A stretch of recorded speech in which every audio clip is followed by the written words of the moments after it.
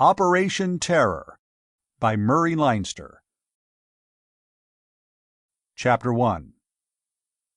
On the morning the radar reported something odd out in space, Lockley awoke at about 20 minutes to 8. That was usual. He'd slept in a sleeping bag on a mountain flank with other mountains all around. That was not unprecedented. He was there to make a baseline measurement for a detailed map of the Boulder Lake National Park, whose facilities were now being built. Measuring a baseline, even with the newest of electronic apparatus, was more or less a commonplace job for Lockley. This morning, though, he woke and realized gloomily that he dreamed about Jill Holmes again, which was becoming a habit he ought to break. He'd only met her 4 times, and she was going to marry somebody else. He had to stop. He stirred, preparatory to getting up. At the same moment, certain things were happening in places far away from him. As yet, no unusual object in space had been observed. That would come later. But far away up at the Alaska radar complex, a man on duty watch was relieved by another. The relief man took over the monitoring of the giant, football field-sized radar antenna that recorded its detections on magnetic tape. It happened that on this particular morning only one other radar watched the skies along a long stretch of the Pacific coast. There was the Alaskan installation, and the other was in Oregon. It was extremely unusual for only those 2 to be operating. The people who knew about it, or most of them, thought that official orders had somehow gone astray. Where the orders were issued, nothing out of the ordinary appeared. All was normal, for example, in the Military Information Center in Denver.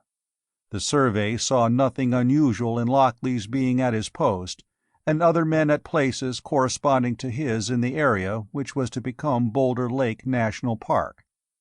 It also seemed perfectly natural that there should be bulldozer operators, surveyors, steel workers, concrete men, and so on, all comfortably at breakfast in the construction camp for the project. Everything seemed normal everywhere. Up to the time the Alaskan installation reported something strange in space, the state of things generally was neither alarming nor consoling. But at 8:02 a.m. Pacific time, the situation changed. At that time, Alaska reported an unscheduled celestial object of considerable size, high out of atmosphere and moving with surprising slowness for a body in space. Its course was parabolic, and it would probably land somewhere in South Dakota. It might be a bolide, a large, slow-moving meteorite. It wasn't likely, but the entire report was improbable. The message reached the Military Information Center in Denver at 8:05 a.m. By 8:06, it had been relayed to Washington, and every plane on the Pacific coast was ordered aloft. The Oregon radar unit reported the same object at 8:07 a.m. It said the object was 750 miles high, 400 miles out at sea, and was headed toward the Oregon coastline, moving northwest to southeast. There was no major city in its line of travel. The impact point computed by the Oregon station was nowhere near South Dakota. As other computations followed other observations, a second place of fall was calculated, then a third. Then the Oregon radar unbelievably reported that the object was decelerating. Allowing for deceleration, 3 successive predictions of its landing point agreed. The object, said these calculations, would come to Earth somewhere near Boulder Lake, Colorado, in what was to become a national park. Impact time should be approximately 8:14 a.m. These events followed Lockley's awakening in the wilds, but he knew nothing of any of them. He himself wasn't near the lake, which was to be the center of a vacation facility for people who liked the outdoors. The lake was almost circular and was a deep, rich blue. It occupied what had been the crater of a volcano millions of years ago. Already bulldozers had plowed out roads to it through the forest. Men worked with graders and concrete mixers on highways and on bridges across small rushing streams. There was a camp for them. A lakeside hotel had been designed, and stakes were driven in the ground where its foundation would eventually be poured. There were infant big-mouthed bass in the lake and fingerling trout in many of the streams. A huge wildlife control trailer truck went grumbling about such trails as were practical, attending to these matters. Yesterday, Lockley had seen it gleaming in bright sunshine as it moved toward Boulder Lake on the highway nearest to the station. But that was yesterday. This morning he awoke under a pale gray sky. There was complete cloud cover overhead. He smelled conifers and woods mold and mountain stone in the morning. He heard the faint sound of tree branches moving in the wind. He noted the cloud cover. The clouds were high, though. The air at ground level was perfectly transparent. He turned his head and saw a prospect that made being in the wilderness seem entirely reasonable and satisfying. Mountains reared up in every direction. A valley lay some thousands of feet below him, and beyond it other valleys, and somewhere a stream rushed white water to an unknown destination. Not many waked to such a scene. Lockley regarded it, but without full attention. He was preoccupied with thoughts of Jill Holmes, and unfortunately she was engaged to Mary Vale, who was also working in the park some 30 miles to the northeast, near Boulder Lake itself. Lockley didn't know him well, since he was new in the survey. He was up there to the northeast with an electronic survey instrument like Lockley's, and on the same job. Jill had an assignment from some magazine or other to write an article on how national parks are born, and she was staying at the construction camp to gather material. She'd learned something from Vale, and much from the engineers, while Lockley had tried to think of interesting facts himself. He'd failed. When he thought about her, he thought about the fact that she was engaged to Vale. That was an unhappy thought. Then he tried to stop thinking about her altogether, but his mind somehow lingered on the subject. At 10 minutes to 8, Lockley began to dress, wilderness fashion. He began by putting on his hat. It had lain on the pile of garments by his bed. Then he donned the rest of his garments in the exact reverse of the order in which he'd removed them. At 8 o'clock he had a small fire going. He had no premonition that anything out of the ordinary was going to happen that day. This was still before the first Alaskan report. At 8:10 he had bacon sizzling and a small coffee pot almost enveloped by the flames. Events occurred, and he knew nothing at all about them. For example, the Military Information Center had been warned of what was later privately called Operation Terror, while Lockley was still tranquilly cooking breakfast and thinking, frowning a little, about Jill. Naturally, he knew nothing of emergency orders sending all planes aloft. He wasn't informed about something reported in space and apparently headed for an impact point at Boulder Lake. As the computed impact time arrived, Lockley obliviously dumped coffee into his tin coffee pot and put it back on the flames. At 8:13 instead of 8:14, this information is from the tape records, there was an extremely small earth shock recorded by the Berkeley, California seismograph. It was a very minor shock, about the intensity of the explosion of 100 tons of high explosive a very long distance away, and barely strong enough to record its location, which was Boulder Lake. The cause of that explosion, or shock, was not observed visually. There'd been no time to alert observers, and in any case the object should have been out of atmosphere until the last few seconds of its fall, and where it was reported to fall the cloud cover was unbroken, so nobody reported seeing it. Not at once, anyhow, and then only one man. Lockley did not feel the impact. He was drinking a cup of coffee and thinking about his own problems. But a delicately balanced rock 100 yards below his campsite toppled over and slid downhill. It started a miniature avalanche of stones and rocks. The loose stuff did not travel far, but the original balanced rock bounced and rolled for some distance before it came to rest. Echoes rolled between the hillsides, but they were not very loud, and they soon ended. Lockley guessed automatically at half a dozen possible causes for the small rock slide, but he did not think at all of an unperceived trembler from a shock like high explosives going off 30 miles away. 8 minutes later, he heard a deep-toned roaring noise to the northeast. It was unbelievably low-pitched. It rolled and reverberated beyond the horizon. The detonation of 100 tons of high explosives, or an equivalent impact, can be heard for 30 miles, but at that distance it doesn't sound much like an explosion. He finished his breakfast without enjoyment. By that time, well over 3/4 of the Air Force on the Pacific coast was airborne, and more planes shot skyward instant after instant. Inevitably, the multiplied air traffic was noted by civilians. Reporters began to telephone air bases to ask whether a practice alert was on, or something more serious. Such questions were natural these days. All the world had the jitters. To the ordinary observer, the prospects looked bad for everything but disaster.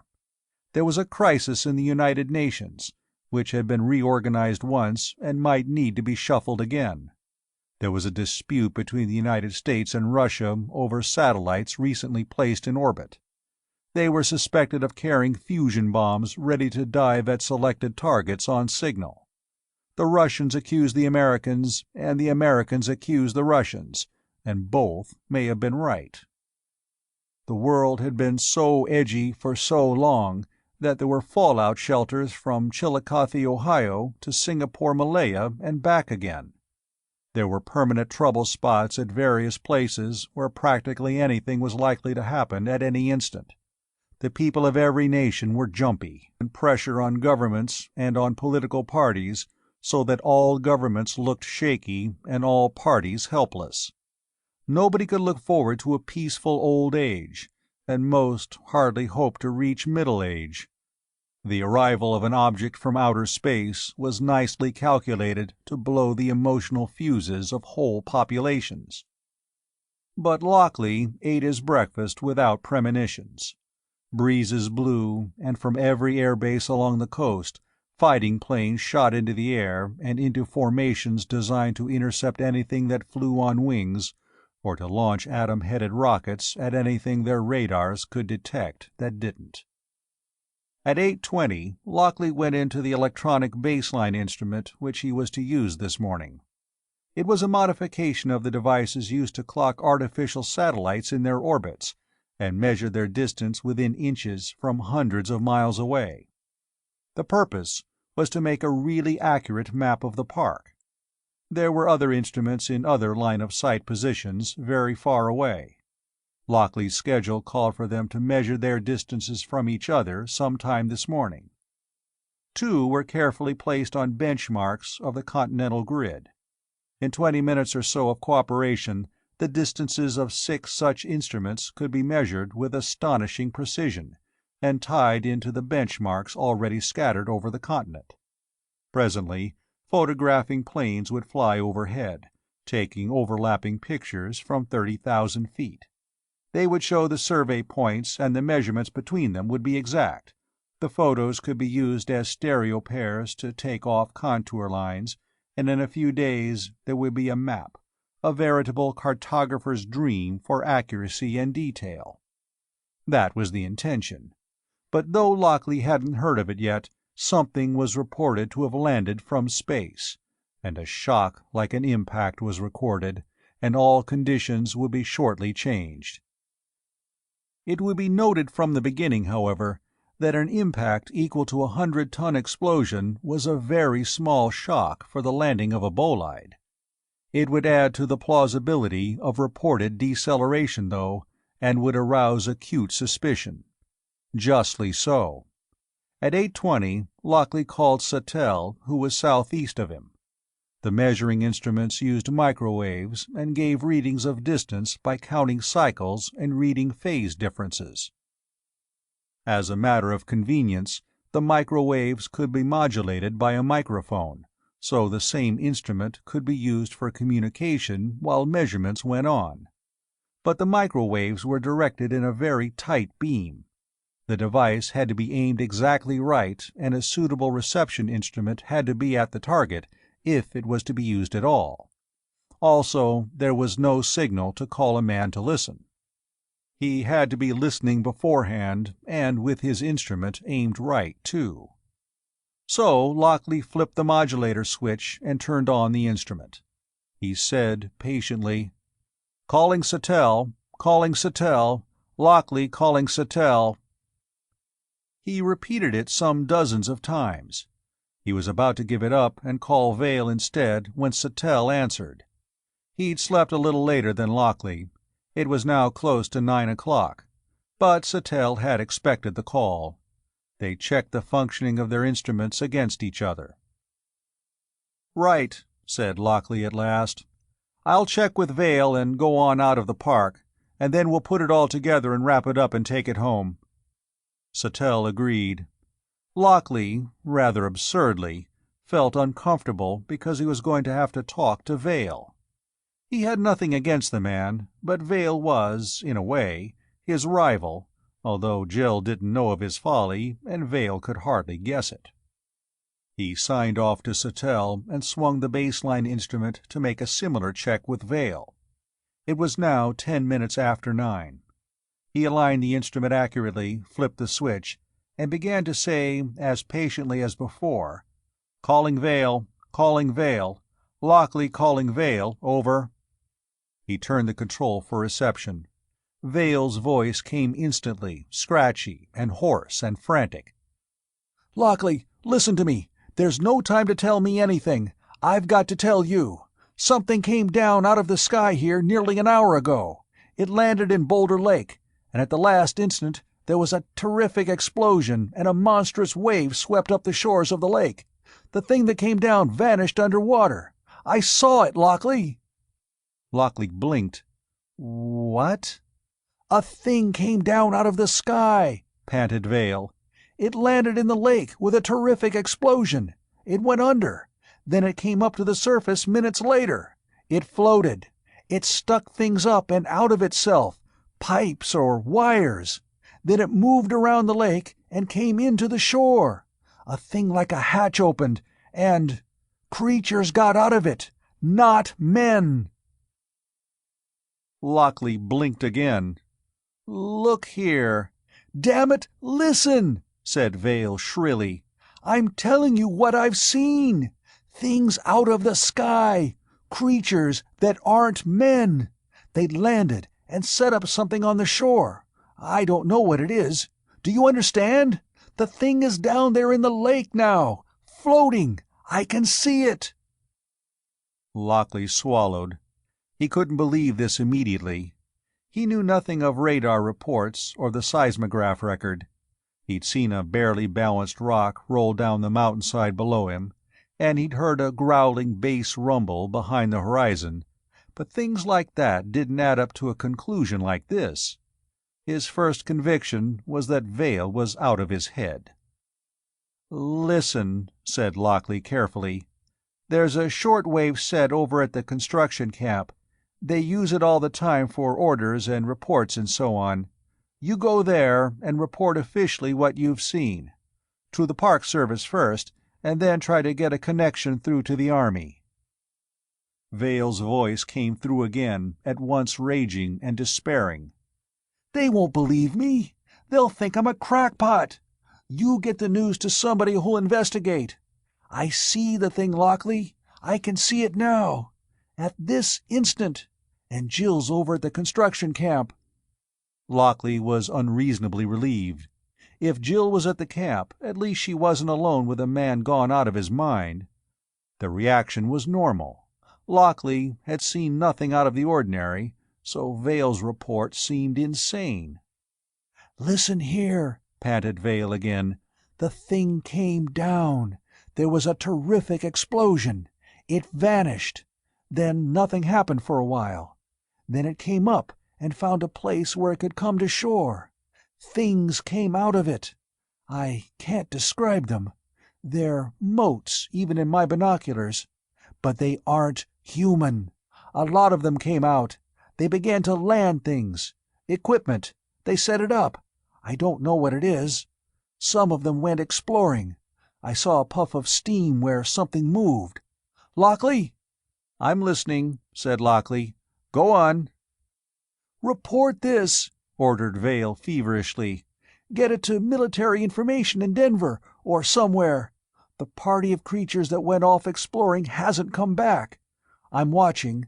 I'll report whatever I see. Get this to the government. This is real. I can't believe it, but I see it. Report it, quick!" His voice stopped. Lockley painfully realigned the instrument again for Satell, 30 miles to the southeast. Satell surprisingly answered the first call. He said in an astonished voice, "Hello. I just got a call from Survey. It seems that the Army knew that there was a survey team in here, and they called to say that radars had spotted something coming down from space, right after 8 o'clock. They wanted to know if any of us supposedly sane observers noticed anything peculiar about that time." Lockley's scalp crawled suddenly. Vale's report had disturbed him, but more for the man's sanity than anything else. But it could be true. And instantly he remembered that Jill was very near the place where frighteningly impossible things were happening. "Vale just told me," said Lockley, his voice unsteady, "that he saw something come down. His story was so wild I didn't believe it. But you pass it on and say that Vale's watching it. He's waiting for instructions. He'll report everything he sees. I'm 30 miles from him, but he can see the thing that came down. Maybe the creatures in it can see him. Listen." He repeated just what Vale had told him. Somehow, telling it to someone else, it seemed at once even less real but more horrifying as a possible danger to Jill. It didn't strike him forcibly that other people were endangered too. When Satell signed off to forward the report, Lockley found himself sweating a little. Something had come down out of space. The fact seemed to him dangerous and appalling. His mind revolted at the idea of non-human creatures who could build ships and travel through space. But radars had reported the arrival of a ship, and there were official inquiries that nearly matched Vale's account, which was therefore not a mere crackpot claim to have seen the incredible. Something had happened, and more was likely to, and Jill was in the middle of it. He swung the instrument back to Vale's position. His hand shook, though a part of his mind insisted obstinately that alarms were commonplace these days, and in common sense one had to treat them as false cries of wolf. But one knew that someday the wolf might really come. Perhaps it had. Lockley found it difficult to align the carrier beam to Vale's exact location. He assured himself that he was a fool to be afraid, that if disaster were to come it would be by the imbecilities of men rather than through creatures from beyond the stars. And therefore— But there were other men at other places who felt less skepticism. The report from Vale went to the Military Information Center and thence to the Pentagon. Meanwhile, the Information Center ordered a photo-reconnaissance plane to photograph Boulder Lake from aloft. In the Pentagon, hastily alerted staff officers began to draft orders to be issued if the report of 2 radars and 1 eyewitness should be further substantiated. There were such and such trucks available here, and such troops available there. Complicated paperwork was involved in the organization of any movement of troops, but especially to carry out a plan not at all usual in the United States. Everything, though, depended on what the reconnaissance plane photographs might show. Lockley did not see the plane, nor consciously hear it. There was the faintest of murmuring noises in the sky. It moved swiftly toward the north, tending eastward. The plane that made the noise was invisible. It flew above the cloud cover which still blotted out nearly all the blue overhead. It went on, and presently died out beyond the mountains toward Boulder Lake. Lockley tried to get Vale back, to tell him that radars had verified his report, and that it would be acted on by the military. But though he called and called, there was no answer. An agonizingly long time later, the faint and disregarded sound of the plane swept back across the heavens. Lockley still did not notice it. He was too busy with his attempts to reach Vale again, and with grisly imaginings of what might be done by aliens from another world when they found the workmen near the lake, and Jill among them. He pictured alien monsters committing atrocities in what they might consider scientific examination of terrestrial fauna. But somehow even that was less horrible than the images that followed an assumption that the occupants of the spaceship might be men. "Calling Vale. Vale, come in." He fiercely repeated the call into the instrument's microphone. "Lockley calling Vale. Come in, man, come in." He flipped the switch and listened, and Vale's voice came. "I'm here." The voice shook. "I've been trying to find out where that exploring party went." Lockley threw the speech switch and said sharply, "The Army asked Survey if any of us had seen anything come down from the sky. I gave Sattel your report to be forwarded. It's gone to the Pentagon now. 2 radars reported tracking the thing down to a landing near you. Now listen, you go to the construction camp. Most likely they'll get orders to clear out by shortwave. But you go there. Make sure Jill's all right. See her to safety." The switch once more. Vale's voice was desperate. "A while ago, a party of the creatures started away from the lake. An exploring party, I think. Once I saw a puff of steam, as if they'd used a weapon. I'm afraid they may find the construction camp, and Jill." Lockley ground his teeth. Vale said unsteadily, "I can't find where they went. A little while ago, their ship backed out into the lake and sank. Deliberately. I don't know why. But there's a party of those creatures out exploring. I don't know what they'll do." Lockley said savagely, "Get to the camp and look after Jill. The workmen may have panicked. The Army'll know by this time what's happened. They'll send copters to get you out. They'll send help of some sort, somehow. But you look after Jill." Vale's voice changed. "Wait. I heard something. Wait." Silence. Around Lockley there were the usual sounds of the wilderness. Insects made chirping noises. Birds called. There were those small whispering and rustling and high-pitched sounds which in the wild constitute stillness. A scraping sound from the speaker. Vale's voice, frantic. "That exploring party! It's here! They must have picked up our beams! They're looking for me! They've sighted me! They're coming!" There was a crashing sound, as if Vale had dropped the communicator. There were pantings and the sound of blows, and gasped profanity, horror-filled profanity in Vale's voice. Then something roared. Lockley listened, his hands clenched in fury at his own helplessness. He thought he heard movements. Once he was sure he heard a sound like the unshod hoof of an animal on bare stone. Then, quite distinctly, he heard squeakings.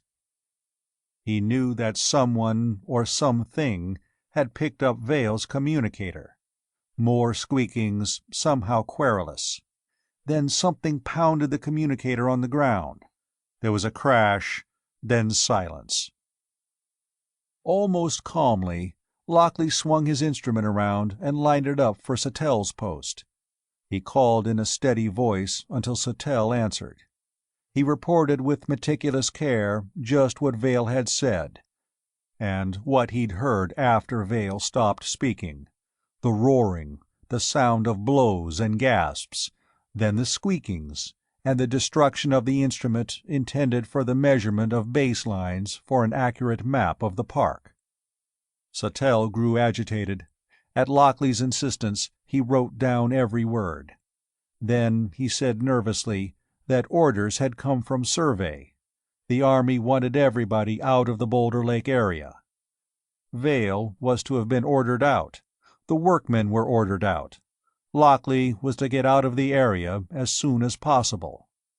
When Sattell signed off, Lockley switched off the communicator. He put it where it would be relatively safe from the weather. He abandoned his camping equipment. A mile downhill and 4 miles west, there was a highway leading to Boulder Lake.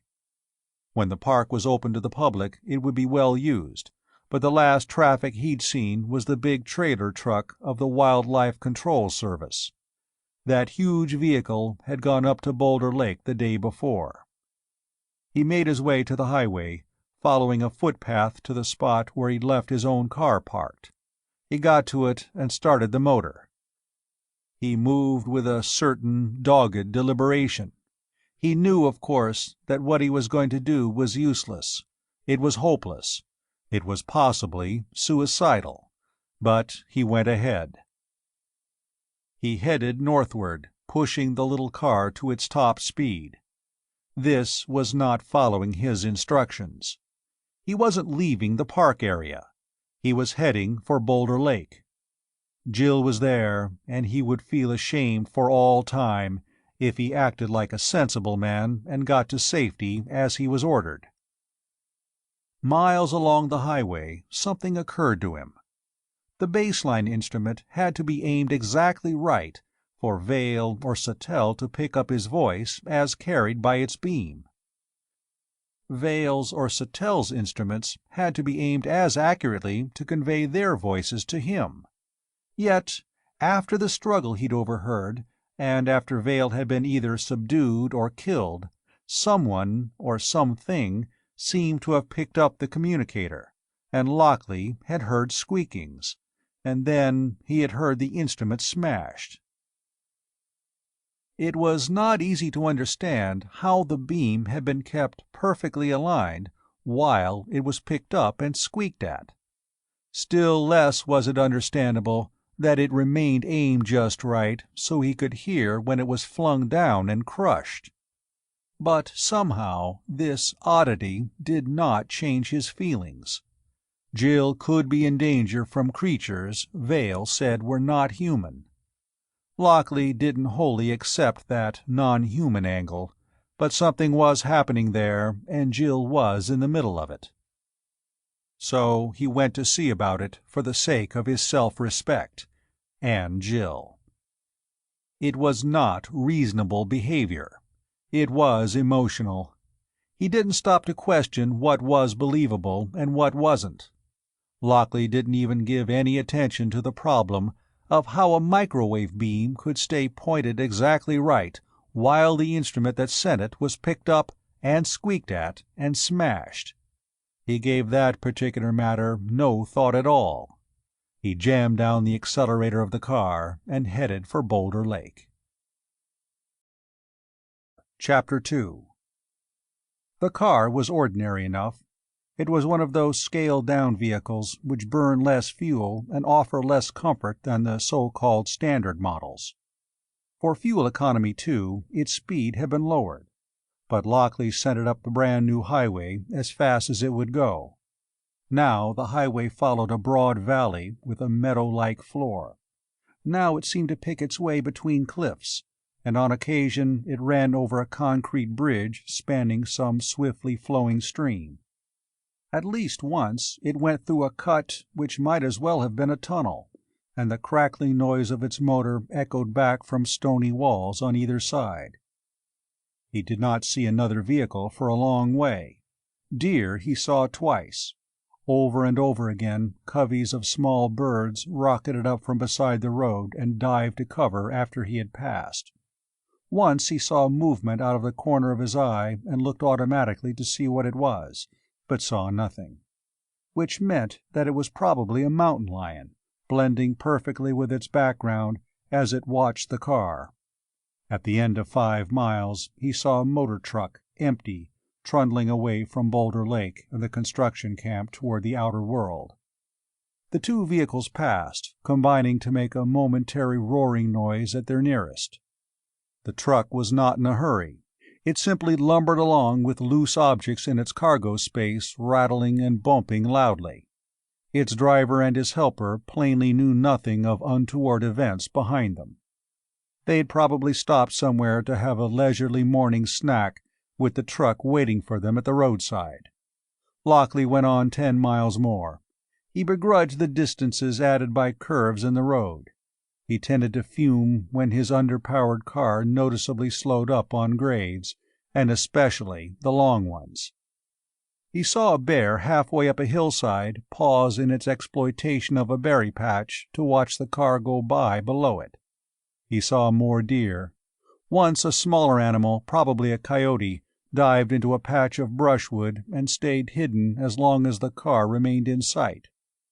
More miles of empty highway, and then a long, straight stretch of road, and he suddenly saw vehicles coming around the curve at the end of it. They were not in line, single lane, as traffic usually is on a curve. Both lanes were filled. The road was blocked by motor-driven traffic heading away from the lake, and not at a steady pace, but in headlong flight. It roared on toward Lockley, big trucks and little ones, passenger cars in between them, a few motorcyclists catching up from the rear by riding on the road's shoulders. They were closely packed, as if by some freak the lead had been taken by great trucks incapable of the road speed of those behind them, yet with the frantic rearmost cars unable to pass. There was a humming and roaring of motors that filled the air. They plunged toward Lockley's miniature roadster. Truck horns blared. Lockley got off the highway and onto the right-hand shoulder. He stopped. The crowded mass of rushing vehicles roared up to him and went past. They were more remarkable than he'd believed. They were dirt-mover trucks. There were truck and trailer combinations. There are sedans and dump trucks, and even a convertible or two, and then more trucks, even tank trucks, and more sedans and half-tonners, a complete and motley collection of every kind of gasoline-driven vehicle that could be driven on a highway and used on a construction project. And every one was crowded with men. Trailer trucks had their body doors open, and they were packed with the workmen of the construction camp near Boulder Lake. The sedans were jammed with passengers. Dirt-mover trucks had men holding fast to handholds, and there were men in the backs of the dump trucks. The racing traffic filled the highway from edge to edge. It rushed past, giving off a deafening roar and clouds of gasoline fumes. They were gone, the solid mass of them at any rate. But now there came older cars, no less crowded, and then more spacious cars, not crowded so much and less frantically pushing at those ahead. But even these cars passed each other recklessly. There seemed to be an instant hysterical fear of being last. One car swung off to its left. There were 5 men in it. It braked and stopped on the shoulder close to Lockley's car. The driver shouted above the din of passing motors, "You don't want to go up there. Everybody's ordered out. Everybody get away from Boulder Lake. When you get the chance, turn around and get the hell away." He watched for a chance to get back on the road, having delivered his warning. Lockley got out of his car and went over. "You're talking about the thing that came down from the sky," he said grimly. "There was a girl up at the camp, Jill Holmes, writing a piece about building the national park, getting information about the job. Did anybody get her away?" The man who'd warned him continued to watch for a reasonable gap in the flood of racing cars. They weren't crowded now as they had been, but it was still impossible to start in low and get back in the stream of vehicles without an almost certain crash. Then he turned his head back, staring at Lockley. "Hell! Somebody told me to check on her. I was routing men out and loading 'em on whatever came by. I forgot." A man in the back of the sedan said, "She hadn't left when we did. I saw her. "But I thought she had a ride all set." The man at the wheel said furiously, "She hasn't passed us, unless she's in one of these." Lockley set his teeth. He watched each oncoming car intently. A girl among these fugitives would have been put with the driver in the cab of a truck, and he'd have seen a woman in any of the private cars. "If I don't see her go by," he said grimly, "I'll go up to the camp and see if she's still there." The man in the driver's seat looked relieved. "If she's left behind, it's her fault. If you hunt for her, make it fast, and be plenty careful. Keep to the camp, and stay away from the lake. There was a hell of an explosion over there this morning. 3 men went to see what had happened. They didn't come back. 2 more went after 'em, and something hit them on the way. They smelled something worse than skunk. Then they were paralyzed, like they had hold of a high-tension line. They saw crazy colors and heard crazy sounds, and they couldn't move a finger. Their car ditched. In a while they came out of it, and they came back, fast. They just got back when we got shortwave orders for everybody to clear out. If you look for that girl, be careful. If she's still there, you get her out quick." Then he said sharply, "Here's a chance for us to get going. Move out of the way." There was a gap in the now diminishing spate of cars. The driver of the stopped car drove furiously onto the highway. He shifted gears and accelerated at the top of his car's power. Another car behind him braked and barely avoided a crash while blowing its horn furiously. Then the traffic went on. But it was lessening now. It was mostly private cars, owned by the workmen. Suddenly, there were no cars coming down the long, straight stretch of road. Lockley got back on the highway and resumed his rush toward the spot the others fled from. He heard behind him the diminishing rumble and roar of the fugitive motors. He jammed his own accelerator down to the floor and plunged on. There'd been an explosion by the lake, the man who'd warned him said. That checked. 3 men went to see what had happened. That was reasonable. They didn't come back. Considering what Vale had reported, it was almost inevitable. Then 2 other men went to find out what happened to the first 3. That was news. A smell that was worse than skunk. Paralysis in a moving car, which ditched. Remaining paralyzed while seeing crazy colors and hearing crazy sounds. Lockley could not even guess at an explanation. But the men had remained paralyzed for some time, and then the sensations lifted. They had fled back to the construction camp, evidently fearing that the paralysis might return. Their narrative must have been hair-raising, because when orders had come for the evacuation of the camp, they had been obeyed with a promptitude suggesting panic. But apparently nothing else had happened. The first 3 men were still missing. Or at least there'd been no mention of their return. They'd either been killed or taken captive, judging by Vale's account and obvious experience. He was either killed or captured too, but it still seemed strange that Lockley had heard so much of that struggle via a tight beam microwave transmitter that needed to be accurately aimed. Vale had been captured or killed. The 3 other men missing probably had undergone the same fate. The 2 others had been made helpless, but not murdered or taken prisoner. They'd simply been held until when they were released, they'd flee.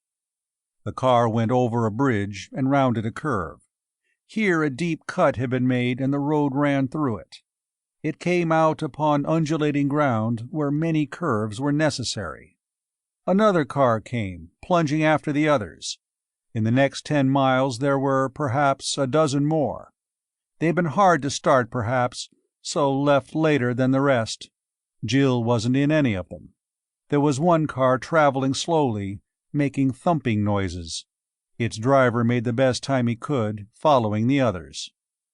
Sober common sense pointed out that Vale's account was fully verified. There'd been a landing of non-human creatures in a ship from outer space. The killing or capture of the first 3 men to investigate a gigantic explosion was natural enough. The alien occupants of a spaceship would want to study the inhabitants of the world they'd landed on. The mere paralysis and release of two others could be explained on the theory that the creatures who'd come to Earth were satisfied with 3 specimens of the local intelligent race to study. They had veil, too. They weren't trying to conceal their arrival, though it would have been impossible anyhow. But it was plausible enough that they'd taken measures to become informed about the world they'd landed on, and when they considered that they knew enough, they'd taken the action they felt was desirable. All of which was perfectly rational. But there was another possibility. The other possible explanation was, considering everything, more probable, and it seemed to offer even more appalling prospects. He drove on. Jill Holmes. He'd seen her 4 times. She was engaged to Vale. It seemed extremely likely that she hadn't left the camp with the workmen. If Lockley hadn't been obsessed with her, he'd have tried to make sure she was left behind before he tried to find her. If she was still at the camp, she was in a dangerous situation. There'd been no other car from the camp for a long way now, but there came a sharp curve ahead. Lockley drove into it. There was a roar, and a car came from the opposite direction, veering away from the road's edge. It sideswiped the little car Lockley drove. The smaller car bucked violently and spun crazily around.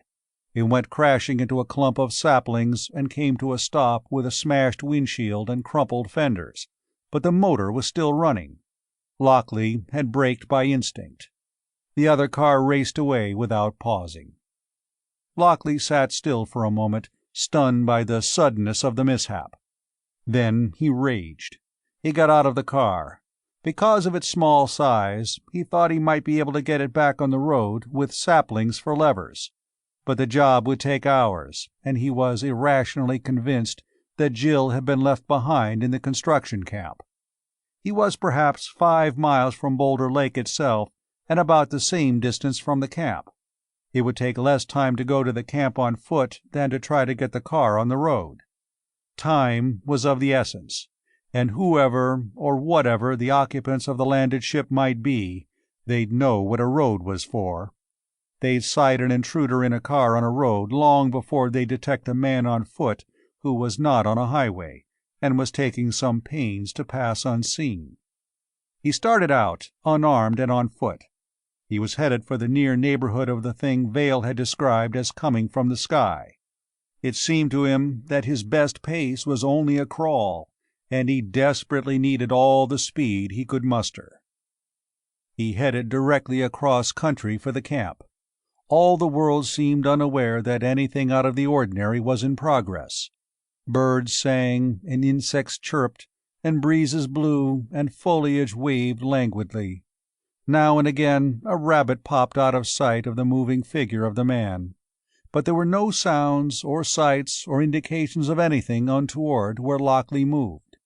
He reflected that he was on his way to search for a girl he barely knew, and whom he couldn't be sure needed his help anyway. Outside in the world, there were places where things were not so tranquil. By this time there were already troops in motion in long trains of personnel carrying trucks. There were mobile guided missile detachments moving at top speed across state lines and along the express highway systems. Every military plane in the coastal area was aloft, kept fueled by tanker planes to be ready for any sort of offensive or defensive action that might be called for. The shortwave instructions to the construction camp had become known, and all the world knew that Boulder Lake National Park had been evacuated to avoid contact with non-human aliens.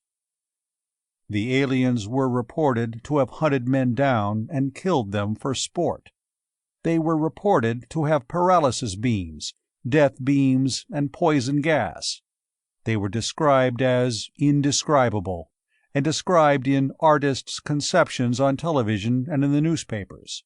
They appeared, according to circumstances, to resemble lizards or slugs. They were portrayed as carnivorous birds and octopods. The artists took full advantage of their temporarily greater importance than cameramen. They pictured these diverse aliens in their one known aggressive action of trailing Vale down and carrying him away. This was said to be for vivisection. None of the artist's ideas were even faintly plausible biologically. The creatures were even portrayed as turning heat rays upon humans, who dramatically burst into steam as the beam struck them. Obviously, there were also artists' conceptions of women being seized by the creatures from outer space. There was only one woman known to be in the construction camp, but that inconvenient fact didn't bother the artists. The United States went into a mild panic, but most people stayed on their jobs and followed their normal routine, and the trains ran on time. The public in the United States had become used to newspaper and broadcast scares. They were unconsciously relegated to the same category as horror movies, which someday might come true, but not yet. This particular news story seemed more frightening than most, but still it was taken more or less as shuddery entertainment. So most of the United States shivered with a certain amount of relish as ever new and ever more imaginative accounts appeared describing the landing of intelligent monsters, and waited to see if it was really true. The truth was that most of America didn't actually believe it. It was like a Russian threat. It could happen, and it might happen, but it hadn't happened so far to the United States. An official announcement helped to guide public opinion in this safe channel. The Defense Department released a bulletin. An object had fallen from space into Boulder Lake, Colorado. It was apparently a large meteorite. When reported by radar before its landing, defense authorities had seized the opportunity to use it for a test of emergency response to a grave alarm. They had used it to trigger a training program and test of defensive measures made ready against other possible enemies. After the meteorite landed, the defense measures were continued as a more complete test of the nation's fighting forces' responsive ability. The object and its landing, however, were being investigated.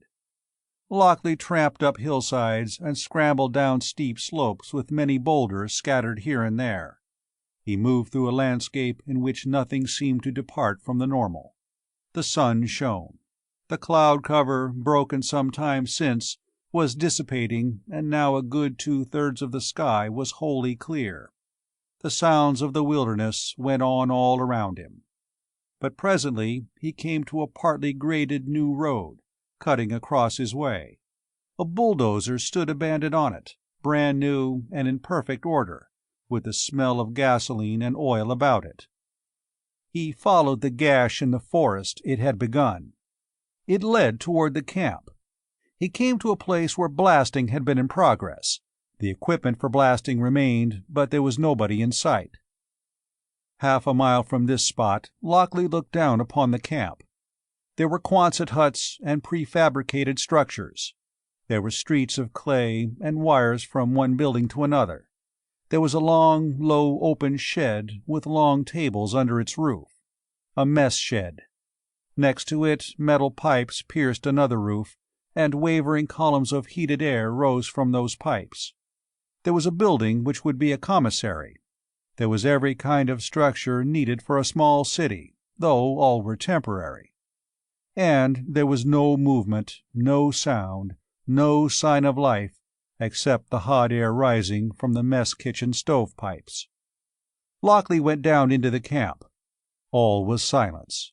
All was lifeless. He looked unhappily about him.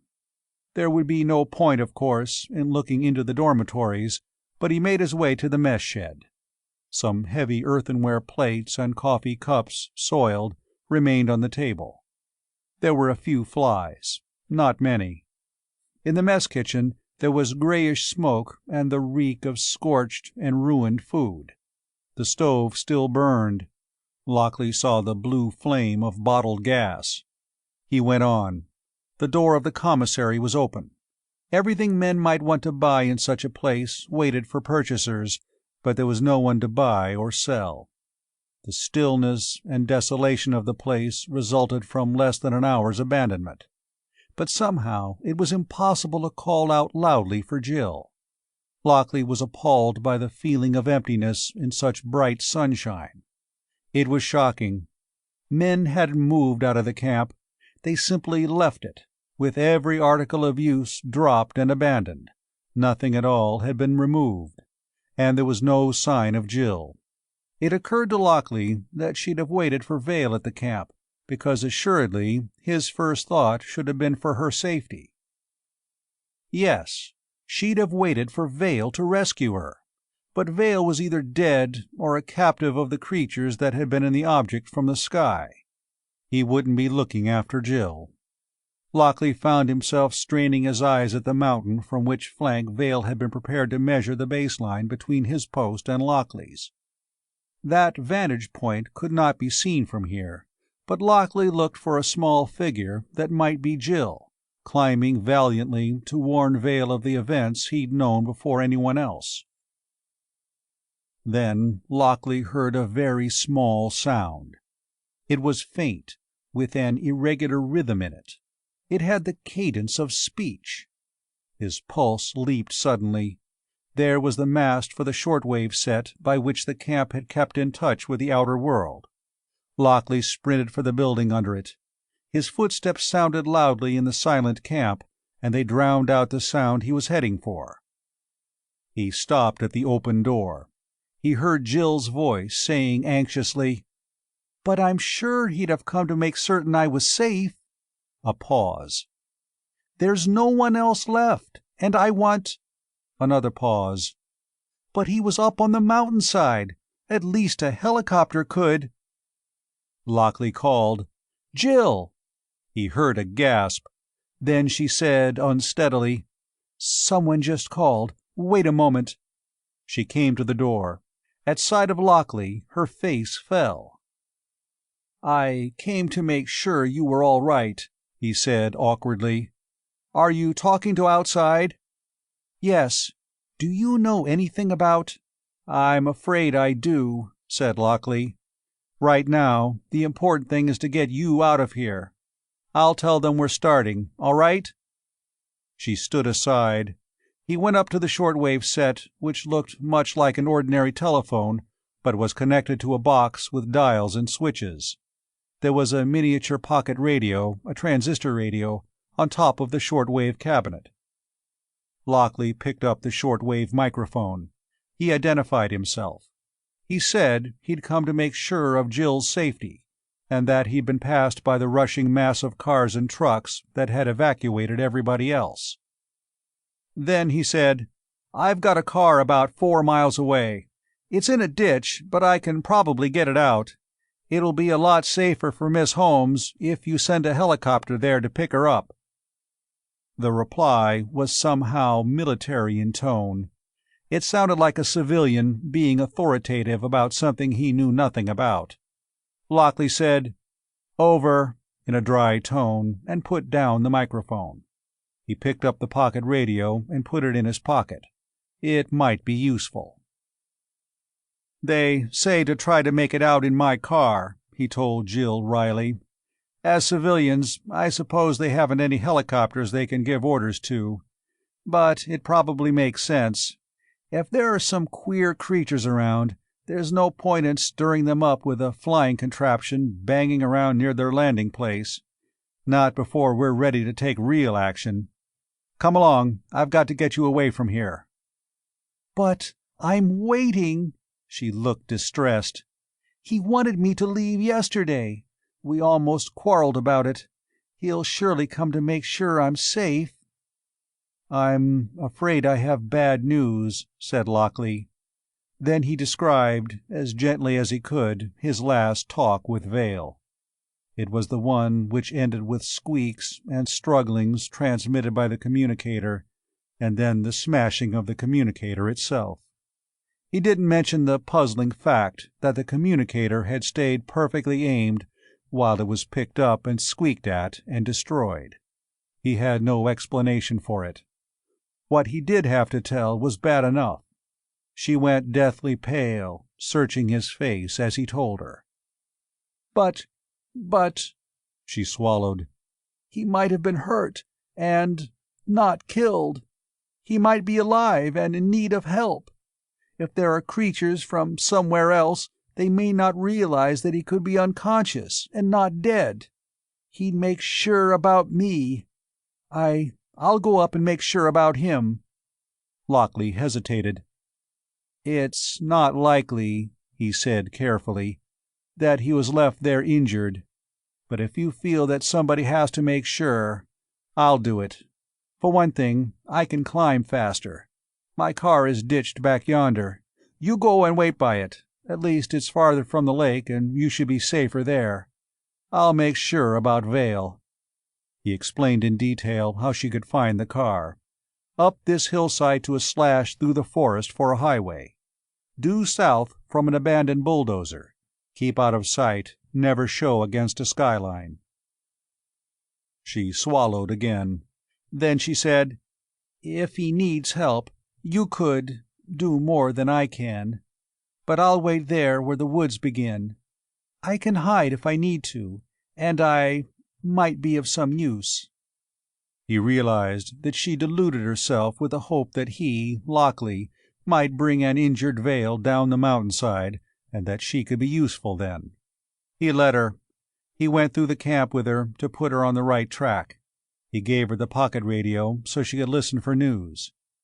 When she went out of sight in brushwood, he turned back toward the mountain on which Vale had occupied an observation post. It was actually a million-year-old crater wall that he climbed presently, and he took a considerable chance. As he climbed, for some time he moved in plain view. If the crew of the ship in Boulder Lake were watching, they'd see him rather than Jill. If they took action, it would be against him and not Jill. Somehow, he felt better equipped to defend himself than Jill would be. He climbed. Again the world was completely normal, commonplace. There were mountain peaks on every hand. Some had been volcanoes originally, some had not. With each 500 feet of climbing, he could see still more mountains. The sky was cloudless now. He climbed 1,000 feet, 2, 3. He could see between peaks for a full 30 miles to the spot where he'd been at daybreak. But he was making his ascent on the back flank of this particular mountain. He could not see Boulder Lake from there. On the other hand, no creature at Boulder Lake should be able to see him. Only an exploring party which might otherwise sight Jill would be apt to detect him, a slowly moving speck against a mountainside. He reached the level at which Vale's post had been assigned. He moved carefully and cautiously around intervening masses of stone. The wind blew past him, making humming noises in his ears. Once he dislodged a small stone, and it went bouncing and clattering down the slope he'd climbed. He saw where Vale could have been as he watched something come down from the sky. He found Vale's sleeping bag and the ashes of his campfire. Here, too, was the communicator. It had been smashed by a huge stone lifted and dropped upon it. But before that, it had been moved. It was not in place on the benchmark from which it could measure inches in a distance of scores of miles. There was no other sign of what apparently happened here. The ashes of the fire were undisturbed. Vale's sleeping bag looked as if it had not been slept in, as if it had only been spread out for the night before. Lockley went over the rock shelf inch by inch. No red stains which might be blood. Nothing. No. In a patch of soft earth between two stones there was a hoof print. It was not a footprint. A hoof had made it, but not a horse's hoof, nor a burro's. It wasn't a mountain sheep track. It was not the track of any animal known on Earth. But it was here. Lockley found himself wondering absurdly if the creature that had made it would squeak, or if it would roar. They seemed equally unlikely. He looked cautiously down at the lake, which was almost half a mile below him. The water was utterly blue. It reflected only the crater wall and the landscape beyond the area where the volcanic cliffs had fallen. Nothing moved. There was no visible apparatus set up on the shore, as Vale had said. But something had happened down in the lake. Trees by the water's edge were bent and broken.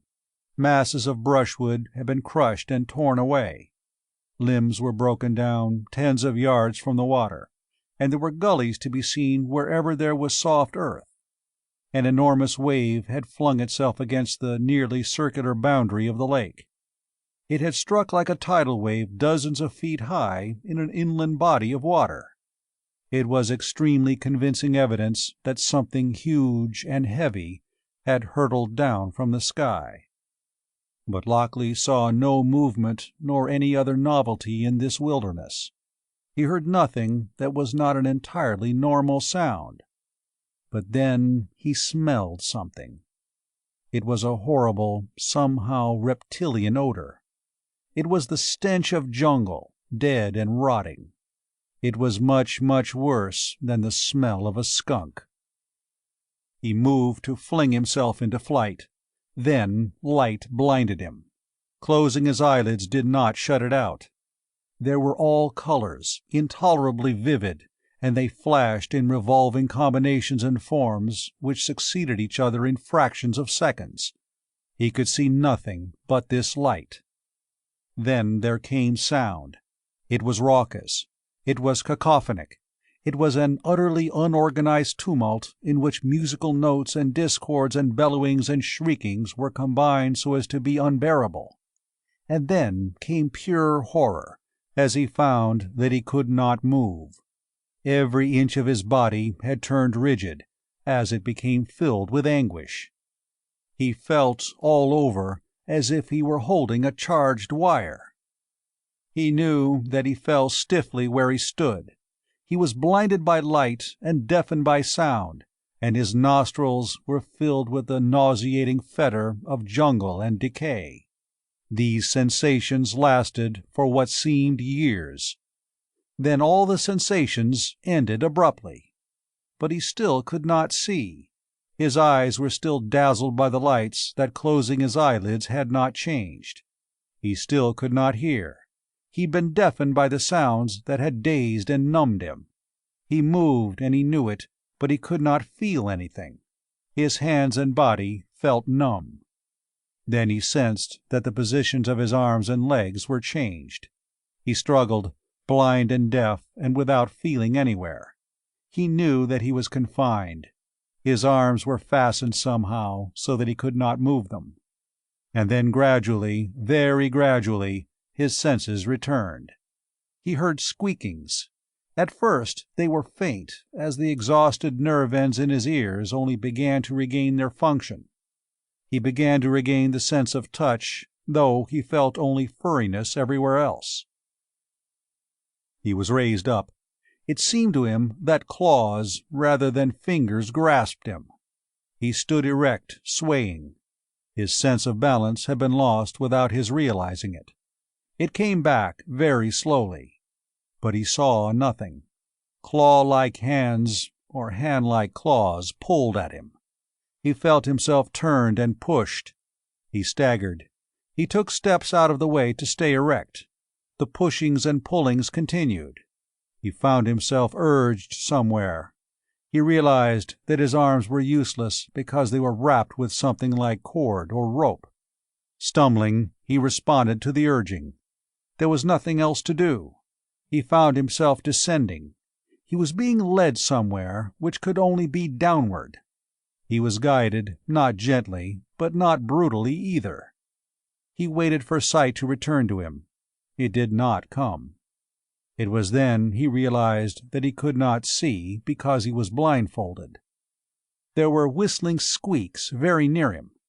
He began helplessly to descend the mountain, surrounded and guided and sometimes pulled by unseen creatures. Chapter 3.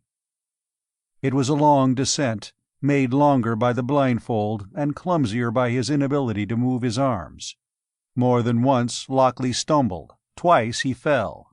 The claw-like hands or hand-like claws lifted him and thrust him on the way that was being chosen for him. There were whistling squeaks. Presently he realized that some of them were directed at him. A squeak or whistle in a warning tone told him that he must be especially careful just here. He came to accept the warnings. It occurred to him that the squeak sounded very much like those button-shaped hollow whistles that children put in their mouths to make strident sounds of varying pitch. Gradually, all his senses returned to normal. Even his eyes under the blindfold ceased to report only glare blindness, and he saw those peculiar, dissolving grayish patterns that human eyes transmit from darkness. More squeakings. A long time later he moved over nearly level grassy ground. He was led for possibly half a mile. He had not tried to speak during all his descent. It would have been useless. If he was to be killed, he would be killed. But trouble had been taken to bring him down alive from a remaining bit of crumbling crater wall. His captors had evidently some use for him in mind. They abruptly held him still for a long time, perhaps as much as an hour. It seemed that either instructions were hard to come by, or some preparation was being made. Then the sound of something or someone approaching. Squeaks. He was led another long distance. Then claws or hands lifted him. Metal clanked. Those who held him dropped him. He fell 3 or 4 feet onto soft sand. There was a clanging of metal above his head. Then a human voice said sardonically, "Welcome to our city. Where'd they catch you?" Lockley said, "Up on a mountainside, trying to see what they were doing. Will you get me loose, please?" Hands worked on the cord that bound his arms close to his body. They loosened. He removed the blindfold. He was in a metal-walled and metal-ceilinged vault, perhaps 8 feet wide and the same in height, and perhaps 12 feet long. It had a floor of sand. Some small amount of light came in through the circular hole he'd been dropped through, despite a cover on it. There were 3 men already in confinement here. They wore clothing appropriate to workmen from the construction camp. There was a tall, lean man, and a broad man with a mustache, and a chunky man. The chunky man had spoken. "Did you see any of 'em?" he demanded now. Lockley shook his head. The 3 looked at each other and nodded. Lockley saw that they hadn't been in prison long. The sand floor was marked but not wholly formed into footprints, as it would have been had they moved restlessly about. Mostly, it appeared, they'd simply sat on the sand floor. "We didn't see 'em either," said the chunky man. "There was a hell of an explosion over at the lake this morning. We piled in a car, my car, and came over to see what had happened. Then something hit us. All of us. Lights, noise, a god-awful stink. A feeling all over like an electric shock that paralyzed us. We came to blindfolded and tied. They brought us here. That's our story so far. What's happened to you? And what really happened to us?" "I'm not sure," said Lockley. He hesitated. Then he told them about Vale and what he'd reported. They'd had no explanation at all of what had happened to them. They seemed relieved to be informed, though the information was hardly heartening. "Critters from Mars, eh?" said the mustached man. "I guess we'd act the same way if we was to get to Mars. They got to figure out some way to talk to who lives here. I guess that makes us it, unless we can figure out something better." Lockley, by temperament, tended to anticipate worse things in the future than had come in the past. The suggestion that the occupants of the spaceship had captured men to learn how to communicate with them seemed highly optimistic. He realized that he didn't believe it. It seemed extremely unlikely that the invaders from space were entirely ignorant of humanity. The choice of Boulder Lake as a landing place, for example, could not have been made from space. If there was need for deep water to land in, which seemed highly probable, then it would have been simple good sense to descend in the ocean. The ship could submerge, and then it could move about in the lake. Vale had said so. Such a ship would almost inevitably choose deep water in the ocean for a landing place. To land in a crater lake, one of possibly 2 or 3 on an entire continent suitable for their use, indicated that they had information in advance. Detailed information. It practically shouted of a knowledge of at least one human language by which information about Crater Lake could have been obtained. Whoever or whatever made use of the lake was no stranger to Earth. Yes, they needed a deep-water landing, and they knew that Boulder Lake would do. They probably knew very much more. But if they didn't know that Jill waited for him where the trail toward his ditched car began, then there was no reason to let them overhear the information. "I was part of a team making some baseline measurements," said Lockley, "when this business started. I began to check my instruments with a man named Vale." He told exactly, for the second time, what Vale said about the thing from the sky and the creatures who came out of it. Then he told of what he'd done. But he omitted all reference to Jill. His coming to the lake he ascribed to incredulity. Also, he did not mention meeting the fleeing population of the construction camp. When his story was finished, he sounded like a man who'd done a very foolhardy thing, but he didn't sound like a man with a girl on his mind. The broad man with the mustache asked a question or two. The tall man asked others. Lockley asked many. The answers were frustrating. They hadn't seen their captors at all. They'd heard squeaks when they were being brought to this place, and the squeaks were obviously language, but no human one. They'd been bound as well as blindfolded. They hadn't been offered food since their capture, nor water. It seemed as if they'd been seized and put into this metal compartment to wait for some use of them by their captors. "Maybe they want to teach us to talk," said the mustached man. "Or maybe they're going to carve us up to see what makes us tick. Or maybe," he grimaced, "maybe they want to know if we're good to eat." The chunky man said, "Why'd they blindfold us?" Lockley had begun to have a very grim suspicion about this. It came out of the realization of how remarkable it was that a ship designed to be navigable in deep water should have landed in a deep crater lake. He said, "Vale said at first that they weren't human, though they were only specks in his binoculars. Later, when he saw them close, he didn't say what they looked like." "Must be pretty weird," said the tall man. "Maybe," said the man with the mustache, attempting humor, "maybe they didn't want us to see them because we'd be scared. Or maybe they didn't want to blindfold us, but just to cover us up. Maybe they wouldn't mind us seeing them, but it hurts for them to look at us." Lockley said abruptly, "This box we're in, it's made by humans." The mustached man said quickly, "We figured that. It's the shell of a compost pit for the hotel that's going to be built around here. They'll sink it in the ground and dump garbage in it, and it'll rot, and then it'll be fertilizer. These critters from space are just using it to hold us. But what are they going to do with us?" There were faint squeakings. The cover to the ground opening lifted. 3 rabbits dropped down. The cover closed with a clang. The rabbits shivered and crouched, terrified, in one corner. "Is this how they're gonna feed us?" demanded the chunky man. "Hell no," said the tall man in evident disgust. "They're dumped in here like we were. They're animals, so are we. This is a temporary cage. It's got a sand floor that we can bury things in. It won't be any trouble to clean out. The rabbits and us, we stay caged until they're ready to do whatever they're going to do with us." "Which is what?" demanded the chunky man. There was no answer.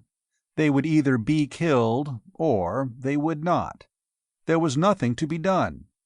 Meanwhile, Lockley evaluated his 3 fellow captives as probably rather good men to have on one side, and bad ones to have against one. But there was no action which was practical now. A single guard outside, able to paralyze them by whatever means it was accomplished, made any idea of escape in daylight foolish.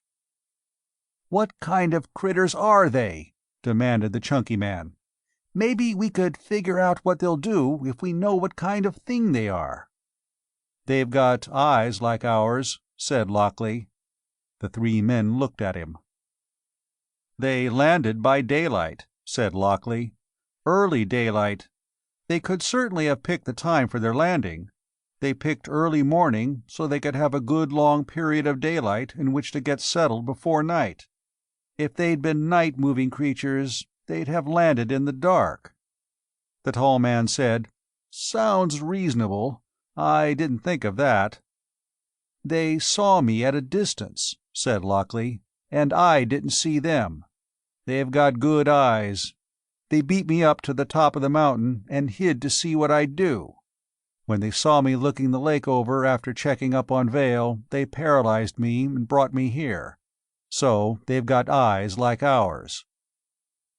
"This guy Vale," said the chunky man. "What happened to him?" Lockley said, "Probably what'll happen to us." "Which is what?" asked the chunky man. Lockley did not answer. He thought of Jill, waiting anxiously at the edge of the woods not far from the camp. She'd surely have watched him climbing. She might have followed his climb all the way to where he went around to Vale's post. But she wouldn't have seen his capture, and she might be waiting for him now. It wasn't likely, though, that she'd climb into the trap that had taken Vale and then himself. She must realize that that spot was one to be avoided.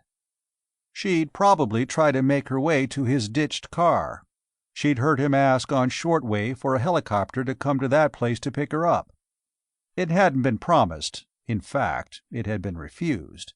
But if she remained missing, surely someone would risk a low-level flight to find out if she were waiting desperately for rescue. A light plane could land on the highway if a helicopter wasn't to be risked. Somehow, Jill must find a way to safety. She was in danger because she'd waited loyally for Vale to come to her at the camp. Now... Time passed. Hot sunshine on their prison heated the metal. It became unbearably hot inside. There came squeakings. The cover of the compost pit shell lifted. Half a dozen wild birds were thrust into the opening. The cover closed again. Lockley listened closely. It was latched from the outside. There would naturally be a fastening on the cover of a compost pit to keep bears from getting at the garbage it was built to contain. The heat grew savage. Thirst was a problem. Once, and only once, they heard a noise from the world beyond their prison. It was a droning hum, which even through a metal wall could be nothing but the sound of a helicopter. It droned and droned, very gradually becoming louder. Then abruptly it cut off. That was all.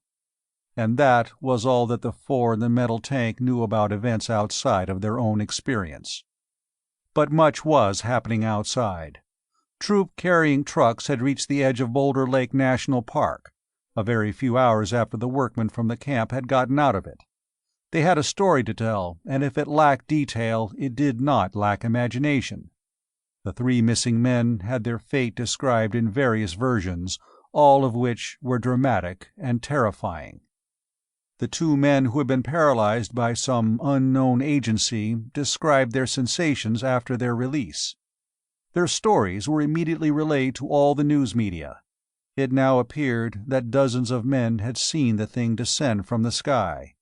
They had not compared notes, however, and their descriptions varied from a black, pear-shaped globe, which had hovered for minutes before descending behind the mountains into the lake, to detailed word pictures of a silvery, torpedo-shaped vessel of space, with portholes and flaming rockets and an unknown flag displayed from a flagstaff.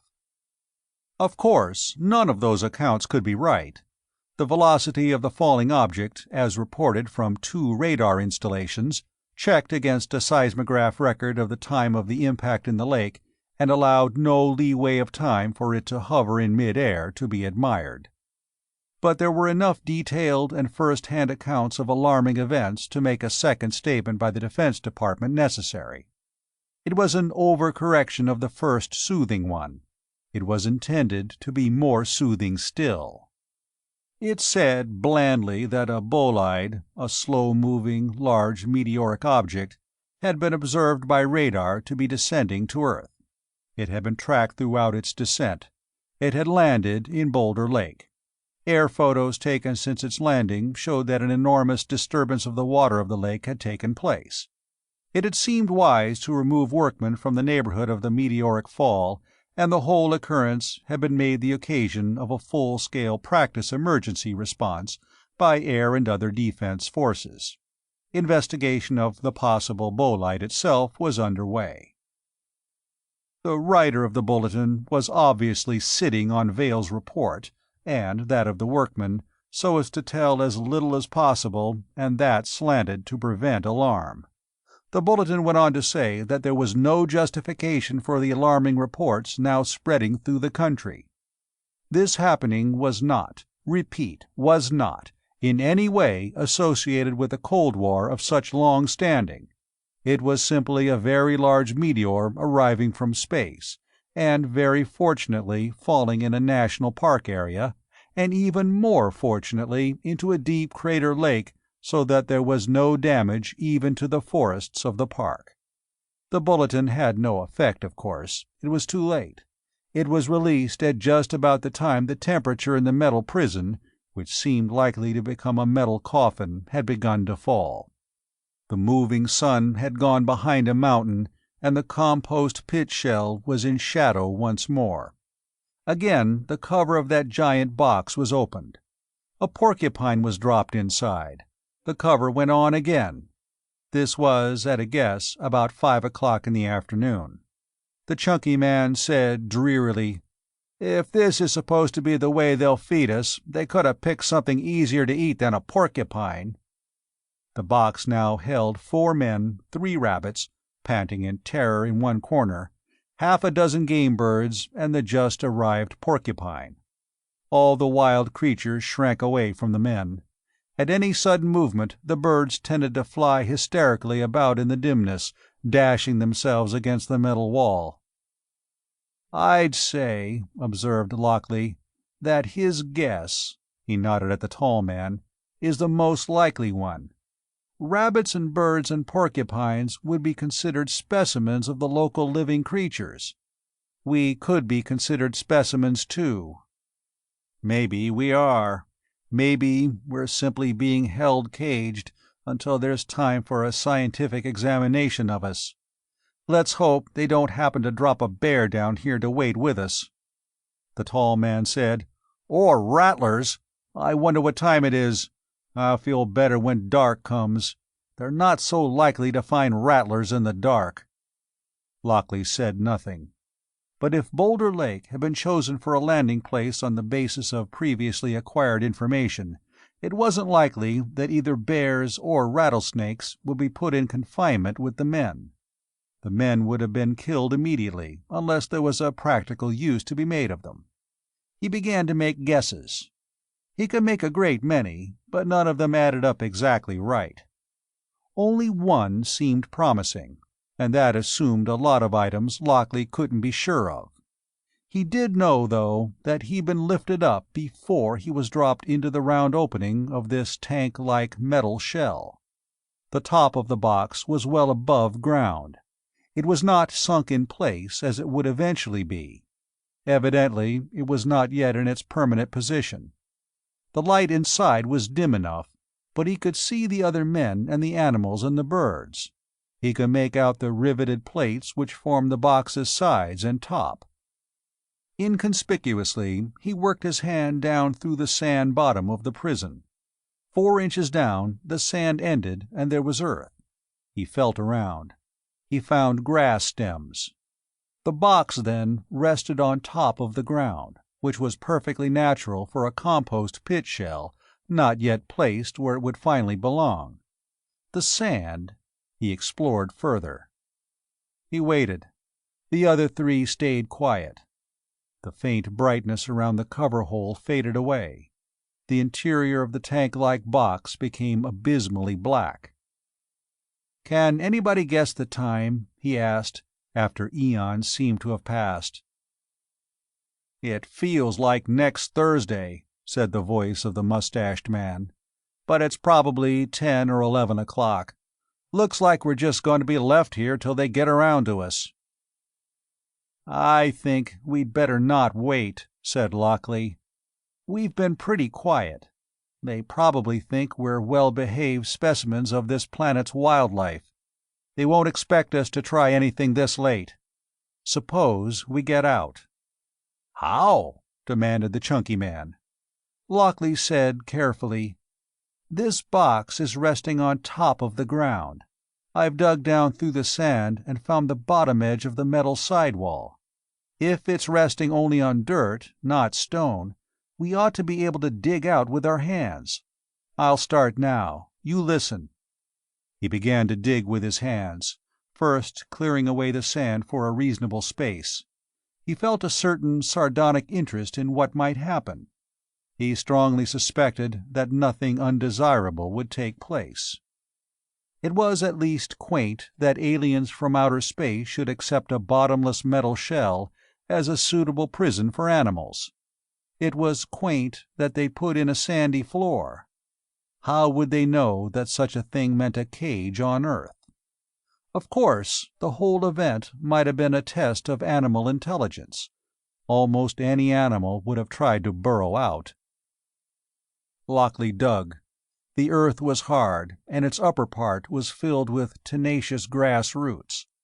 Lockley pulled them away. Once he'd gotten under them, the digging went faster. Presently he was under the metal side wall. He dug upward. His hand reached open air. "One of you can spell me now," he reported in a low tone. "It looks like we'll get away, but we've got to make our plans first. We don't want to be talking outside the tank, or even when the hole's fair-sized. For instance, will we want to keep together when we get outside?"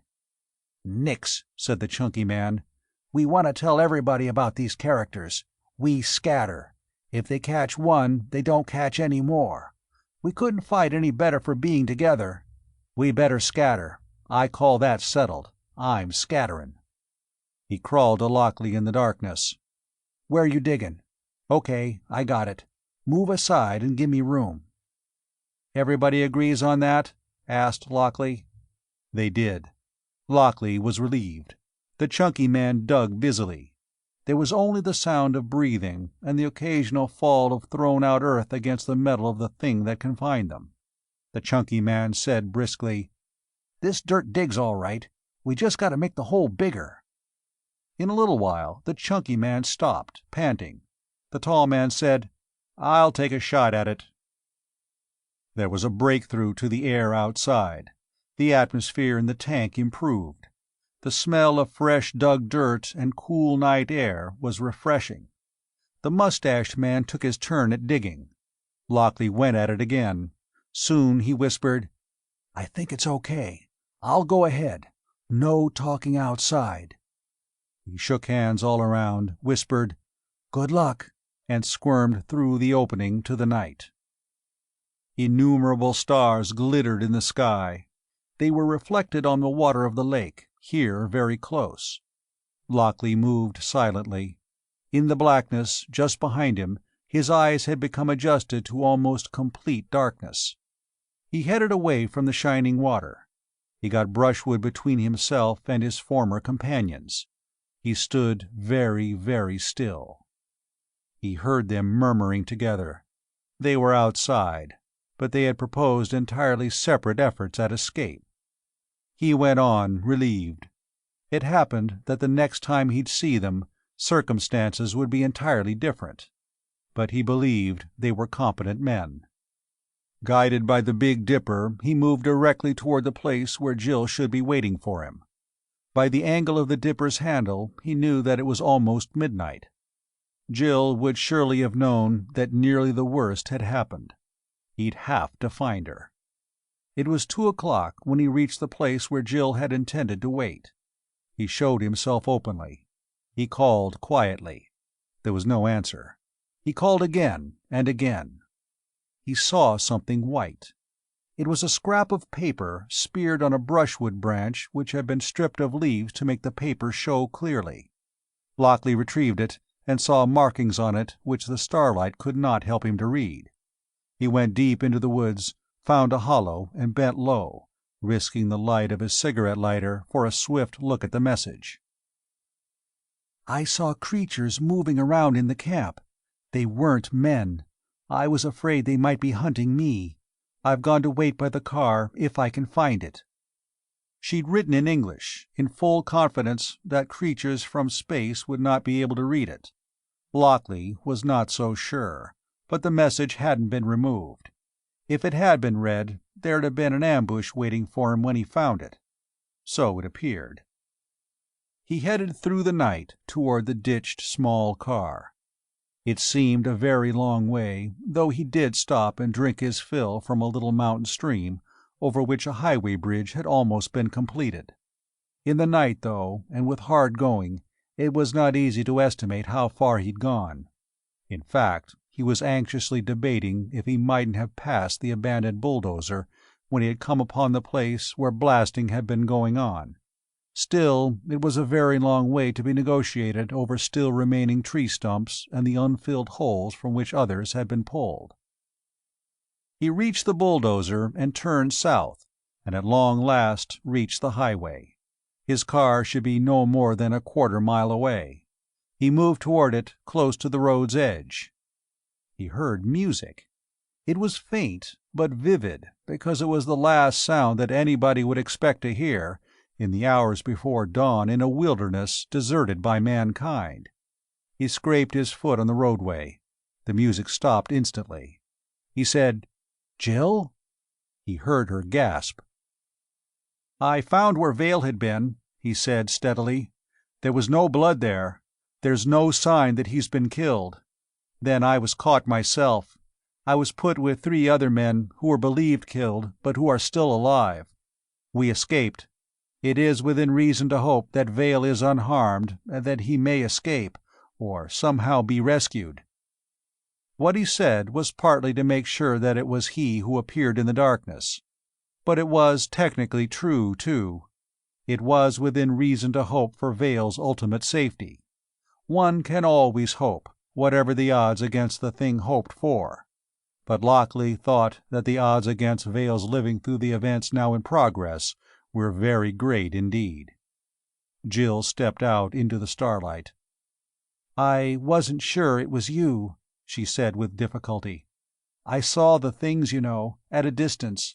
At first I thought they were men, so when I first saw you, dimly, I was afraid." "I'm sorry I haven't better news," said Lockley. "It's good news. It's very good news," she insisted as he drew near.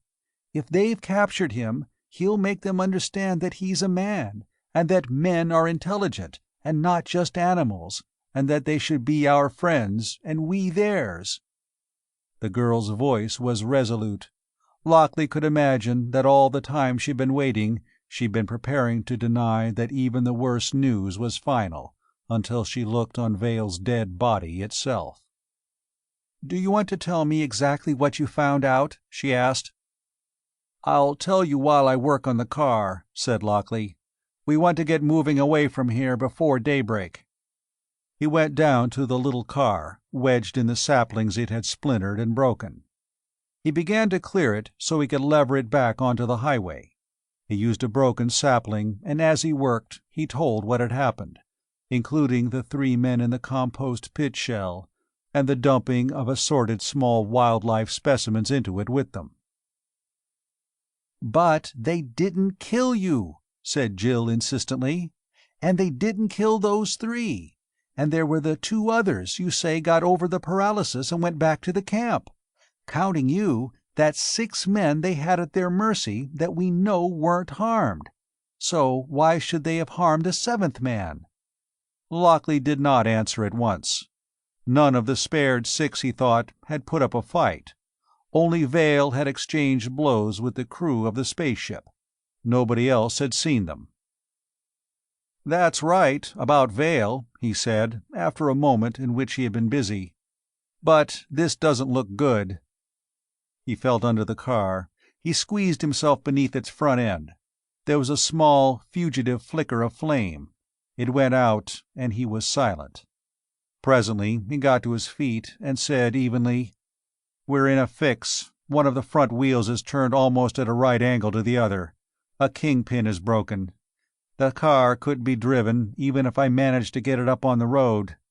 We've got to walk. There ought to be soldiers on the way up to the lake today. If we meet them, we'll be all right, but this is bad luck." It happened that he was mistaken on both counts. There were no soldiers moving into the park, and it was not bad luck that his car couldn't be driven. If he'd been able to get it on the road and trundling down the highway, the car would have been wrecked and they could very well have been killed. But this was for the future to disclose. They took nothing from the car because they could not see beyond the present. They started out doggedly to follow the highway that soldiers would be likely to follow on the way to the lake. It was not the shortest way to the world outside the park. It was considerably longer than a footpath would have been, but Lockley expected tanks at least, against which eccentric, unearthly weapons would be useless. So they headed down the main highway. Lockley was unarmed. They had no food. He hadn't eaten since the morning before. When day came, gray and still, and presently the dew upon grass and tree leaves glittered reflections of the sky, he moved aside into the woods and found a broken-off branch, out of which, by very great effort, he made a club. When he came back, Jill was listening attentively to the little pocket radio. She turned it off. "I was hoping for news," she explained determinedly. "The government knows that there are creatures in the spaceship, and he," that would be Vale, "will be trying to make them understand what kind of beings we are. So there could be friendly communication almost any time. But there aren't any news broadcasts on the air. I suppose it's too early." He agreed, with reservations. They made their way along the dew-wetted surface of the highway. As the light grew stronger, Lockley glanced again and again at Jill's face. She looked very tired. He reflected sadly that she was thinking of Vale. She'd never thought twice about Lockley. Even now, or especially now, all her thoughts were for Vale. When sunlight appeared on the peaks around them, he said detachedly, "You've had no rest for 24 hours, and I doubt that you've had anything to eat. Neither have I. If troops come up this highway, we'll hear the engines. I think we'd better get off the highway and try to rest. And I may be able to find something for us to eat." There were few wildernesses so desolate as to offer no food at all for one who knows what to look for. There is usually some sort of a berry available. One kind of acorn is not bad to eat. Shoots of bracken are not unlike asparagus. There are some spiny wild plants whose leaves, if plucked young enough, will yield some nourishment, and of course there are mushrooms. Even on stone one can find liverish rock tripe, which is edible if one dries it to complete desiccation before soaking it again to make a soup or broth. Before he searched for food, though, Lockley said abruptly, "You said you saw the creatures, and they weren't men. What did they look like?"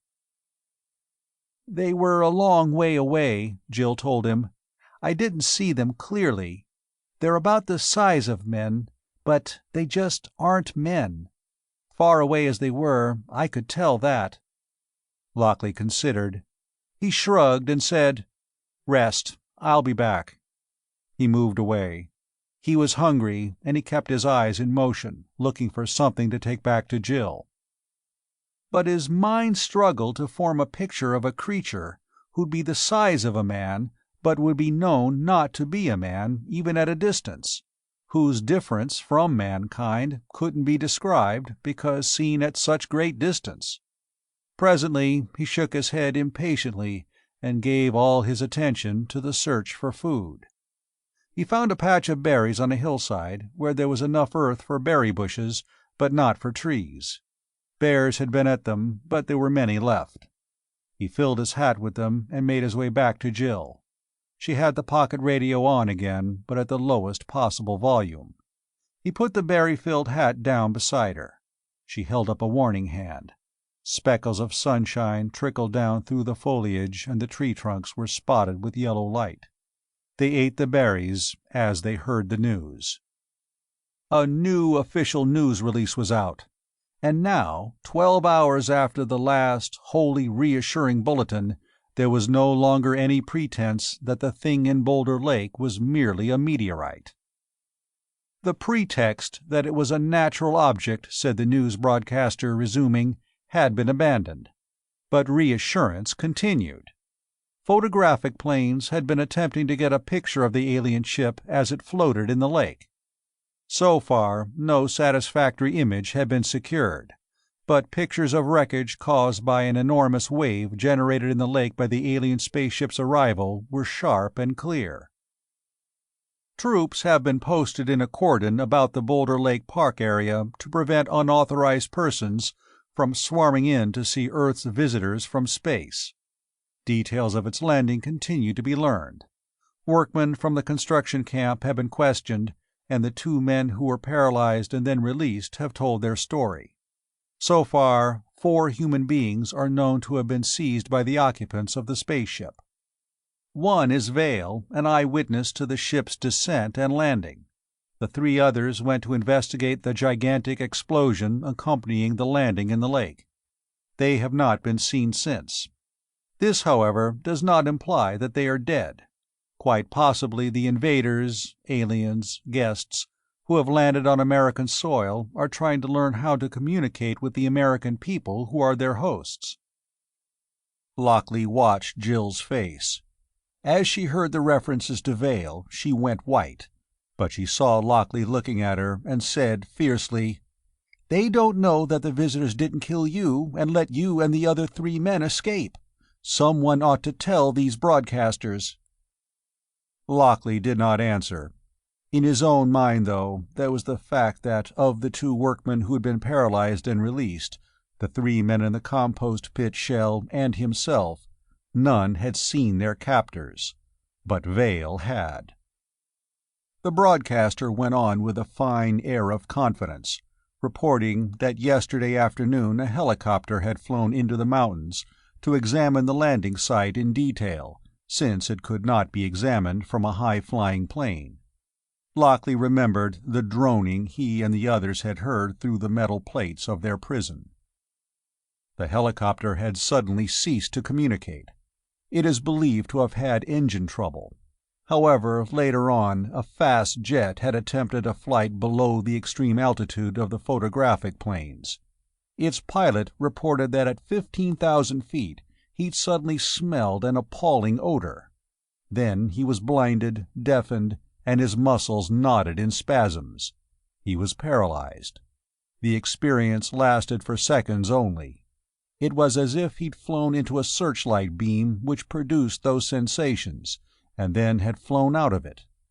He'd instinctively used evasive maneuvers and got away, but twice before he passed the horizon there were instantaneous flashes of the paralysis and the pain. Scientists determined that the report of the men who had been paralyzed and released agreed with the report of the pilot.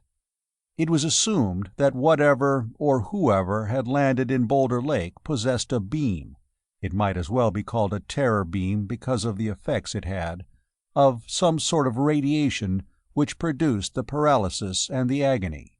Unless the 3 men missing from the construction camp had died of it, however, it was not to be considered a death ray.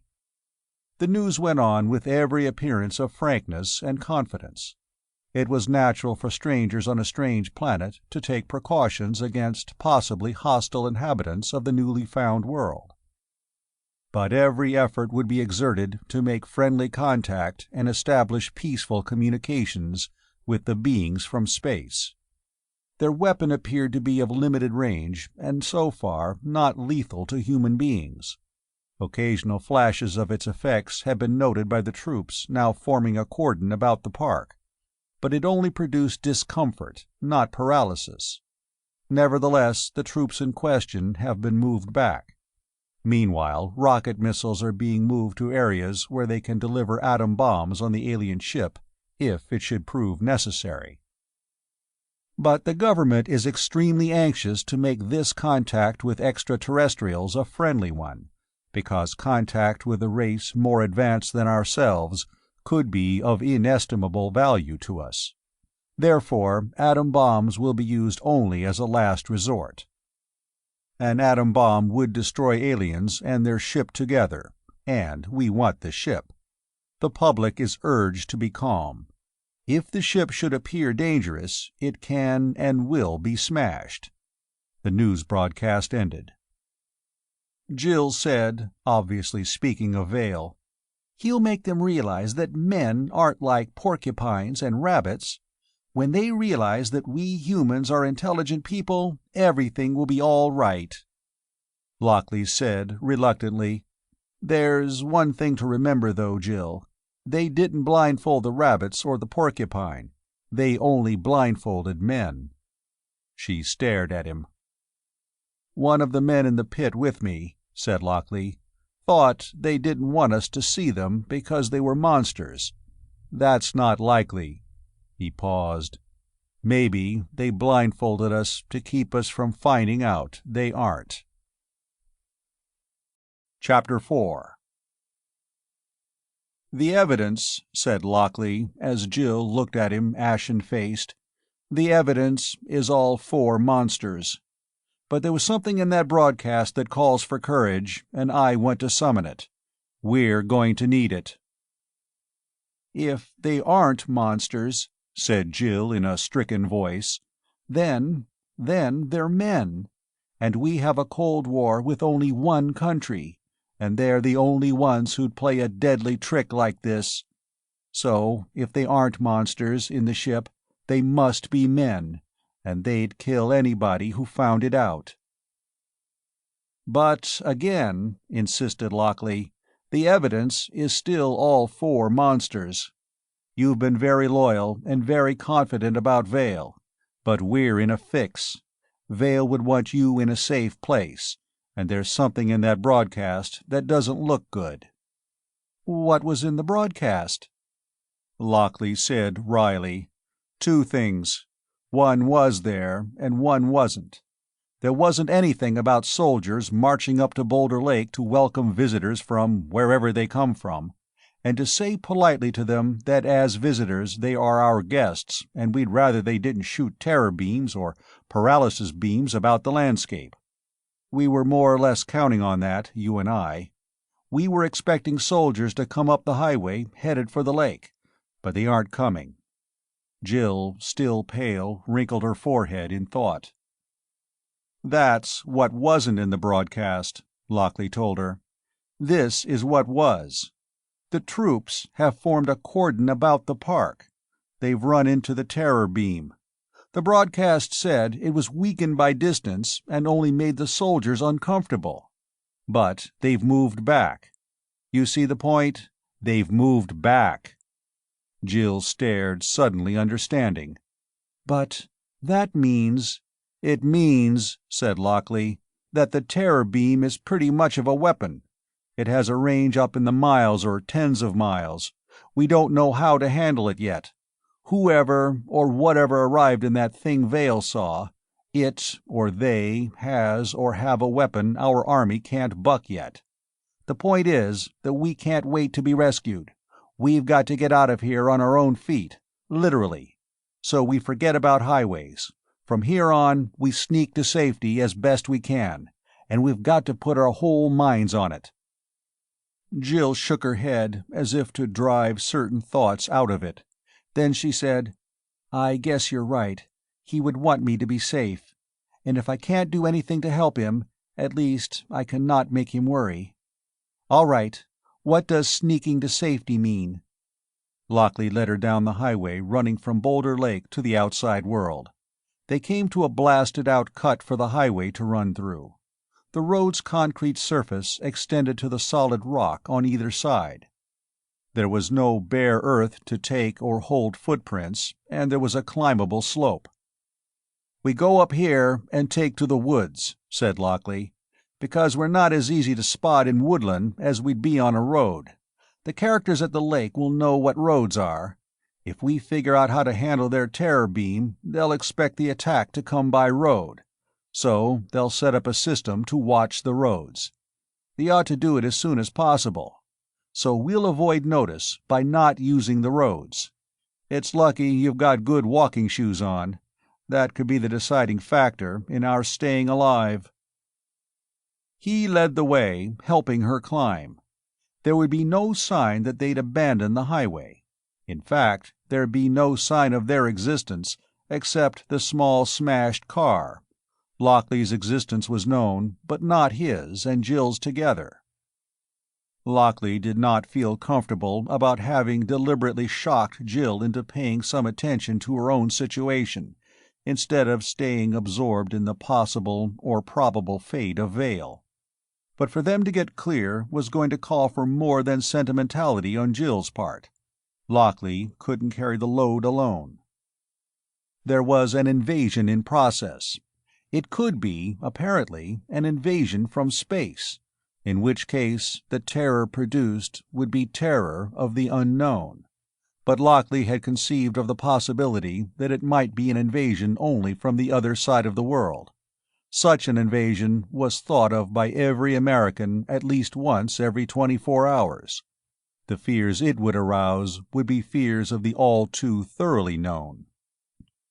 The whole Earth had the jitters because of the apparently inevitable trial of strength between its two most gigantic powers.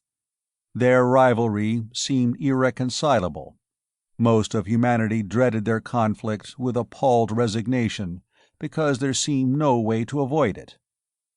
Yet it was admittedly possible that an all-out war between them might end with all the world dead, even plants and microbes in the deepest seas. It was ironic that the most reasonable hope that anybody could have was that one or the other nation would come upon some weapon so new and irresistible that it could demand and receive the surrender of the other without atomic war. Atomic bombs could have done the trick, had only one nation owned them, but both were now armed so that by treacherous attack either could almost wipe out the other. There was no way to guard against desperate and terrible retaliation by survivors of the first attacked country. It was the certainty of retaliation which kept the actual war a cold one, a war of provocation and trickery and counter-espionage, but not of mutual extermination.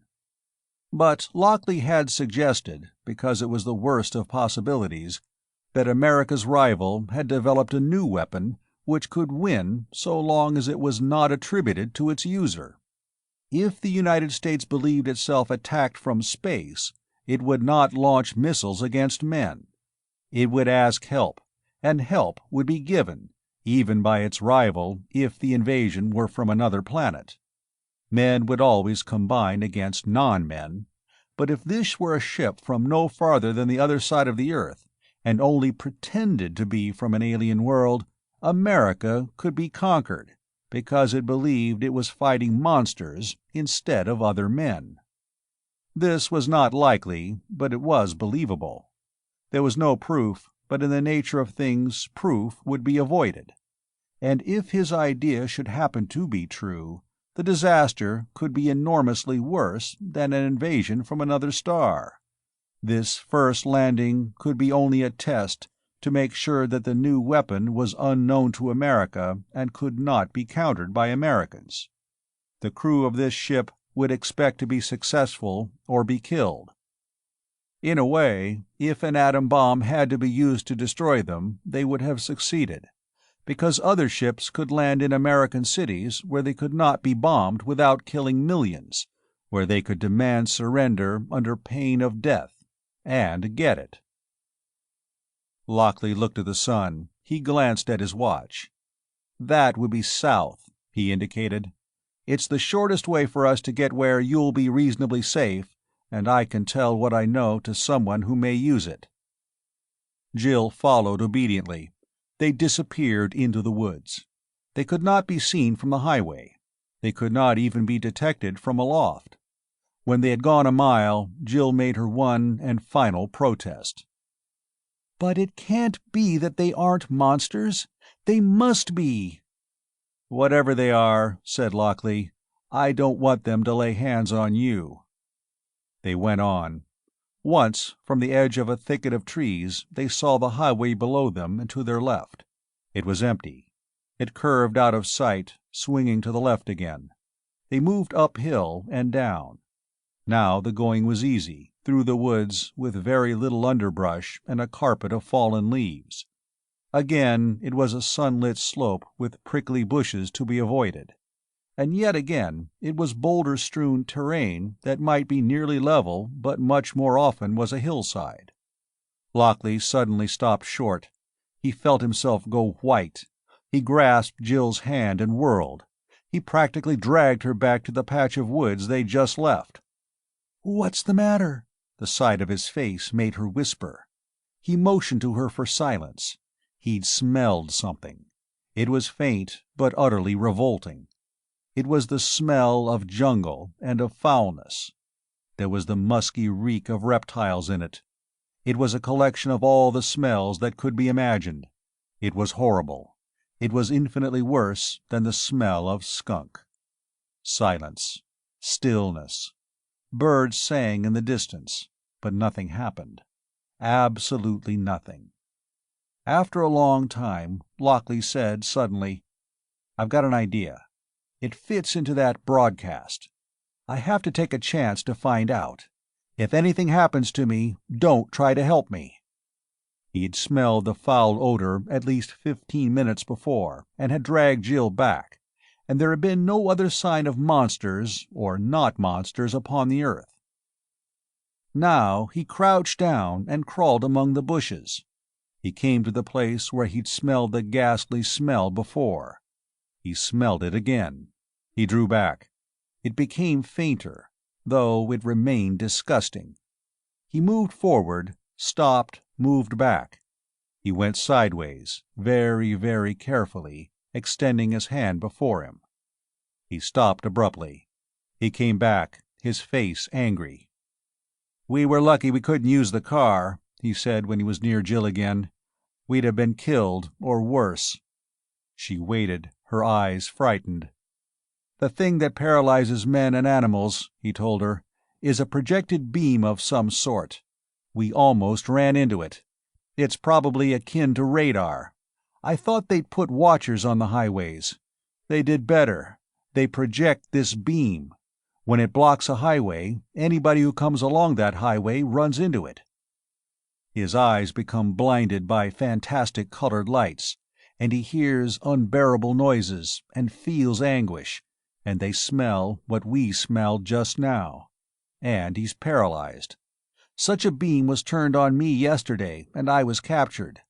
A beam like that on the highway at the lake paralyzed 3 men who were carried away, and later 2 others whose car ditched and who stayed paralyzed until the beam was turned off. "But we only smelled something horrible," protested Jill. "You did. I rushed you away. I'd smelled it before, but I went back, and I smelled it, and I crawled forward a little way and began to see flashes of light and to hear noises, and my skin tingled. I pushed my hand ahead of me, and it became paralyzed, until I pulled it back." Then he said, "Come on." "What will we do?" "We change our line of march. If we drove into it, or walked into it, we'd be paralyzed. It's a tight beam, but there's just a little scatter. Just a little. You might say it leaks at its edges. We'll try to follow alongside until it thins out to nothing, or we get to where we want to go. Unless," he added, "they have got another beam that crosses it. Then we'll be trapped." He led the way onward. They covered 4 miles of very bad going before Jill showed signs of distress and Lockley halted beside a small, rushing stream. He saw fish in the clear water and tried to improvise a way to catch them. He failed. He said gloomily, "It wouldn't do to catch fish here anyhow.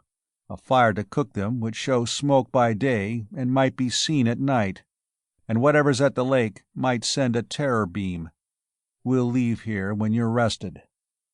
He examined the stream. He went up and down its bank. He disappeared around a curve of the stream. Jill waited at first uneasily, then anxiously. He came back with his hands full of bracken shoots, their ends tightly curled and their root ends fading almost to white. "I'm afraid," he observed, "that this is our supper. It'll taste a lot like raw asparagus, which tastes a lot like raw peanuts, and a one-dish meal if it won't stick to your ribs. That's the trouble with eating wild stuff. It's mostly on the order of spinach." "I'll carry them," said Jill. She actually looked at him for the first time. Until she found herself anxious because he was out of sight for a long time, she hadn't really regarded him as an individual. He'd been only a person who was helping her because Vale wasn't available. Now she assured herself that Vale would be very grateful to him for aiding her. "I'm rested now," she added. He nodded and led the way once more. He watched the sun for direction. 2 or 3 miles from their first halt, he said abruptly, "I think the terror beam should be over yonder." He waved an arm. "I've got an idea about it. I'll see." "Be careful," said Jill uneasily. He nodded and swung away, moving with a peculiar tentativeness. She knew that he was testing for the smell, which was the first symptom of approach to the alien weapon. He halted half a mile from where Jill watched, resting again while she gazed after him. He moved backward and forward. He marked a place with a stone. He came well back from it and seemed to remove his wristwatch. He laid it on a boulder and stamped on it. He stamped again and again, shifting it between stampings. Then he pounded it with a small rock. He stood up and came back, trailing something which glittered golden for an instant. He halted before he reached the rock he'd placed as a marker. He did cryptic things, facing away from Jill. From time to time there was a golden glitter in the air near him. He came back. As he came, he wound something into a little coil. It was the silicon bronze mainspring of his non-magnetic watch. He held it for her to see and put it in his pocket. "I know what the terror beam is, for what good it'll do," he said bitterly. "It's a beam of radiation on the order of radar, and for that matter, X-rays and everything else. Only an aerial does pick it up, and this watch spring makes a good one. I could barely detect the smell at a certain place, but when I touched the laid-out spring, it picked up more than my body did, and it became horrible. Then I moved in to where my skin began to tingle, and I saw lights and heard noises. The spring made all the difference in the world. I even found the direction of the beam." Jill looked frightened. "It comes from Boulder Lake," he told her. "It's the terror beam, all right. You can walk into it without knowing it, and I suspect that if it were strong enough, it would be a death ray, too." Jill seemed to flinch a little. "They're not using it at killing strength," said Lockley coldly. "They're softening us up, letting us find out we're frustrated and helpless, and then letting us think it over. I'll bet they intended the 4 of us to escape from that compost pit thing so we could tell about it. But we'll know now if we find dead men in rows in a wiped-out town. We'll know what killed them. And when they ask us politely to become their slaves, we'll know we'll have to do it or die." Jill waited. When he seemed to have finished, she said, "If they're monsters, do you think they want to enslave us?" He hesitated, and then said with a grimace, "I've a habit, Jill, of looking forward to the future and expecting unpleasant things to happen. Maybe it's so I'll be pleasantly surprised when they don't." "Suppose," said Jill, "that they aren't monsters. What then?" "Then," said Lockley, "it's a Cold War device, to find out if the other side in the Cold War can take us over without our suspecting they're the ones doing it. Naturally, those in the ship will blow themselves up rather than be found out." "Which," said Jill steadily, "doesn't offer much hope for—" She didn't say Vale's name. She couldn't. Lockley grimaced again. "It's not certain, Jill. The evidence is on the side of the monsters. But in either case, the thing for us to do is get to the army with what I've found out. I've had a stationary beam to test, however crudely. The cordon must have been pushed back by a moving or an intermittent beam. It wouldn't be easy to experiment with one of those. Come on." She stood up. She followed when he went on. They climbed steep hillsides and went down into winding valleys. The sun began to sink in the west. The going was rough. For Lockley, accustomed to wilderness travel, it was fatiguing. For Jill, it was much worse. They came to a sere, bare hillside on which neither trees nor brushwood grew. It amounted to a natural clearing, acres in extent. Lockley swept his eyes around. There were many thick-foliaged small trees attempting to advance into the clear space. He grunted in satisfaction. "Sit down and rest," he commanded. "I'll send a message." He broke off branches from dark green conifers. He went out into the clearing and began to lay them out in a pattern. He came back and broke off more, and still more. Very slowly, because the lines had to be large and thick, the letters SOS appeared in dark green on the clayey open space. The letters were 30 feet high, and the lines were 5 feet wide. They should show distinctly from the air. "I think," said Lockley with satisfaction, "that we might get something out of this. If it's sighted, a copter might risk coming in after us." He looked at her appraisingly. "I think you'd enjoy a good meal." "I want to say something," said Jill carefully. "I think you've been trying to cheer me up, after saying something to arouse me, which I needed. If the creatures aren't monsters, they'll never actually let anybody loose who's seen that they aren't. Isn't that true? And if it is—" "We know of 6 men who were captured," insisted Lockley, "and I was one of them. All 6 escaped. Vale may have escaped. They're not good at keeping prisoners. We don't know, and can't know unless it's mentioned on a news broadcast, that he's out and away. So there's absolutely no reason to assume that Vale is dead." "But if he saw them, when he was fighting them—" "The evidence," insisted Lockley again, "is that he saw monsters. The only reason to doubt it is that they blindfolded 4 of us." Jill seemed to think very hard. Presently she said resolutely, "I'm going to keep on hoping anyhow." "Good girl," said Lockley. They waited. He was impatient, both with fate and with himself. He felt that he'd made Jill face reality when, if this SOS signal brought help, it wasn't necessary. And there was enough of grimness in the present situation to make it cruelty. After a very long time, they heard a faint droning in the air.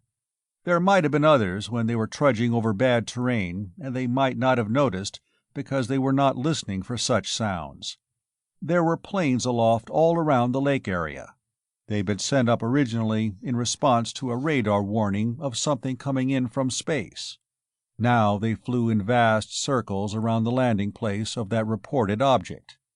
They flew high, so high that only contrails would have pointed them out, but atmospheric conditions today were such that contrails did not form. The planes were invisible from the ground. But the pilots could see. When one patrol group was relieved by another, it carried high magnification photographs of all the park, to be developed and examined with magnifying glasses for any signs of activity by the crew of the object from space. A second lieutenant spotted the SOS within half an hour of the film's return. There was an immediate and intense conference. The lengths of shadows were measured. The size and slope and probable condition of the clearing surface were estimated. A very light plane, intended for artillery spotting, took off from the nearest airfield to Boulder Lake. And Lockley and Jill heard it long before it came in sight. It flew low, threading its way among valleys and past mountain flanks to avoid being spotted against the sky. The 2 beside the clearing heard it first as a faint mutter. The sound increased, diminished, then increased again. It shot over a minor mountain flank and surveyed the bare space with the huge letters on it. Lockley and Jill raced out into view, waving frantically. The plane circled and circled, estimating the landing conditions. It swung away to arrive at a satisfactory approach path. It wavered. It made a half wing-over, and its side slipped crazily, and came up and stalled, and flipped on its back, and dived. And it came out of its insane antics barely 20 feet above the ground. It raced away as close as possible to touching its wheels to earth.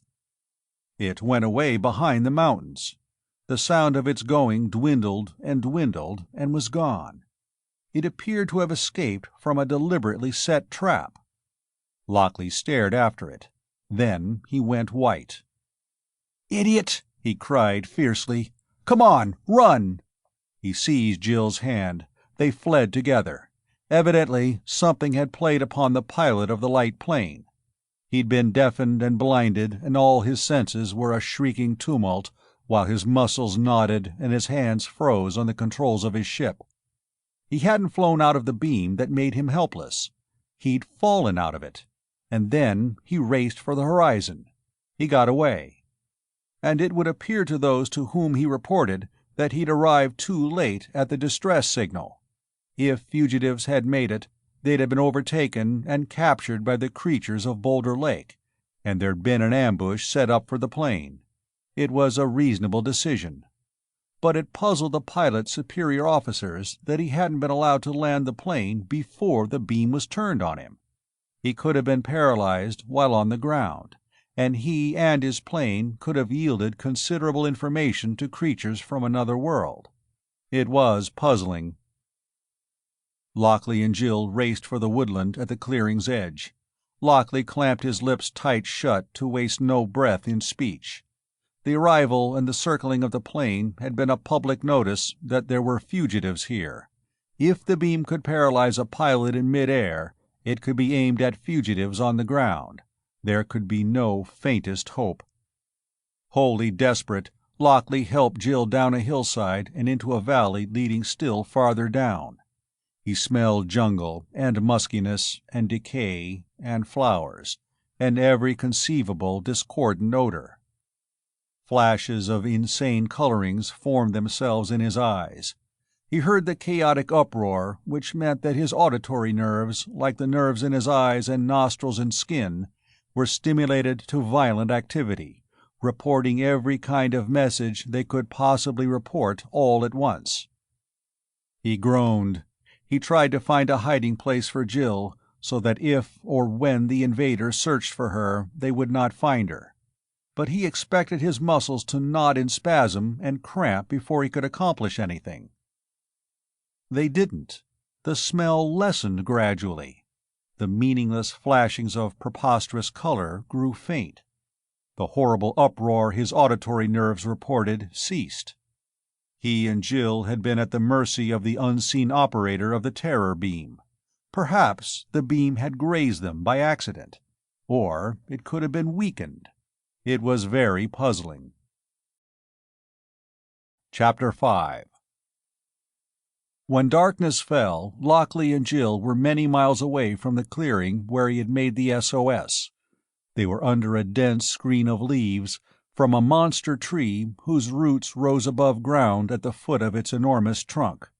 They formed a shelter of sorts against observation from a distance.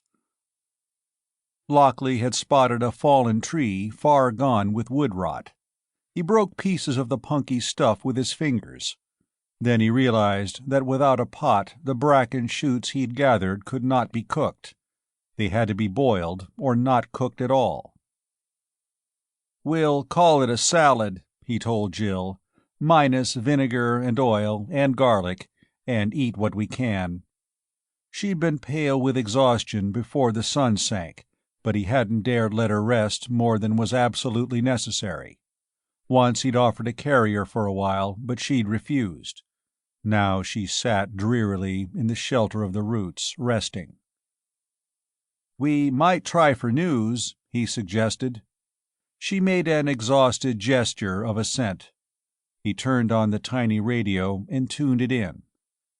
There was no scarcity of news now. A few days passed, news went on the air on schedule, mostly limited to 5-minute periods in which to cover all the noteworthy events of the world. Part of that 5 minutes, too, was taken up by advertising matter from a sponsor. Now music was rare.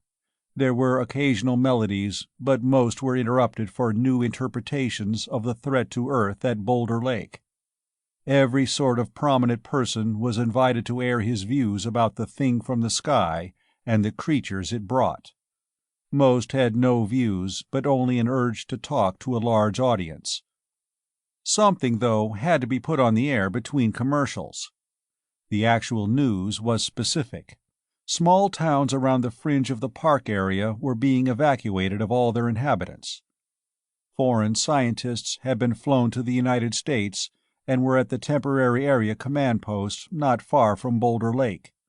Rocket missiles were aimed and ready to blast the lake and the mountains around it should the need arise. A drone plane had been flown to the lake with a television camera transmitting back everything its lens saw. It arrived at the lake and its camera relayed back exactly nothing that had not been photographed and recorded before. But suddenly there was a crash of static and the drone went out of control and crashed. Its camera faithfully transmitted the landscape spinning around until its destruction. Military transmitters were beaming signals on every conceivable frequency to what was now universally called the alien spaceship. They had received no replies. The foreign scientists had agreed that the terror beam, paralysis beam, death beam, was electronic in nature. Lockley had thought Jill asleep from pure weariness, but her voice came out of the darkness beside the big tree trunk. "You found that out," she said, "about its being electronic." "I had a sample stationary beam to check on," said Lockley. "They haven't. Which may be a bad thing. Nobody's going to make useful observations of something that makes him blind and deaf and paralyzed while he's in the act." "There are some things that puzzle me about that. Why haven't they killed anybody yet? They've got the public about as scared as it can get without some killing. And why didn't we get the full force of the beam after the plane had been driven away? They could have given us the full treatment if they'd wanted to. Why didn't they?" "If people run away from the towns," said Jill's voice, very tired and sleepy, "maybe they think that's enough. They can take the towns." Lockley did not answer, and Jill said no more.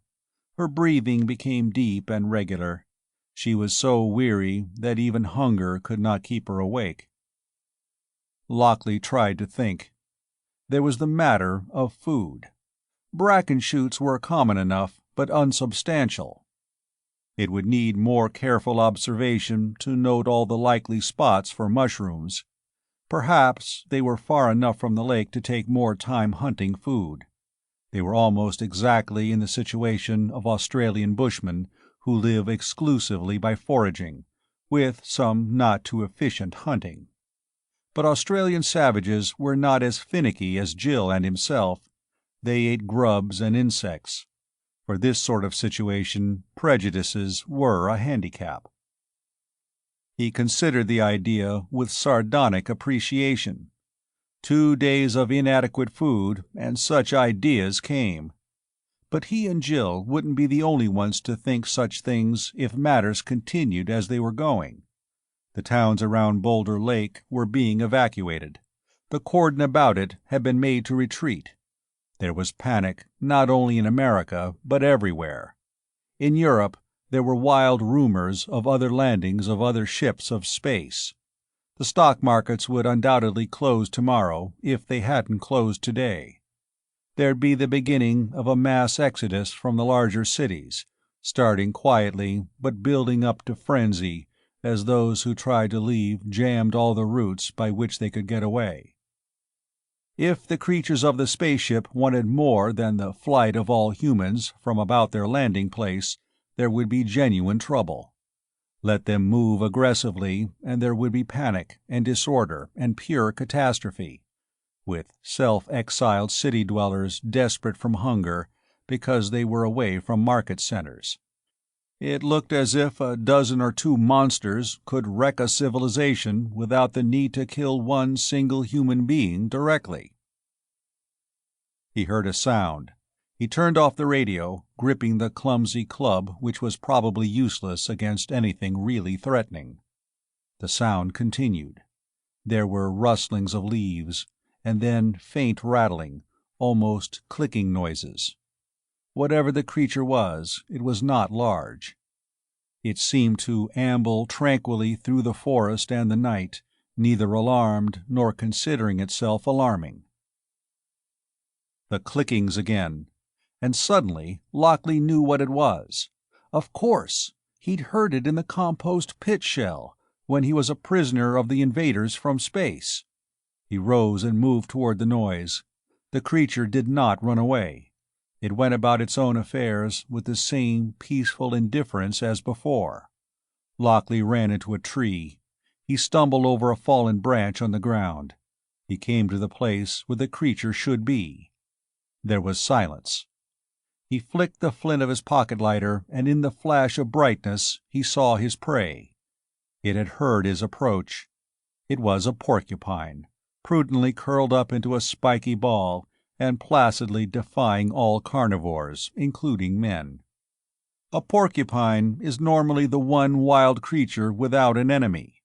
Even men customarily spare it because so often it has saved the lives of lost hunters and half-starved travelers. It accomplishes this by its bland refusal to run away from anybody. Lockley classed himself as a half-starved traveler. He struck with the club after a second spark from his lighter flint. Presently he had a small, barely smoldering fire of rotted wood. He cooked over it, and the smell of cooking roused Jill from her exhausted slumber. "What?" "We're having a late supper," said Lockley gravely. "A midnight snack. Take this stick. There's a loin of porcupine on it. Be careful, it's hot." Jill said, "Oh. Then, is there more for you?" "Plenty," he assured her. "I hunted it down with my trusty club, and only got stuck a half-dozen times while I was skinning and cleaning it." She ate avidly, and when she'd finished he offered more, which she refused until he'd had a share. They did not quite finish the whole porcupine, but it was an odd and companionable meal, there in the darkness with the barely glowing coals well hidden from sight. Lockley said, "I'm sort of a news addict. Shall we see what the wild radio waves are saying?" "Of course," said Jill. She added awkwardly, "Maybe it's the sudden food, but I hope you'll remain my friend after this is all over. I don't know anyone else I'd say that to." "Consider," said Lockley, "that I've made an eloquent and grateful reply." But his expression in the darkness was not happy. He'd fallen in love with Jill after meeting her only twice, and both times she had been with Vale. She intended to marry Vale. But on the evidence at hand, Vale was either dead or a prisoner of the invaders. If the last, his chances of living to marry Jill did not look good, and if the first, this was surely no time to revive his memory. He found a news broadcast. He suspected that most radio stations would stay on the air all night, now that it was officially admitted that the object in Boulder Lake was a spaceship bringing invaders to Earth. The government releases spoke of them as visitors, in a belated use of the term, but the public was suspicious of reassurances now. At the beginning, the landing had seemed like another exaggerated horror tale of the kind that kept up newspaper circulations. Now the public was beginning to believe it, and people might stop going to their offices, and the trains might cease to run on time. When that happened, disaster would be at hand. The news came in a resonant voice which revealed these facts. 4 more small towns had been ordered evacuated because of their proximity to Boulder Lake. The radiation weapon of the aliens had pushed back the military cordon by as much as 5 miles. But the big news was that the aliens had broken radio silence.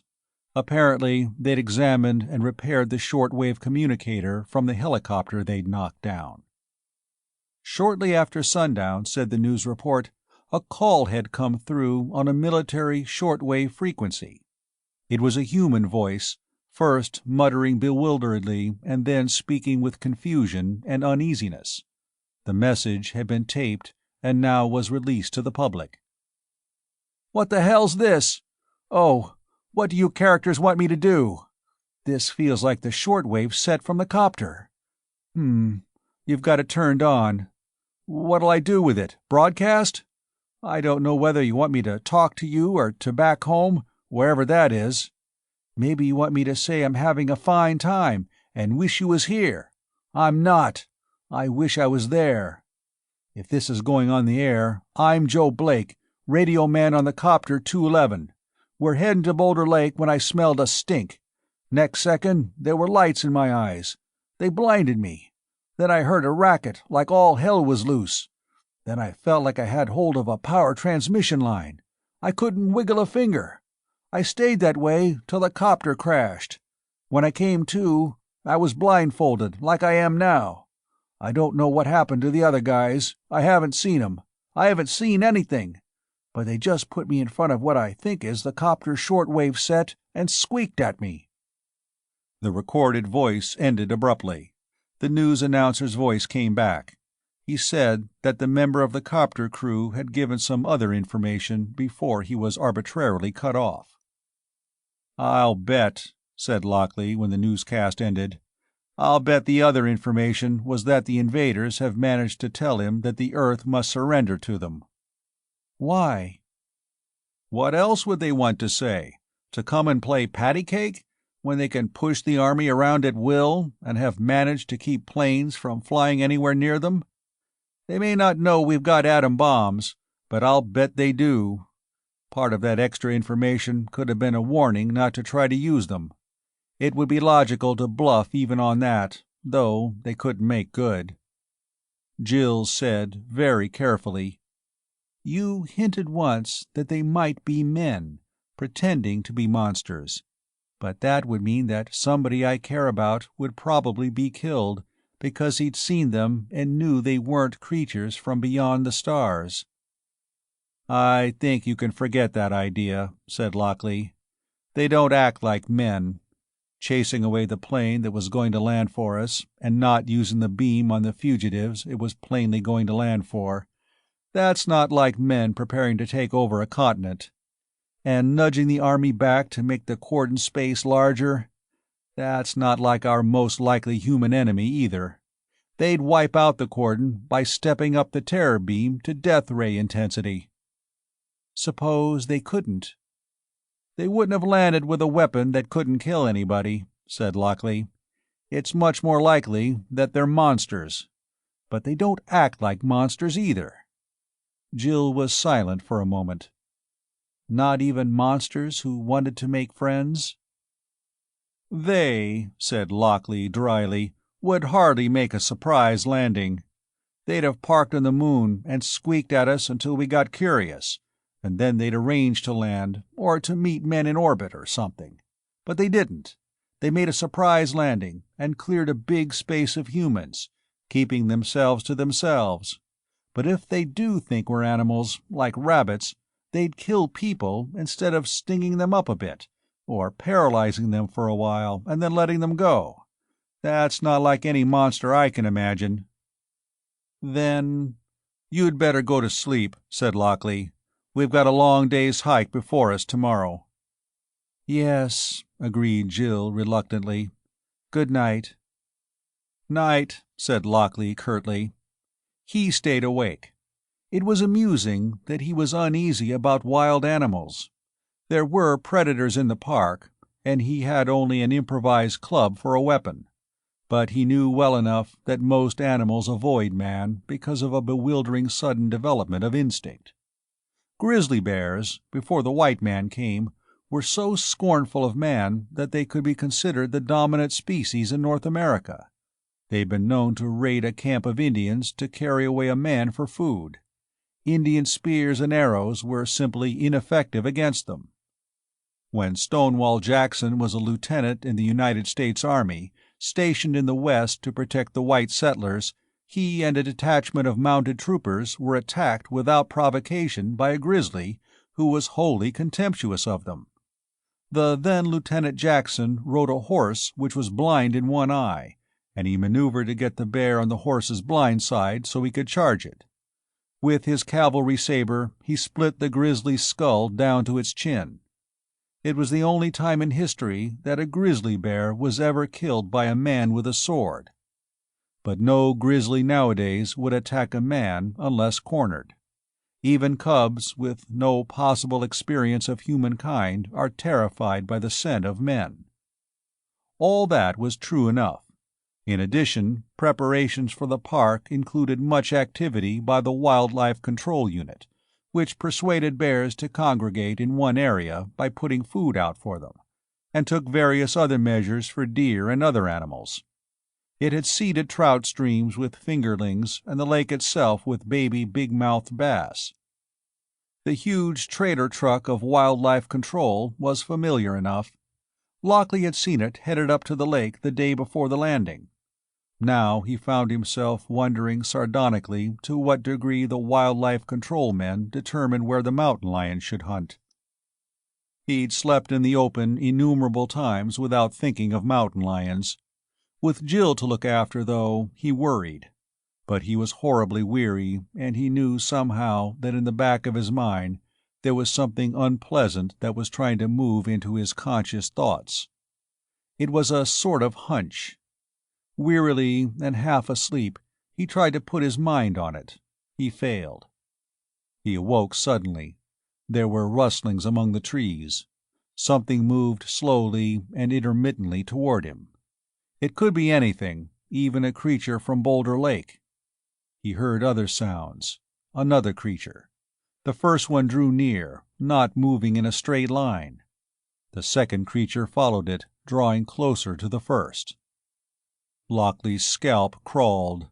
Creatures from space might have some of the highly developed senses which men had lost while growing civilized, full keenness of scent, for example. Such a creature might be able to find Lockley and Jill in the darkness after trailing them for miles. And so primitive a talent in a creature farther advanced than men was somehow more horrifying than anything else Lockley had thought of about them.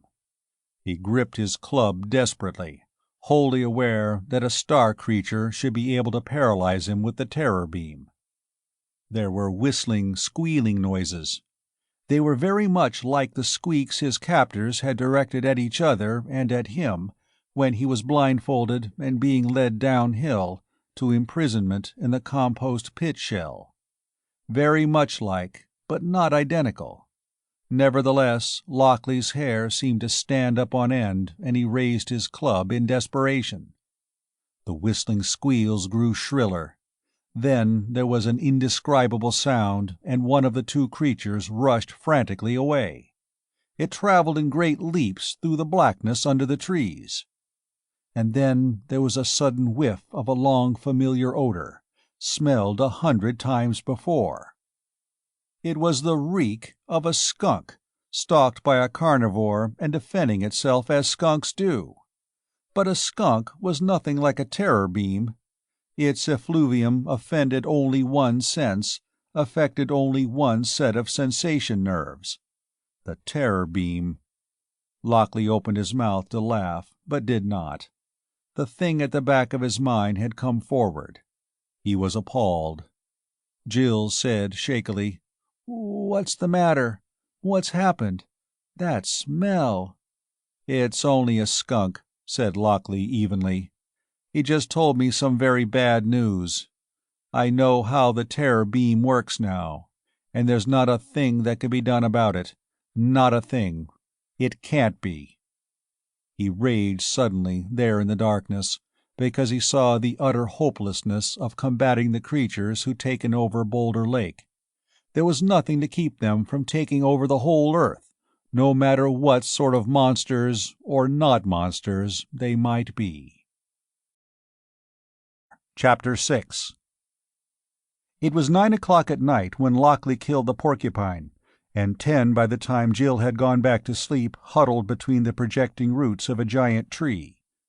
Shortly after midnight, Lockley had been awakened when a skunk defeated a hungry predator within 100 yards of their bivouac. But some time in between, there was another happening of much greater importance elsewhere. Something came out of Boulder Lake National Park. All humans had supposedly fled from it. It was abandoned to the creatures of the thing from the sky. But something came out of it. Nobody saw the thing, of course. Nobody could approach it, which was the point immediately demonstrated. No human being could endure being within 7 miles of whatever it was. It was evidently a vehicle of some sort, however, because it swung terror beams before it, and terror beams on either side, and when it was clear of the park, it played terror beams behind it, too. Men who suffered the lightest touch of those sweeping beams of terror and anguish moved frantically to avoid having the experience again. So when something moved out of the park and sent wavering terror beams before it, men moved to one side or the other and gave it room. On a large-scale map in the military area command post, its progress could be watched as it was reported. The reports described a development of unbearable beam strength which showed up as a bulge in the cordon's roughly circular line. That bulge, which was the cordon itself moving back, moved outward and became a half-circle some miles across. It continued to move outward, and on the map it appeared like a pseudopod extruded by an enormous amoeba. It was the area of effectiveness of a weapon previously unknown on Earth, the area where humans could not stay. Deliberately, the unseen moving thing severed itself from the similar and larger weapon field which was its birthplace and its home. It moved with great deliberation toward the small town of Maplewood, 20 miles from the border of the park. Jeeps and motorcycles scurried ahead of it, just out of reach of its beams. They made sure that houses and farms and all inhabited places were emptied of people before the moving terror beams could engulf them. They went into the town of Maplewood itself and frantically made sure that nothing alive remained in it. They went on to clear the countryside beyond. The unseen thing from the park moved onward.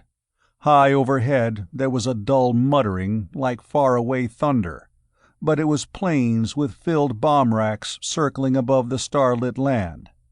There were men in those planes who ached to dive down and destroy this separated fraction of an invasion. But there were firm orders from the Pentagon. So long as the invaders killed nobody, they were not to be attacked. There was reason for the order in the desire of the government to be on friendly terms with a race which could travel between the stars. But there was an even more urgent reason. The aliens had not yet begun to murder, and it was suspected that they had a horrifying power to kill.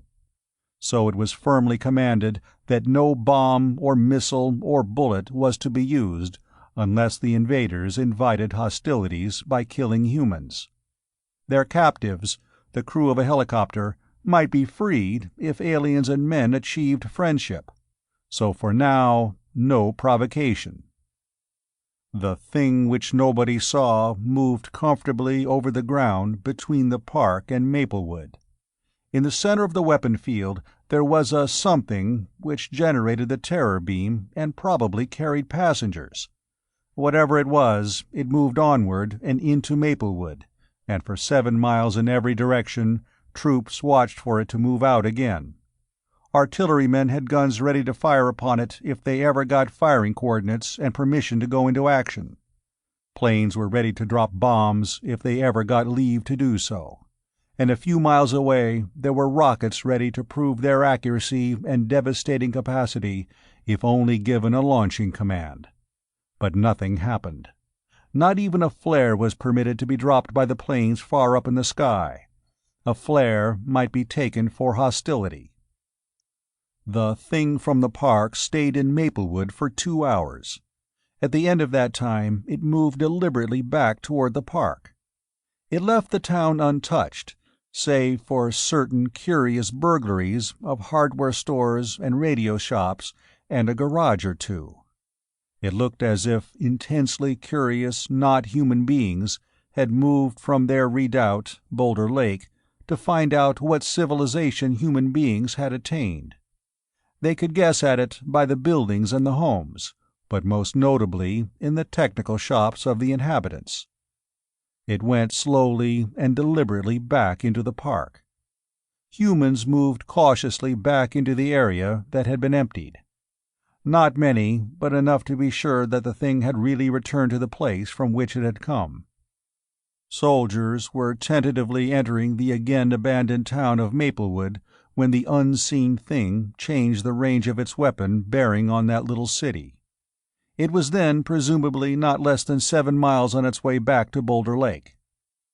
The military had congratulated itself on what they'd learned.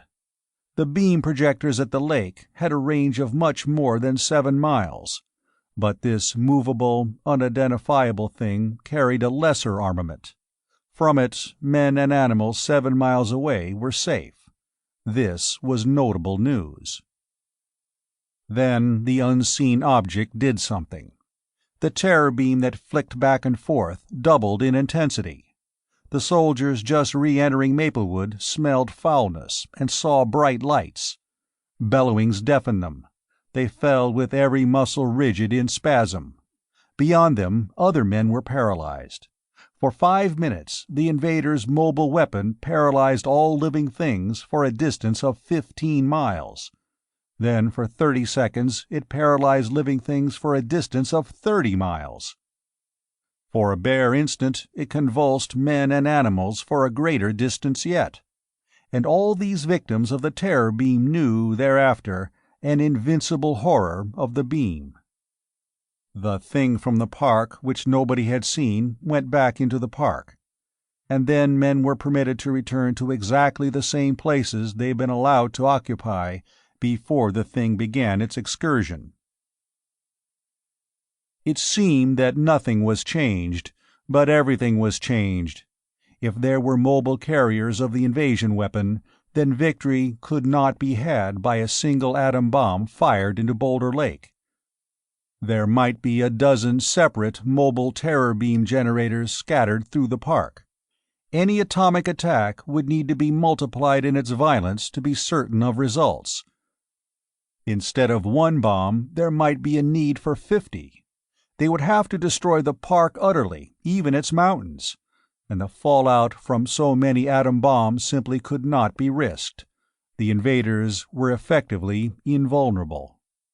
While this undesirable situation was being demonstrated, Jill slept heavily between 2 roots of a very large tree, and Lockley dozed against a nearby tree trunk. He believed that he guarded Jill most vigilantly. He awoke at dawn with the din of birdsong in his ears.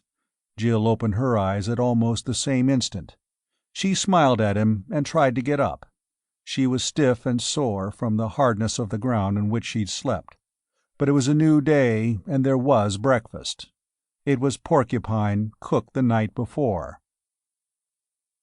"Somehow," said Jill as she nibbled at the bone, "somehow I feel more cheerful than I did." "That's a mistake," Lockley told her. "Start out with a few premonitions and the day improves as they turn out wrong. But if you start out hoping, the day ends miserably with most of your hopes denied." "You've got premonitions?" she asked. "Definitely," he said. It was true. As yet, he knew nothing of last night's temporary occupation of a human town, but he believed he knew how the terror beam worked even if he couldn't figure out a way to generate it. He could imagine no defense against it. But if Jill had awakened feeling cheerful, there was no reason to depress her. She'd have reason enough to be dejected later, beginning with proof of Vale's death and going on from there. "We might listen to the news," she suggested. "A premonition or two might be ruled out right away." Silently, she turned on the little radio. Automatically, he set it for the lowest volume they could hear distinctly. The main item in the news was a baldly factual but toned-down report of the thing from the lake which had left the park and examined a small human town in detail and then had returned to the park. There were reports of peculiar hoofprints found where the invaders had been. They were not the hoofprints of any earthly animal. There was an optimistic report from the scientists at work on the problem of the beam. Someone had come up with an idea and some calculations which seemed to promise that the beam would presently be duplicated. Once it was duplicated, of course, a way to neutralize it could be found. Lockley grunted. The broadcast was enthusiastic in its comments on the scientists. It talked gobbledygook, which sounded as if it meant something but was actually nonsense. It barely touched on the fact that human beings were now ordered out of a much larger space than had been evacuated before. There was a statement from an important official that panic buying of food was both unnecessary and unwise. Lockley grunted again when the newscast ended. "The idea that anything that can be duplicated can be cancelled," he announced gloomily, "is unfortunately rot. We can duplicate sounds, but there's no way to make them cancel out. Not accurately." Jill had eaten a substantial part of the porcupine while the newscast was on. It was not a satisfying breakfast, but it cheered her immensely after 2 days of near starvation. "But," she observed, "maybe that won't apply to this business when you report what you know. It's not likely that anybody else has stood just outside a beam and made tests of what it's like and how it's aimed and so on." They started off. For journeying in the park, Lockley had the advantage that as part of the preparation for making a new map, he'd familiarized himself with all the mapping done to date. He knew very nearly where he was. He knew within a close margin just where the terror beam stretched. He'd smashed his watch, which during sunshine substituted admirably for a compass, but he could maintain a reasonably straight line toward that part of the park's border the terror beam would cross. They moved doggedly over mountain flanks and up valleys, and once they followed a winding hollow for a long way because it led toward their destination without demanding that they climb. It was in this area that, pushing through brushwood beside a running stream, they came abruptly upon a big brown bear. He was no more than 100 feet away. He stared at them inquisitively, raising his nose to sniff for their scent. Lockley bent and picked up a stone. He threw it. It clattered on rocks on the ground. The bear made a whuffing sound and moved aggrievedly away. "I'd have been afraid to do that," said Jill. "It was a he-bear," said Lockley. "I wouldn't have tried it on a she-bear with cubs." They went on and on. At mid-morning, Lockley found some mushrooms. They were insipid, and only acute hunger would make them edible raw, but he filled his pockets. A little later there were berries, and as they gathered and ate them, he lectured learnedly on edible wild plants to be found in the wilderness. Jill listened with apparent interest. When they left the berry patch, they swung to the left to avoid a steep climb directly in their way. And suddenly Lockley stopped short. At the same instant Jill caught at his arm. She turned white. They turned and ran. 100 yards back, Lockley slackened his speed. They stopped. After a moment he managed to grin mirthlessly. "A conditioned reflex," he said wryly. "We smell something, and we run. But I think it's the old familiar terror beam that crosses highways to stop men from using them. If it were a portable beam projector with somebody aiming it, we wouldn't be talking about it." Jill panted, partly with relief. "I've thought of something I want to try," said Lockley. "I should have tried it yesterday when I first smashed my watch." He retraced his steps to the spot where they'd caught the first whiff of that disgusting, reptilian jungle decay odor which had bombarded their nostrils. Jill called anxiously, "Be careful!" He nodded. He got the coiled bronze watch spring out of his pocket. He went very cautiously to the spot where the smell became noticeable. Standing well back from it, he tossed one end of the spring into it. He drew it back. He repeated the operation. He moved to one side. Again he swung the gold-colored ribbon. He dangled it back and forth.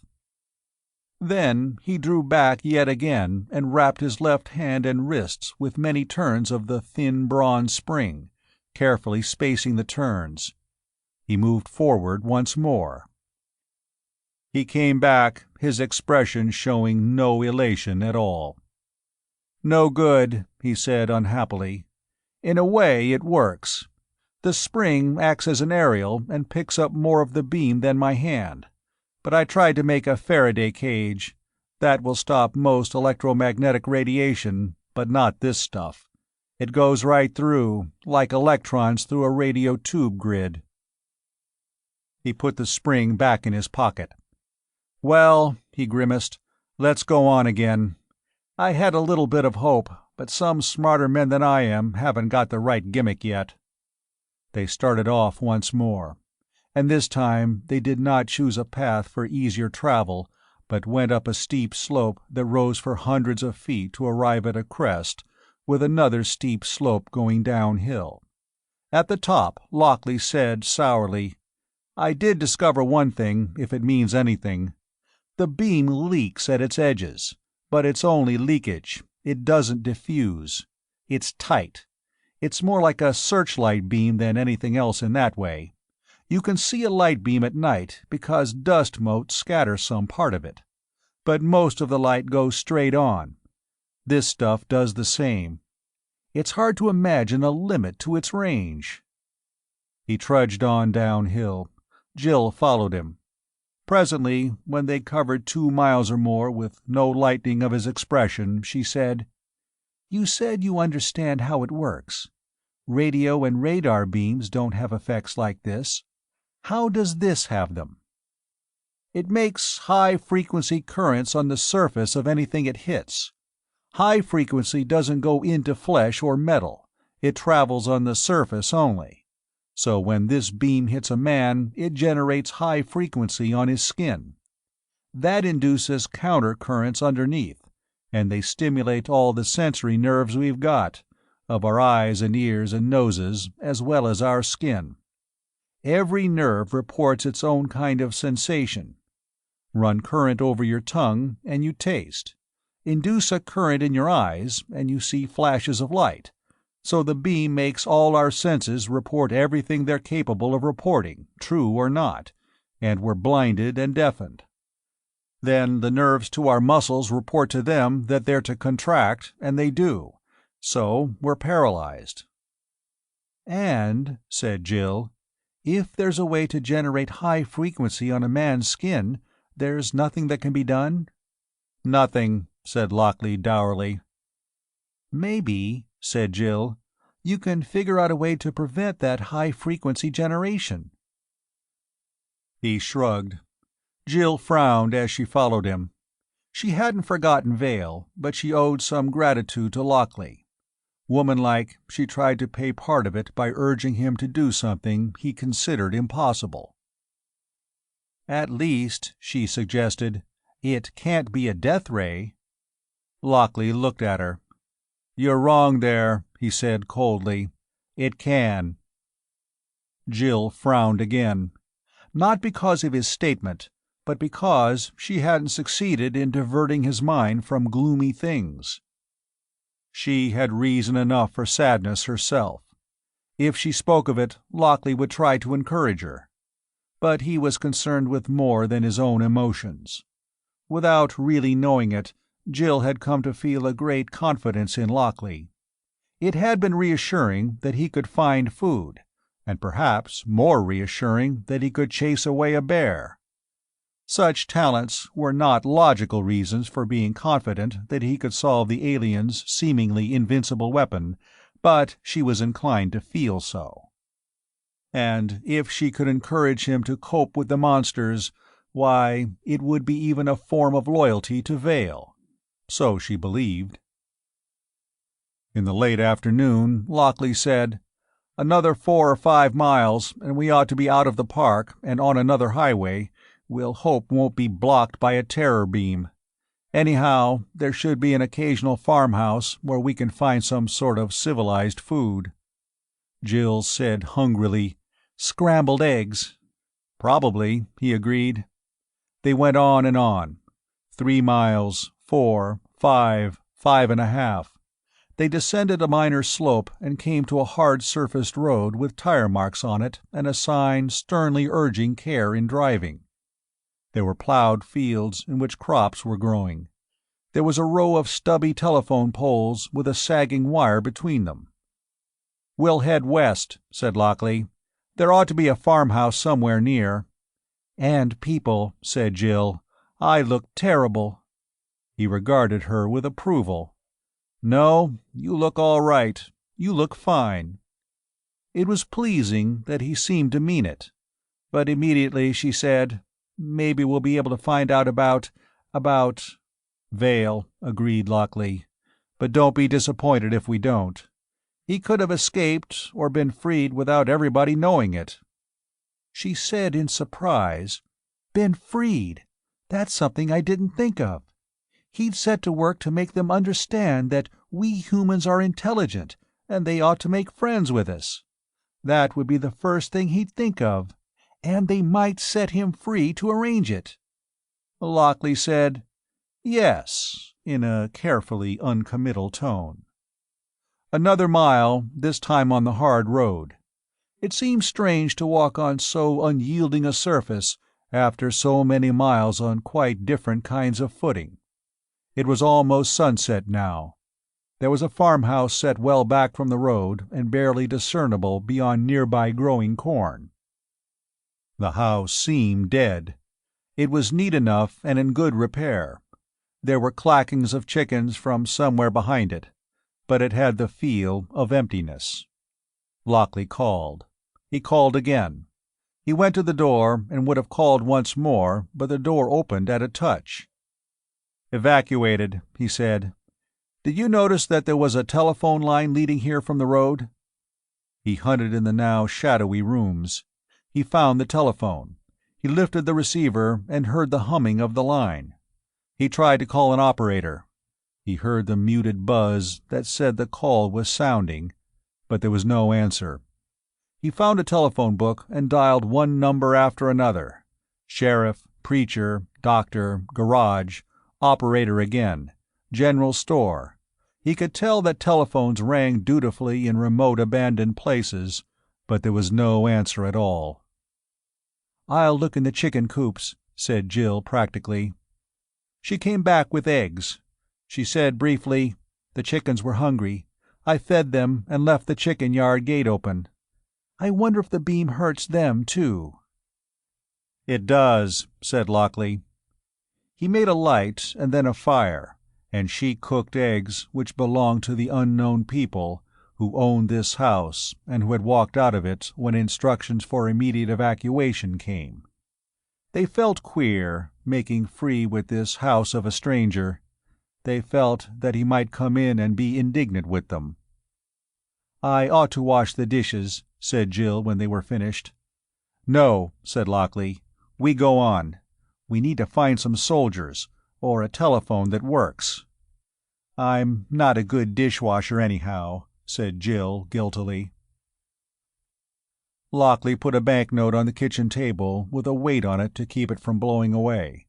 They closed the house door. They'd eaten fully and luxuriously of eggs and partly stale bread, and the sensation was admirable. They went out to the highway again. "West is still our best bet," said Lockley. "They've blocked the highway to eastward with that terror beam." The sun had set now, but a fading glory remained in the sky. They saw the slenderest, barest crescent of a new moon practically hidden in the sunset glow. They walked upon a civilized road, with a fence on one side of it and above it a single sagging telephone wire that could be made out against the stars. "I feel," said Jill, "as if we were almost safe now. All this looked so ordinary and reassuring. "We'd better keep our noses alert," Lockley told her. "We know that one beam comes nearly this far, and probably, certainly, crosses this road. There may be more." "Oh yes," agreed Jill. Then she said, irrelevantly, "I'll bet they do make him a sort of ambassador to our government to arrange for making friends. He'll be able to convince them." Again she referred to Vale. Lockley said nothing. Night was now fully fallen. There were myriad stars overhead. They saw the telephone wire dipping between poles against the sky's brightness. They passed an open gate where another telephone wire led away, doubtless to another farmhouse. But if there was no one at the other end of a telephone line, there was no point in using a phone. There came a rumbling noise behind them. They stared at one another in the starlight. The rumbling approached. "It can't be," said Jill, marveling. "It's a motor," said Lockley. He could not feel complete relief. "Sounds like a truck. I wonder—" He felt uneasiness. But it was absurd. Only human beings would use motor trucks. There was a glow in the distance behind them. It came nearer as the sound of the motor approached. The motor's mutter became a grumble. It was definitely a truck. They could hear those other sounds that trucks always make in addition to their motor noises. It came up to the curve that rounded last. Its headlight beams glared on the cornstalks growing next to the highway. One headlight appeared around the turn, then the other. An enormous trailer-truck combination came bumbling toward them. Jill held up her hand for it to stop. Its headlights shone brightly upon her. Air brakes came on. The giant combination, cab in front, gigantic box body behind, came to a halt. A man leaned out. He said, amazedly, "Hey, what are you folks doing here? Everybody's supposed to be long gone. Ain't you heard about all civilians clearing out from 20 miles outside the park? There's boogers in there. Characters from Mars or somewhere. They eat people." Even in the starlight, Lockley saw the familiar wildlife control markings on the trailer. He heard Jill, her voice shaking with relief, explaining that she'd been at the construction camp and had been left behind, and that she and Lockley had made their way out. "We want to get to a telephone," she added. "He has some information he wants to give to the army. It's very important." Then she swallowed. "And I'd like to ask if you've heard anything about a Mr. Vale. He was taken prisoner by the creatures up there. Have you heard of his being released?" The driver hesitated. Then he said, "No, ma'am, not a word about him. But we'll take care of you two. You must have been through plenty. Judd, you go get in the trailer back yonder. Make room for these two folks up on the front seat." He added explanatorily, "There's cases and stuff in the back, ma'am. You two folks climb right up here alongside of me. You sure must have had a time." The door on the near side of the truck cab opened. A small man got out. Silently, he went to the rear of the trailer and swung up out of sight. Jill climbed into the open door. Lockley followed her. He still felt an irrational uneasiness, but he put it down to habit. The past few days had formed it. "We've been carting stuff for the soldiers," explained the driver as Lockley closed the door behind him. "They keep track of where that terror beam is working, and they tell us by truck radio, and we dodge it. Ain't had a bit of trouble. Never thought I'd play games with Martians. Did you see any of 'em?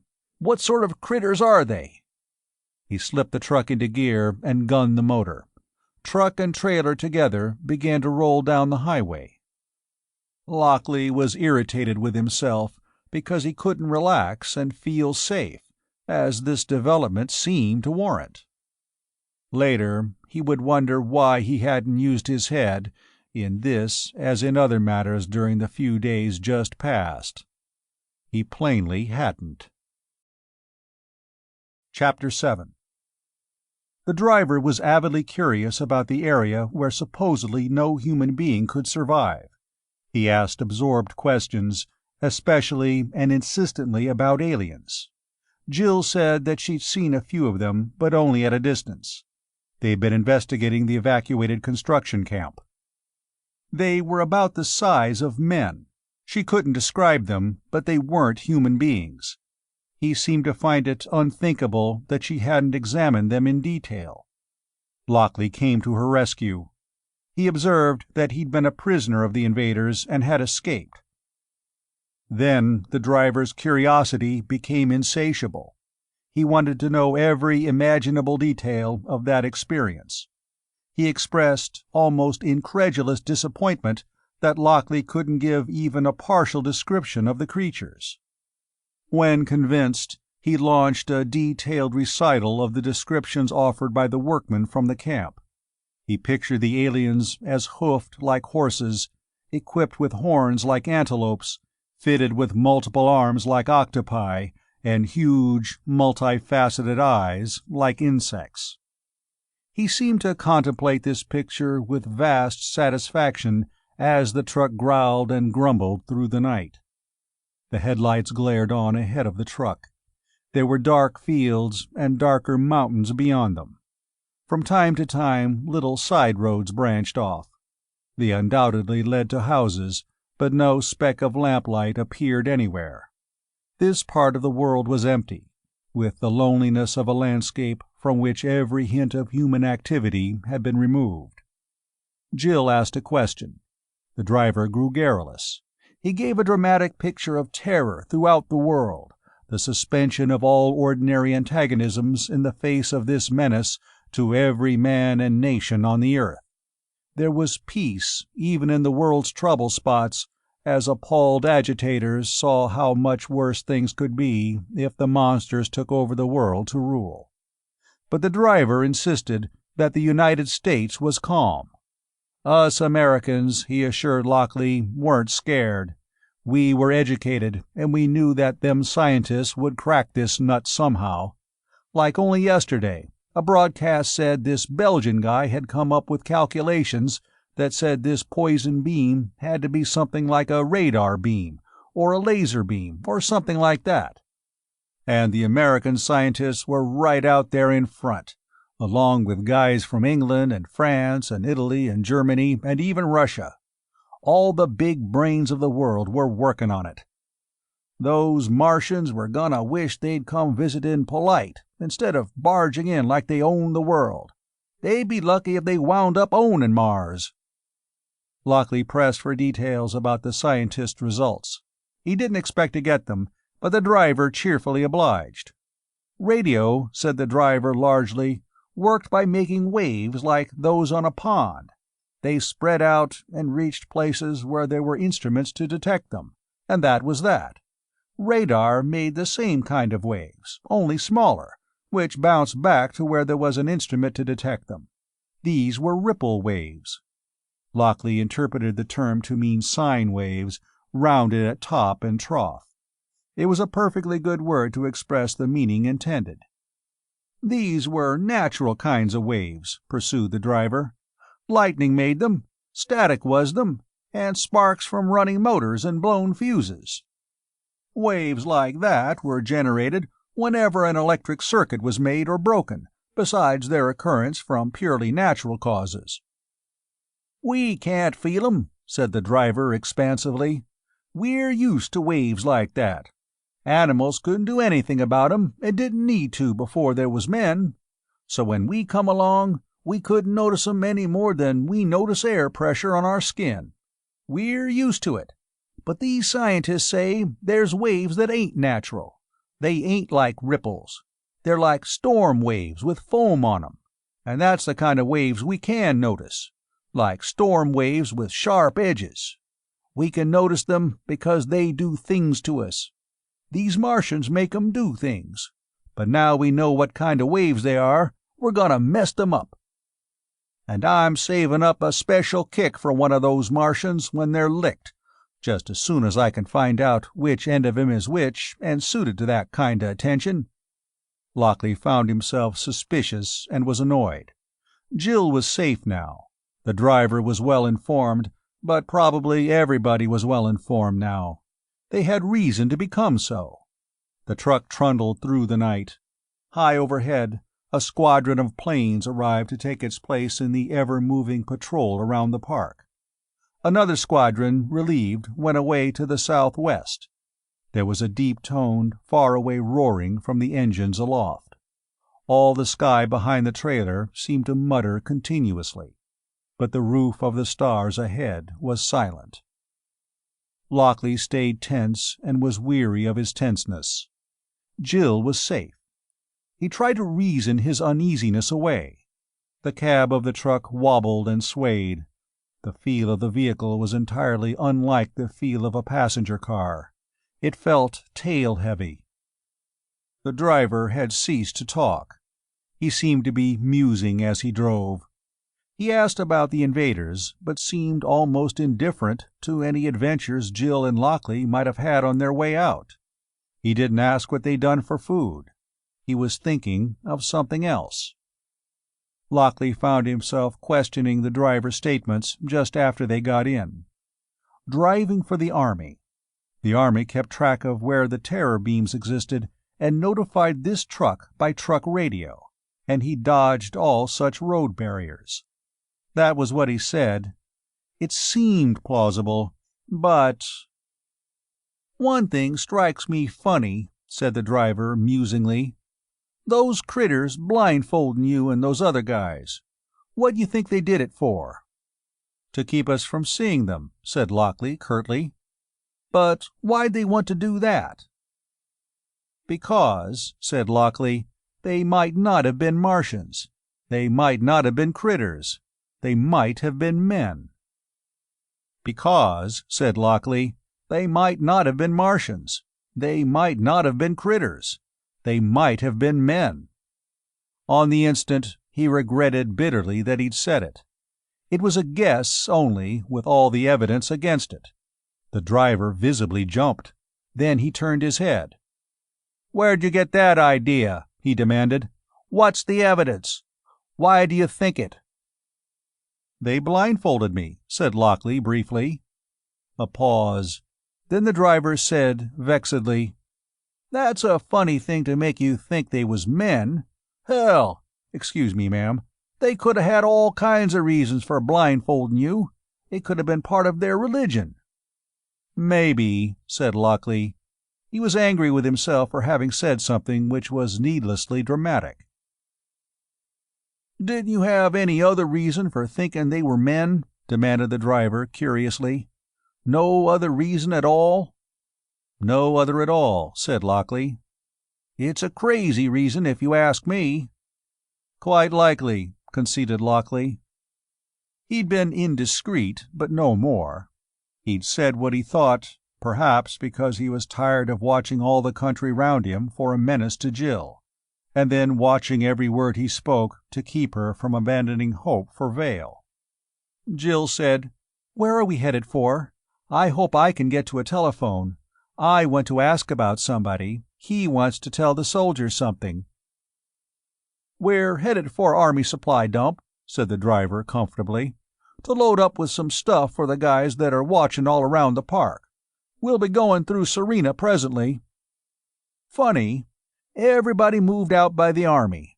A good thing, too.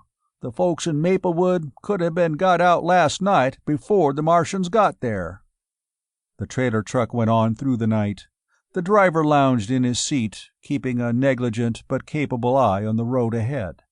The headlights showed a place where another road crossed this one, and there was a filling station, still and dark, and 4 or 5 dwellings nearby with no single sign of life about them. Then the crossroads settlement fell behind. A mile beyond it, Jill said startledly, "Lights! There's a town! It's lighted!" "It's Serena," said the driver. "The street lights are on because the electricity comes from far away. With the lights on, it's a marker for the planes, too, so they can tell exactly where they are, and the park, too. They can't see the ground so good at night from away up there." The white street lamps seemed to twinkle as the trailer truck rumbled on. A single long line of them appeared to welcome the big vehicle. It went on into the town. It reached the business district. There were side streets, utterly empty, and then the main street divided. The truck bore to the right. There were 3- and 4-story buildings. Every window was blank and empty, reflecting only the white street lamps. No living thing anywhere. There had been no destruction, but the town was dead. Its lights shone on streets so empty that it would have seemed better to leave them to the kindly dark. Jill exclaimed, "Look, that window!" And ahead, in the dead and lifeless town, a single window glowed from electric light inside it, and it looked lonelier than anything else in the world. "I'm gonna look into that," said the driver. "Nobody's supposed to be here." The truck came to a stop. The driver got out. There was a stirring behind, and the small man who'd given his place to Jill and Lockley popped out of the trailer body. Lockley saw the name of a local telephone company silhouetted on the lighted window pane. He opened the door. Jill followed him instantly. The 4 of them, driver, helper, Lockley, and Jill, crowded into the building hallway to investigate the one lighted room in a town where 20,000 people were supposed to live. There was a door with a frosted glass top through which light showed. The driver turned the doorknob and marched in. The room had an alcoholic smell. A man with sunken cheeks slept heavily in a chair, his head forward on his chest. The driver shook him. "Wake up, guy," he said sternly. "Orders are for all civilians to clear out of this town. You want a soldier to come by and take you for a looter and bump you off?" He shook again. The cadaverous man blinked his eyes open. The smell of alcohol was distinct. He was drunk. He gazed ferociously up at the driver of the truck. "Who the hell are you?" he demanded belligerently. The driver spoke sternly, repeating what he'd said before. The driver assumed an air of outraged dignity. "If I want to stay here, that's my business. Who the hell are you anyways, disturbing a citizen taxpayer on his lawful occasions? Are you Martians? I wouldn't put it past you." He sat down and went back to sleep. The driver said fretfully, "He oughtn't to be here. We ain't got room to carry him. I'm gonna use the truck radio and ask what to do. Maybe they'll send a army truck to get him out of here. He could set the whole town on fire." He went out. The small man who was his helper followed him. He hadn't spoken a word. Lockley growled. Then Jill said breathlessly, "The switchboard has some long-distance lines. I know how to connect them. Shall I try?" Lockley agreed emphatically. Jill slipped into the operator's chair and donned the headset. She inserted a plug and pressed a switch. "I did an article once on how— Hello, Serena calling. I have a very important message for the military officer in command of the cordon. Will you route me through, please?" Her manner was convincingly professional. She looked up and smiled shakily at Lockley. She spoke again into the mouthpiece before her. Then she said, "One moment, please." She covered the mouthpiece with her hand. "I can't get the general," she said. "His aide will take the message, and if it's important enough—" "It is," said Lockley. "Give me the phone." She vacated the chair and handed him the operator's instrument with its lightweight earphones and a mouthpiece that rested on his chest. "My name's Lockley," said Lockley evenly. "I was in the park on a survey job the morning the thing came down from the sky. I relayed Vale's message, describing the landing, and the creatures that came out of the object. I was talking to him by the microwave when he was seized by them. I reported that via Sattel of the survey. You probably know of these reports." A tinny voice said with formal cordiality that he did indeed. "I've just managed to get out of the park," said Lockley. "I've had a chance to experiment with a stationary terror beam. I've information of some importance about detecting those beams before they strike." The tinny voice said hastily that Lockley should speak to the general himself. There were clickings and a long wait. Lockley shook his head impatiently. When a new voice spoke, he said, "I'm at Serena. I was brought here by a wildlife control trailer truck, which picked us up just outside the park. I mention that because the driver says he's driving it for the Army now. The information I have to pass on is—" Curtly and succinctly he began to give exact information about the terror beam. Its detection so that one need not enter it. The total lack of effectiveness of a Faraday cage to check it. Its use to block highways, and its one use against a low-flying plane. The failure to search him out with that terror beam was to be noted. There was other evidence that the monsters were not monsters at all. The new voice interrupted sharply. It asked him to wait. His information would be recorded. Lockley waited, biting his lips. The voice returned after an unconscionably long wait. It told him to go ahead. The driver of the truck was taking a long time to make contact with the military. He'd have done better by telephone instead of shortwave. The new voice repeated sharply for Lockley to go on with his story. And very, very carefully, Lockley explained the contradictions in the behavior of the invaders. The blindfolds. The fact that it had been absurdly easy for 4 human prisoners in a compost pit shell to escape, almost as if it were intended for them to get away and report that their captors regarded men as on a par with game birds and rabbits and porcupines. True aliens would not have bothered to give such an impression, but men cooperating with aliens would contrive every possible trick to insist that only aliens operated at Boulder Lake. "I'm saying," said Lockley carefully, "that they do not act like aliens making a first landing on Earth. Apparently their ship is designed to land in deep water. On a first landing, they should have chosen the sea. But they knew Boulder Lake was deep enough to cushion their descent. How did they know it? They didn't kill us local animals for study, but they dropped in other local animals to convince us that they wouldn't mind. Why try to fill us with horror and then let us escape?" The voice at the other end said sharply, "What do you infer from all this?" "They've been briefed," said Lockley. "They know too much about this planet and us humans. Somebody has told them about human psychology, and suggested that they conquer us without destroying our cities, or our factories, or our usefulness as slaves. We'll be much more valuable if captured that way. I'm saying that they've got humans advising and cooperating with them. I'm suggesting that those humans have made a deal to run Earth for the aliens, paying them all the tribute they can demand. I'm saying that we're not up against an invasion only by aliens, but by aliens with humans in active cooperation, and acting not only as advisors, but probably as spies. I'm—" "Mr. Lockley," said the voice at the other end of the wire. It was startled and shocked. It became pompous. "Mr. Lockley, what has been your training?" The voice did not wait for an answer. "Where have you become qualified to offer opinions contradicting all the information and all the decisions of scientists and military men alike? Where do you get the authority to make such statements? They are preposterous. You have wasted my time. You—" Lockley reached over and flipped back the switch he'd seen Jill flip over. He carefully put down the headset.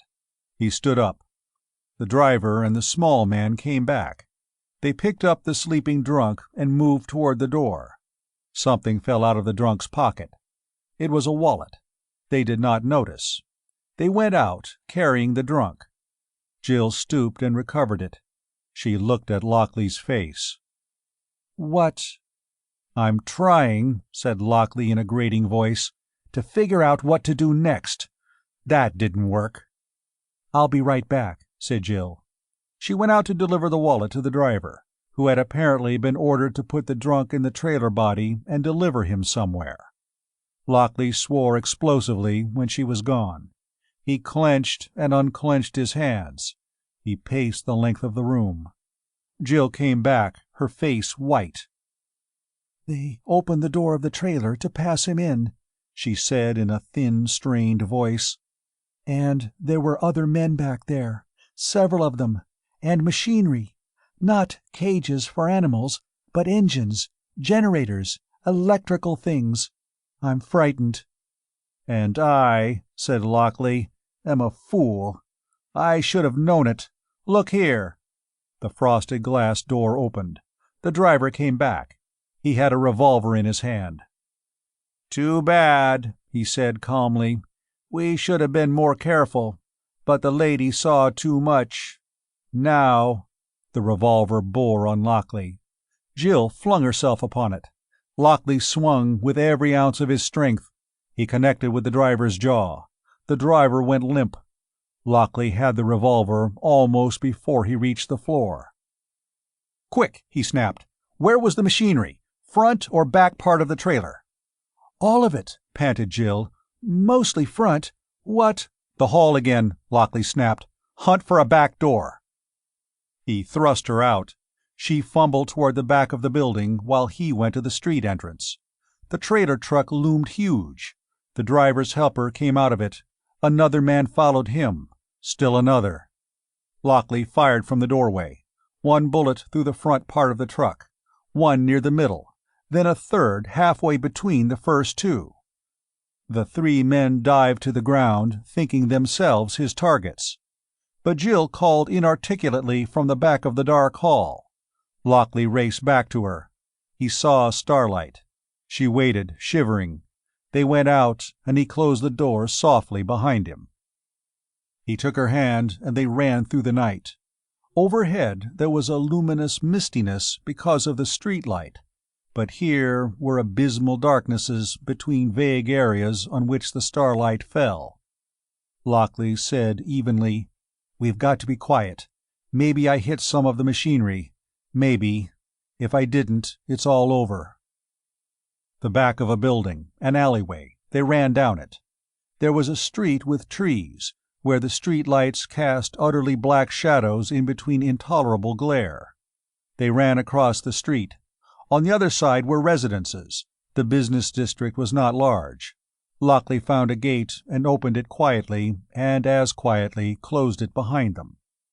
They ran into a lane between two dead, dark, dreary structures in which people had lived but from which all life was now gone. A backyard. A fence. Lockley helped Jill get over it.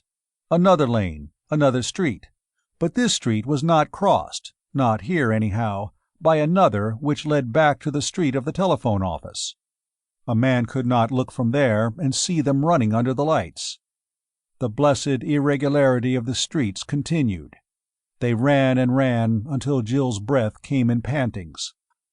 Lockley was drenched in sweat because he expected at any instant to smell the most loathsome of all possible combinations of odors, and then to see flashing lights originating in his own eyes, and sounds which would exist only in the nerves of his ears, and then to feel all his muscles knot in total and horrible paralysis.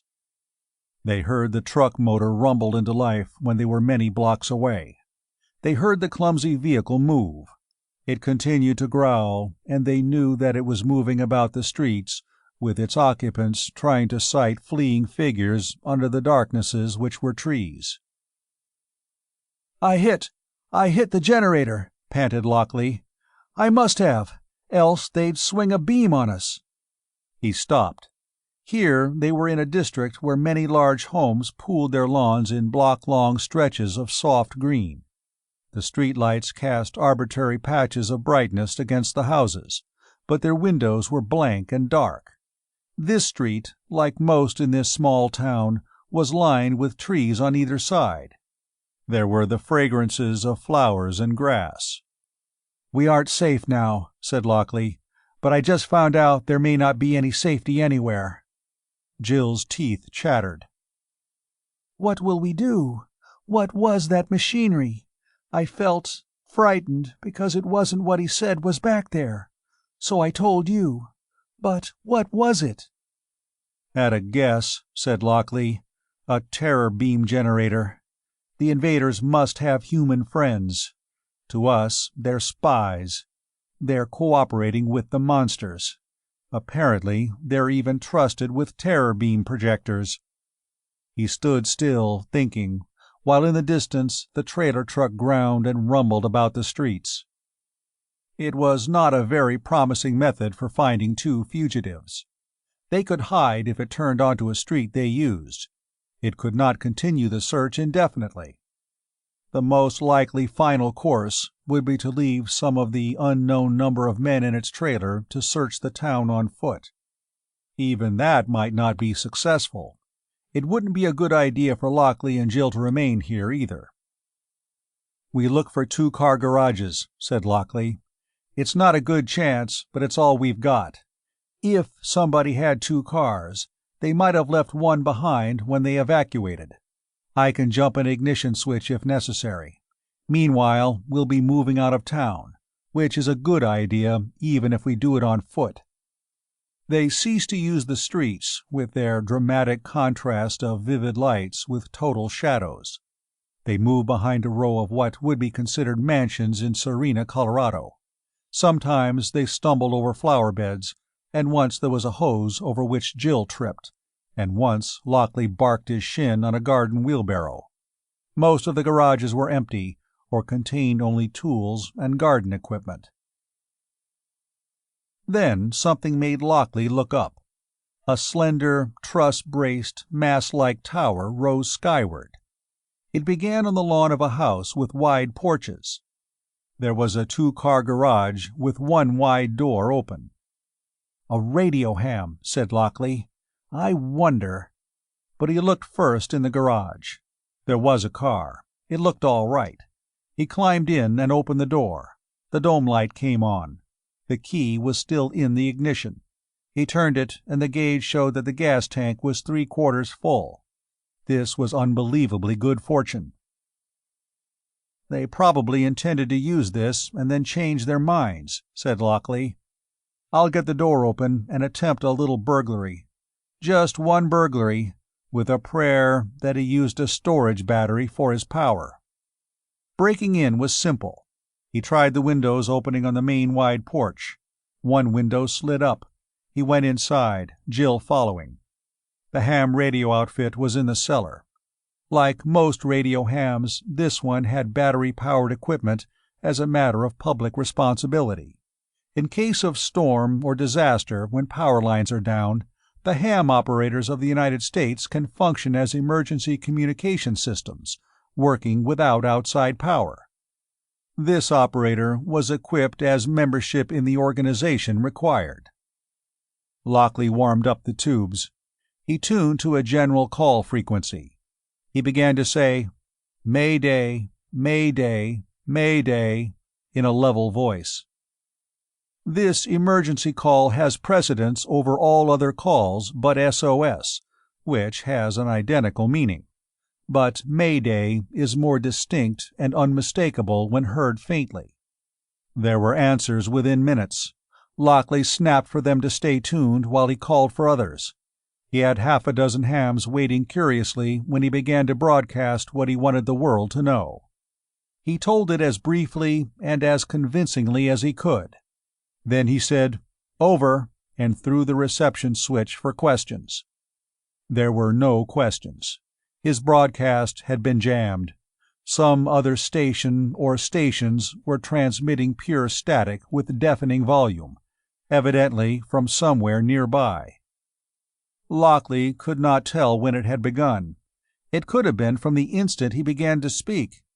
It was very likely that not one really useful word had been heard anywhere. But a direction finder could have betrayed his position. Chapter 8. It was a ticklish job getting the car out of the garage and into the street. Lockley was afraid that starting the motor would make a noise which, in the silence of the town's absolute abandonment, could be heard for a long way. The grinding of the starter, though, lasted only for seconds. It might make men listen, but they could hardly locate it before the motor caught and ran quietly. Also, the trailer truck was still in motion and making its own noise. Of course, it was probable posting watchers and listeners here and there to try to find Lockley and Jill. so Lockley backed the car into the street as silently as was possible. He did not turn on the lights. He stopped, headed away from the area in which the truck rumbled. He sent the car forward at a crawl. Then an idea occurred to him, and cold chills ran down his spine. It is possible to use a short-wave receiver to pick up the ignition sparks of a car. Normally, such sparkings are grounded, so the car's own radio will work. But sometimes a radio is out of order. It was characteristic of Lockley's acquired distrust of luck and chance that he thought of so unlikely a disaster. He eased the car into motion, straining his ears for any sign that the truck reacted. Then he moved the car slowly away from the business district. It required enormous self-control to go slowly. While among the lighted streets the urge to flee at top speed was strong. But he clenched his teeth. A car makes much less noise when barely in motion. He made it drift as silently as a wraith under the trees and the street lamps. They got out of town. The last of the street lamps were behind them. There was only starlight ahead and an unknown road with many turns and curves. Sometimes there were road signs, dimly visible as uninformative shapes beside the highway. They warned of curves and other driving hazards, but they could not be read because Lockley drove without lights. He left the car dark because any glare would have been visible to the men of the trailer truck for a very long way. Starlight is not good for fast driving, and when a road passes through a wooded space it is nerve-wracking. Lockley drove with foreboding, every sense alert and every muscle tense. But just after a painful progress through a series of curves with high trees on either side, which he managed by looking up at the sky and staying under the middle of the ribbon of stars he could see, Lockley touched the brake and stopped the car. "What's the matter?" asked Jill as he rummaged under the instrument panel. "I think," said Lockley, "that I must have damaged something in that truck. Otherwise, they'd have turned their beam on us just to get even. But maybe they'll be able to make a repair. In any case, there are other beams. Those are probably stationary, and the truck knows where they are and calls by truck radio to have them shut off when it wants to go by. That would work." Using the wildlife truck was really very clever. He wrenched at something. It gave. He pulled out a length of wire and started working on one end of it.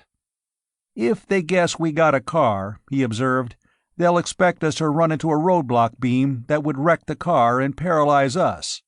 I'm taking a small precaution against that. Here." He put the wire's end into her hand. "It's the lead-in from this car's radio antenna. It ought to warn us of beams across the road, as my watch spring did in the hills. Hold it." "I will," said Jill. "One more item," he said. He got out of the car and closed the door quickly. He went to the back. There was the sound of breaking glass. He returned, saying, "No brake lights will go on now. I'll try to do something about that dome light." With a sharp blow he shattered it. Now we could be as hard to trail as that wildlife truck was the other night. He groped as the car got into motion again. "You mean it was... oh." "Most likely," agreed Lockley. "It was the thing that went out of the park and occupied Maplewood, flinging terror beams in all directions. Some of the truck's crew would have had footgear to make hoof prints. They committed a token burglary or two, and there was the illusion of aliens studying these queer creatures, men. They went on at not more than 15 miles an hour. The car was almost soundless. They heard insects singing in the night. There was a steady, monotonous rumbling high above, where Air Force planes patrolled outside the park. After a time, Jill said, "You seemed discouraged when you talked to that general." "I was," said Lockley. "I am. He played it safe, refused to admit that anybody in authority over him could possibly be mistaken. That's sound policy, and I was contradicting the official opinion of his superiors. I've got to find somebody of much lower rank, or much higher. Maybe—" Jill said in a strained voice, "Stop!" He braked. she said unsteadily. "Holding the wire. I smell that horrible smell." He put his hand on the wire's end. He shared the sensation. "Terror beam across the highway," he said calmly. "Maybe on our account, maybe not. But there was a side road a little way back." He backed the car. He'd smashed the backing lights, too. He'd guided himself by starlight. Presently, he swung the wheel and faced the car about. He drove back the way he had come. A mile or so, and there was another hard-surface road branching off. He took it. Half an hour later, Jill said quickly, "Brakes!" The road was blocked once more by an invisible terror beam, into which any car moving at reasonable speed must move before its driver could receive warning. "This isn't good," he said coldly. "They may have picked some good places to block. We have to go almost at random, just picking roads that head away from the park. I don't know how thoroughly they can cage us in, though." There was a flicker of light in the sky. Lockley jerked his head around. It flashed again. Lightning. The sky was clouding up. "It's getting worse," he said in a strained voice. "I've been taking every turn that ought to lead us away from the park, but I've had to use the stars for direction. I didn't think that soldiers would keep us from getting away from here. I was almost confident. But what will I do without the stars?" He drove on. The clouds piled up, blotting out the heavens. Once Lockley saw a faint glow in the sky and clenched his teeth. He turned away from it at the first opportunity. The glow could be Serena, and he could have been forced back toward it by the windings of the highway he'd followed without lights. Twice Jill warned him of beams across the highway. Once, driven by his increasing anxiety, his brakes almost failed to stop him in time. When the car did stop, he was aware of faint tinglings on his skin. There were erratic flashings in his eyes, too, and a discordant composite of sounds, which, by association with past suffering, made him nauseated. Perhaps this extra leakage from the terror beam was through the metal of the car. When he got out of that terror beam, the sky was 3/4 blacked out, and before he was well away from the spot there was only a tiny patch of stars well down toward the horizon. There were lightning flickers overhead. After a time, he depended on them to show him the road. Then the rain came. The lightning increased. The road twisted and turned. Twice the car veered off onto the road's shoulders, but each time he righted it. As time passed, conditions grew worse. It was urgent that he get as far as possible from Serena, because of the wildlife truck which would seize Jill and himself if its beam generators were repaired, and whose occupants could murder them if they weren't. But it was most urgent that he get away beyond the military cordon to find men who would listen to his information and see that use was made of it. Yet, in driving rain and darkness, without car lights and daring to drive only at a crawl, he might be completely turned around. "I think," he said at last, "I'll turn in at the next farm gate the lightning shows us. I'll try to get the car into a barn so it won't show up at daybreak. We might be heading straight back into the park." He did turn, the next time a lightning flash showed him a turnoff beside a rural free delivery mailbox. There was a house at the end of a lane. There was a barn. He got out and was soaked instantly, but he explored the open space behind the wide open doors. He backed the car in. "So," he explained to Jill, "if we have a chance to move, we won't have to back around first." They sat in the car and looked out at the rain-filled darkness. There was no light anywhere except when lightning glittered on the rain. In such illuminations they made out the farmhouse, dripping floods of water from its eaves. There was a chicken house. There were fences. They could not see to the gate or the highway through the falling water, but there had been solid woodland where they turned off into the lane. "We'll wait," said Lockley distastefully, "to see if we are in a tight spot in the morning. If we're well away, and I've no real idea where we are, we'll go on. If not, we'll hide till dark and hope for stars to steer by when we go." Jill said confidently, "We'll make it. But where to?" To any place away from Boulder Lake Park, and where I'm a human being instead of a crackpot civilian. To where I can explain some things to people who'll listen, if it isn't too late." "It's not," said Jill with as much assurance as before. There was a pause. The rain poured down. Lightning flashed. Thunder roared. "I didn't know," said Jill tentatively, "that you believed the invaders, the monsters, had people helping them." "The overall picture isn't a human one," he told her. "But there's a design that shows somebody knows us. For instance, nobody's been killed. At least not publicly. That was arranged by somebody who understood that if there was a massacre, we'd fight to the end of our lives and teach our children to fight after us." She thought it over. "You'd be that way," she said presently, "but not everybody. Some people will do anything to stay alive, but you wouldn't." The rain made drumming sounds on the barn roof. Lockley said, "But what's happened isn't altogether what humans would devise. Humans who planned a conquest would know they couldn't make us surrender to them. If this was a sort of Pearl Harbor attack by human enemies, and you can guess who it might be, they might as well start killing us on the largest possible scale at the beginning. If monsters with no information about us landed, they might perpetrate some massacres with the entirely foolish idea of cowing us. But there haven't been any massacres. So it's neither a Cold War trick nor an unadvised landing of monsters. There's another angle in it somewhere. Monster-human cooperation is only a guess. I'm not satisfied, but it's the best answer so far." Jill was silent for a long time. Then she said, irrelevantly, "You must have been a good friend of Vale?" Lockley said. "No, I knew him, but that's all. He only joined the Survey a few months ago. I don't suppose I've talked to him a dozen times, and 4 of those times he was with you. Why'd you think we were close friends?" "What you've done for me," she said in the darkness.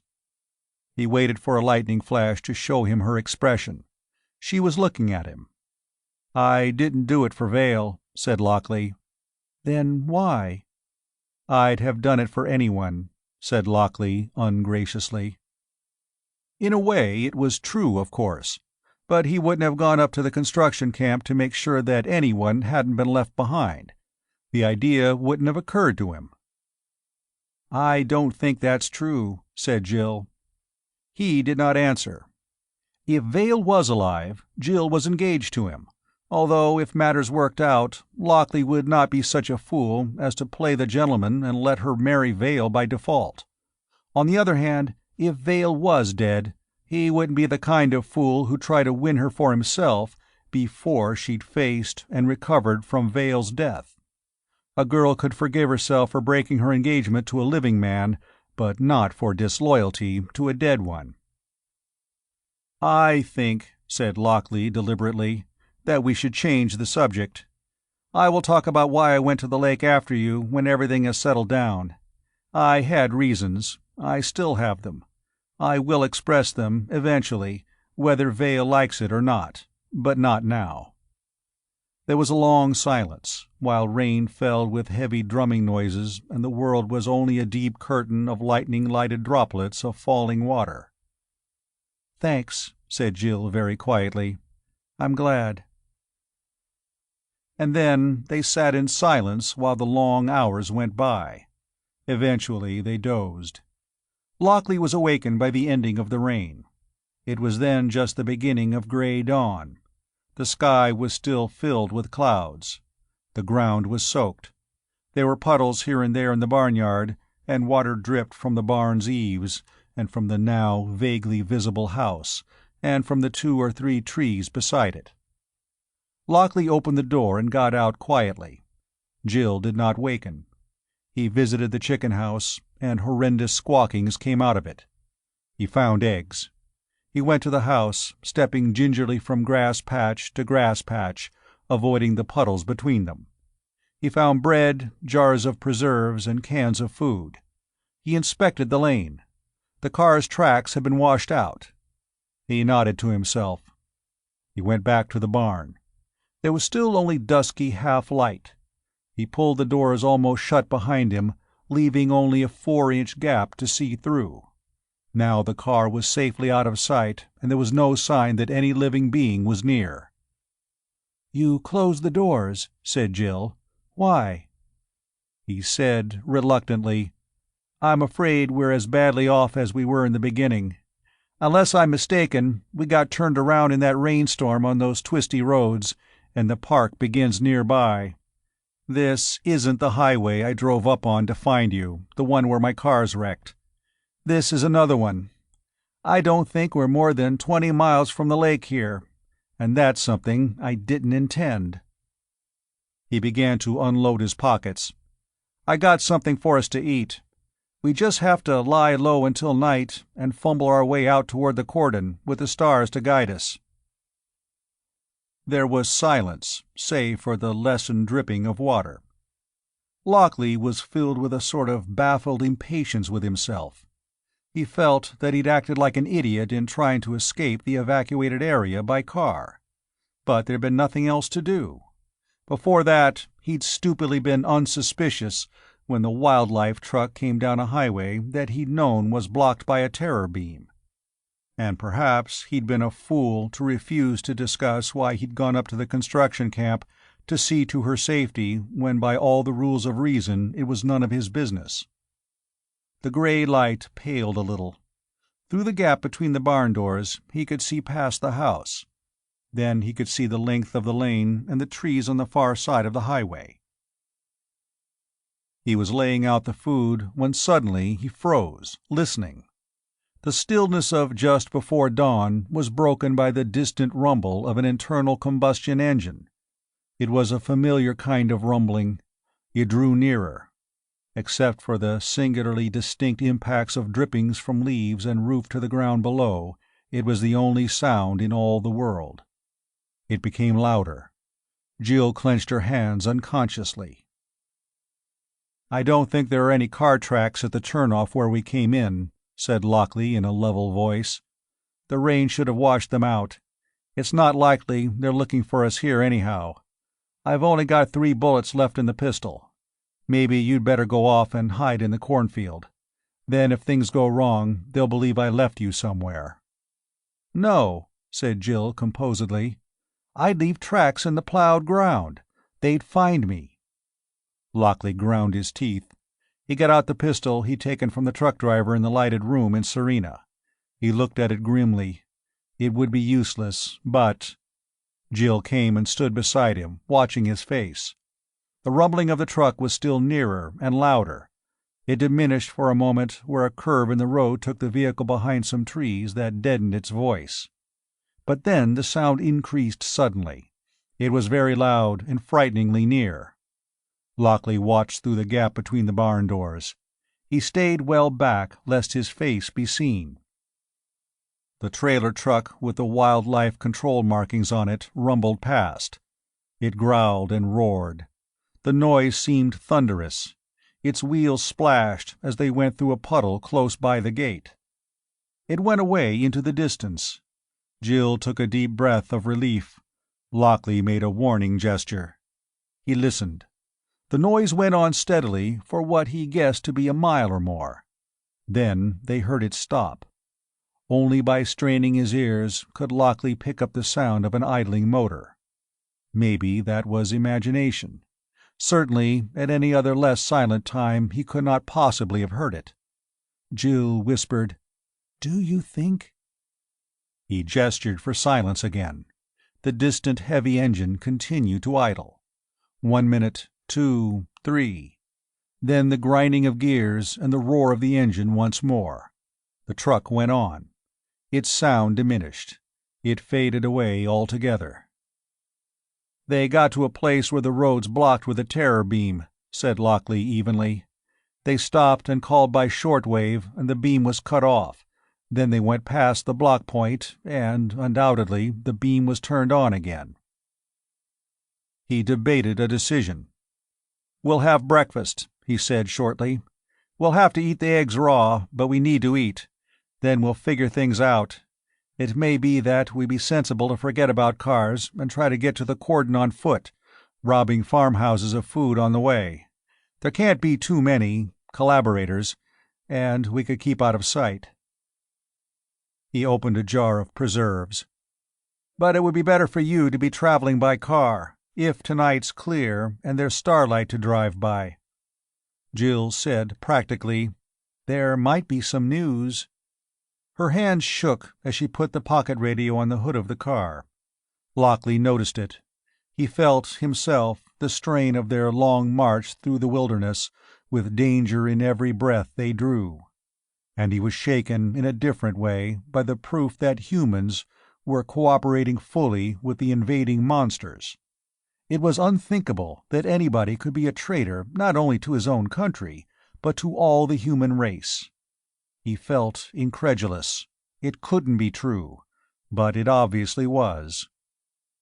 The radio made noises. Lockley turned it in another direction. There was music. Jill's face worked. She struggled not to show how she felt. The radio said, "Special news bulletin. Special news bulletin. The Pentagon announces that for the first time there has been practically complete success in duplicating the terror beam used by the space invaders at Boulder Lake. Working around the clock, teams of foreign and American scientists have built a projector of what is an entirely new type of electronic radiation which produces every one of the physiological effects of the alien terror beam. It is low power so far, and has not produced complete paralysis in experimental animals. Volunteers have submitted themselves to it, however, and report that it produces the sensations experienced by members of the military cordon around Boulder Lake.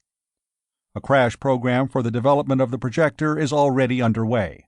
At the same time, a crash program to develop a counter to it is already showing promising results.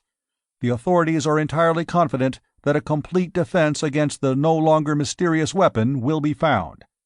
There is no longer any reason to fear that Earth will be unable to defend itself against the invaders now present on Earth or any reinforcements they may receive."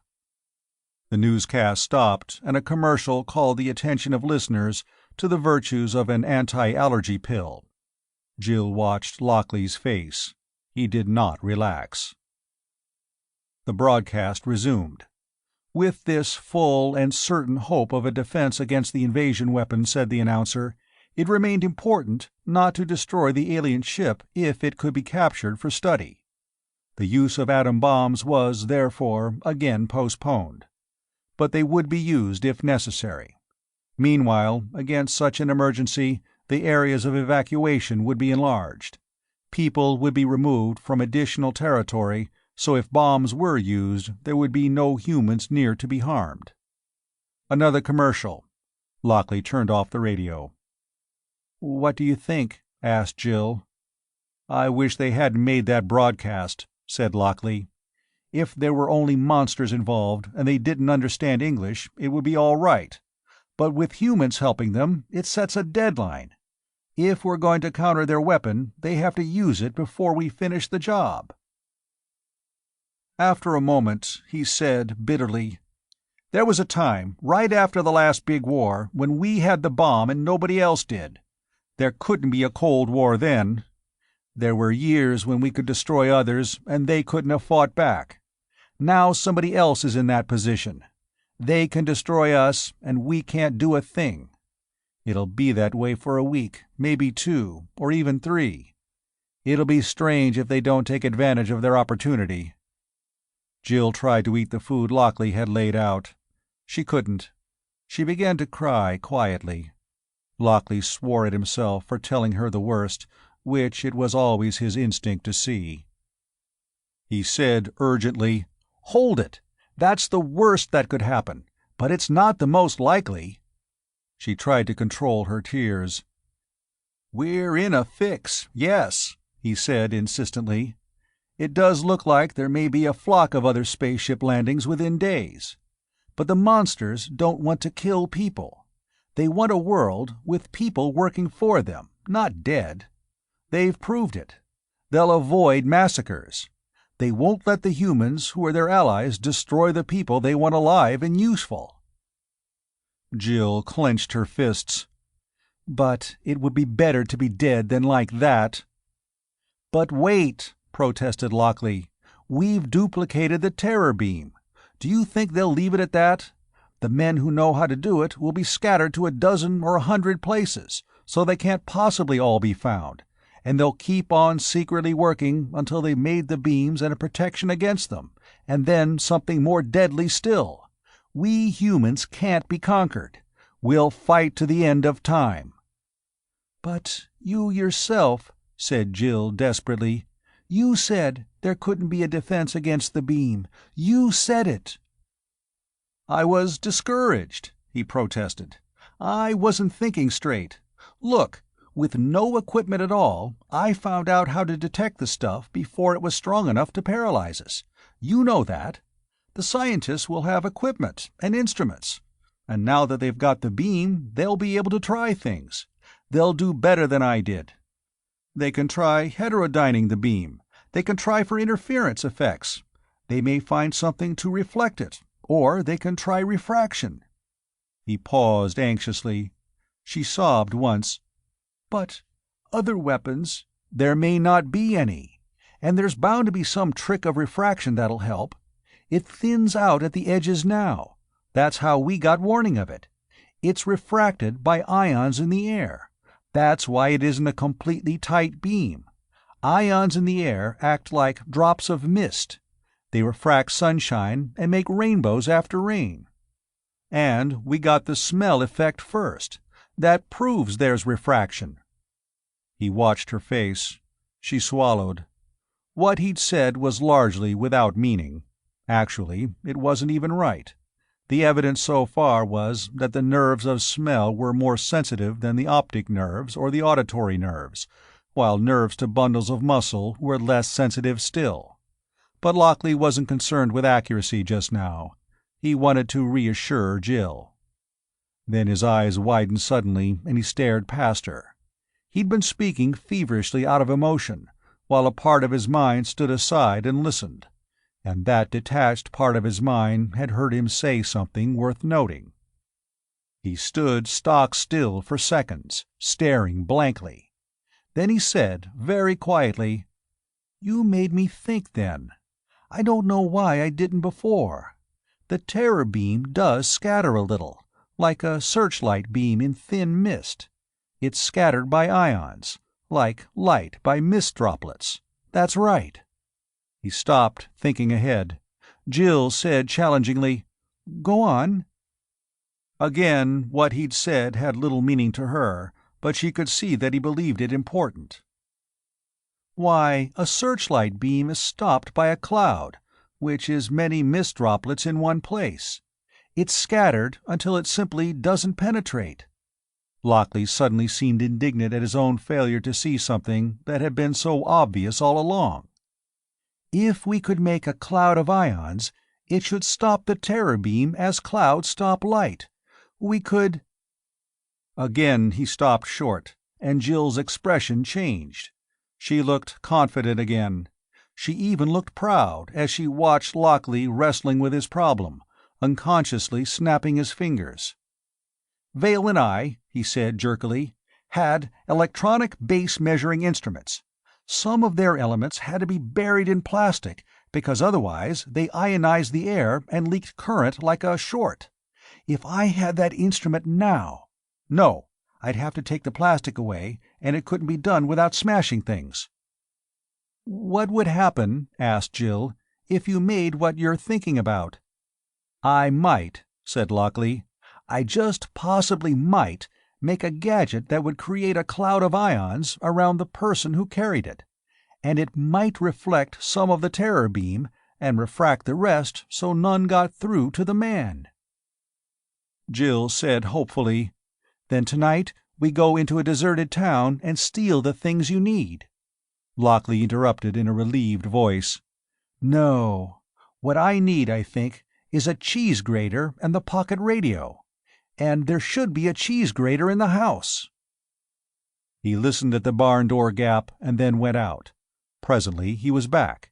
He had not only a cheese grater, but also a nutmeg grater. Both were made of thin sheet metal in which many tiny holes had been punched, so that sharp bits of torn metal stood out to make the grating surface. Lockley knew that sharp points, when charged electrically, make tiny jets of ionized air which will deflect a candle flame. Here there were thousands of such points. He set to work on the car seat, pushing the pistol with its 3 remaining bullets out of the way. The pistol was reserved for Jill in case of untoward events, when it would be of little or no practical value. He operated on the tiny radio with his pocket-knife to establish a circuit, which should oscillate when the battery was turned on. There was induction, to raise the voltage at the peaks and troughs of the oscillations. A transistor acted as a valve to make the oscillations repeated surges of current of one sign in the innumerable sharp points of the graters. And there was an effect he did not anticipate. The ion-forming points were of minutely different lengths and patterns, so the radiation inevitably accompanying the ion clouds was of minutely varying wavelengths. The consequence of using the 2 graters was, of course, that rather astonishing peaks of energy manifested themselves in ultra-microscopic packages for a considerable distance from the device. But Lockley did not plan that. It happened because of the materials he had to use in lieu of something better. When it was finished, he told Jill, "I can only check the ion production here. If it works, it ought to make a lighter flame flicker when near the points. If it does that, I'll go up the road to where the trailer truck stopped. I've a pretty good idea that the road's blocked by a terror beam there." Absorbed, he threw the switch, and instantly there was a racking, deafening explosion. The pistol on the car seat blew itself to bits, smashing the windshield and ripping the cushion open. The 3 cartridges in its cylinder had exploded simultaneously. Lockley seized a pitchfork. He stood savagely, ready for anything. Powder smoke drifted through the barn. Nothing else happened. After long, tense moments, Lockley said slowly, "That could be another weapon the monsters have turned on. It's been imagined. They could be using a broadcast or a beam we haven't suspected to disarm the troops of the cordon. They could have a detonator beam that sets off explosives at a distance. It's possible. And if that's what they're turning on, they only have to sweep the sky and the bombers aloft will be wiped out." But there were no sounds other than the slowly diminishing drip of water from the barn roof and the house eaves and the few trees in the barnyard. "Anyhow, they've ruined our only weapon," said Lockley coldly. "It could be a detonation beam setting off the cartridges. That would be a perfect protection against atomic bombs, if the chemical explosion that makes them go off could be triggered from a distance. Clever people, these monsters." Then he said abruptly, "Come on, it's 10 times more necessary for us to get to where somebody can make use of our information." "Go where?" asked Jill, shaken once more. "We take to the woods until dark," said Lockley, "and meanwhile I'll check this supposedly promising gadget, though it looks pretty feeble if the monsters have a detonating beam, against the road-blocking beam up yonder. Come on." He stuffed his pockets with food. He led the way. But morning had now arrived. The sun was visible, red at the eastern horizon. "Walk on the grass," commanded Lockley. There was no point in leaving footprints, though there was no reason to believe the explosion on the car seat had been heard. Lockley indeed considered that if the aliens had just used a previously undisclosed weapon, there would be explosions of greater or lesser violence all over the evacuated territory, and all other areas within its range. There wouldn't be any farmhouses without a shotgun put away somewhere. There would be shotgun shells, too. If the aliens had a detonator beam as well as one that produced the terror beam's effects, then all hope of resistance was probably gone. They crossed to the house and moved alongside it. They went with instinctive furtiveness out of the lane and quickly into the woodland on the farther side. They were soaked almost immediately. Fallen leaves clung to their shoes. Drooping branches smeared them with wetness. Lockley went barely out of sight of the highway, and then trudged doggedly in the direction the wildlife control trailer truck had taken. He handed Jill the ribbon of bronze that had been the mainspring of his watch. "We might pick up the beam from the wetness underfoot," he said, "but we'll play it safe and use this too." They went on for a long way. Lockley fumed. "I don't like this. We ought to be there." "I think," said Jill, "I smell it." "I'll try it," said Lockley. He detected the jungle smell and its concomitant revolting odors. He led Jill back. "Wait here by this big tree stump. I'll be able to find you, and you're safe enough from the beam." He turned away. Jill said pleadingly, "Please be careful."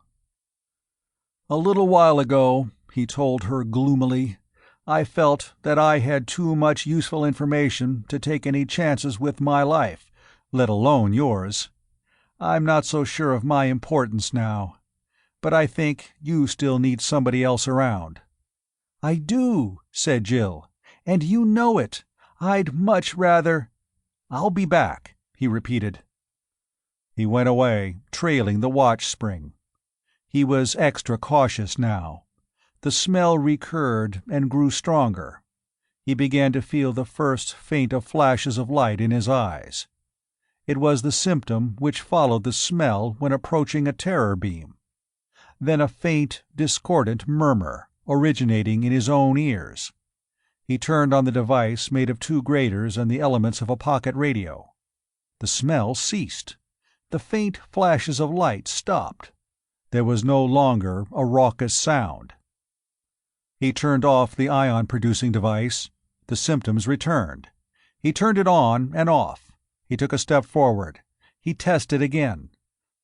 The cloud of ions from the innumerable jagged points was invisible, but somehow it refracted, or reflected, in any case neutralized, the weapon of the beings at Boulder Lake.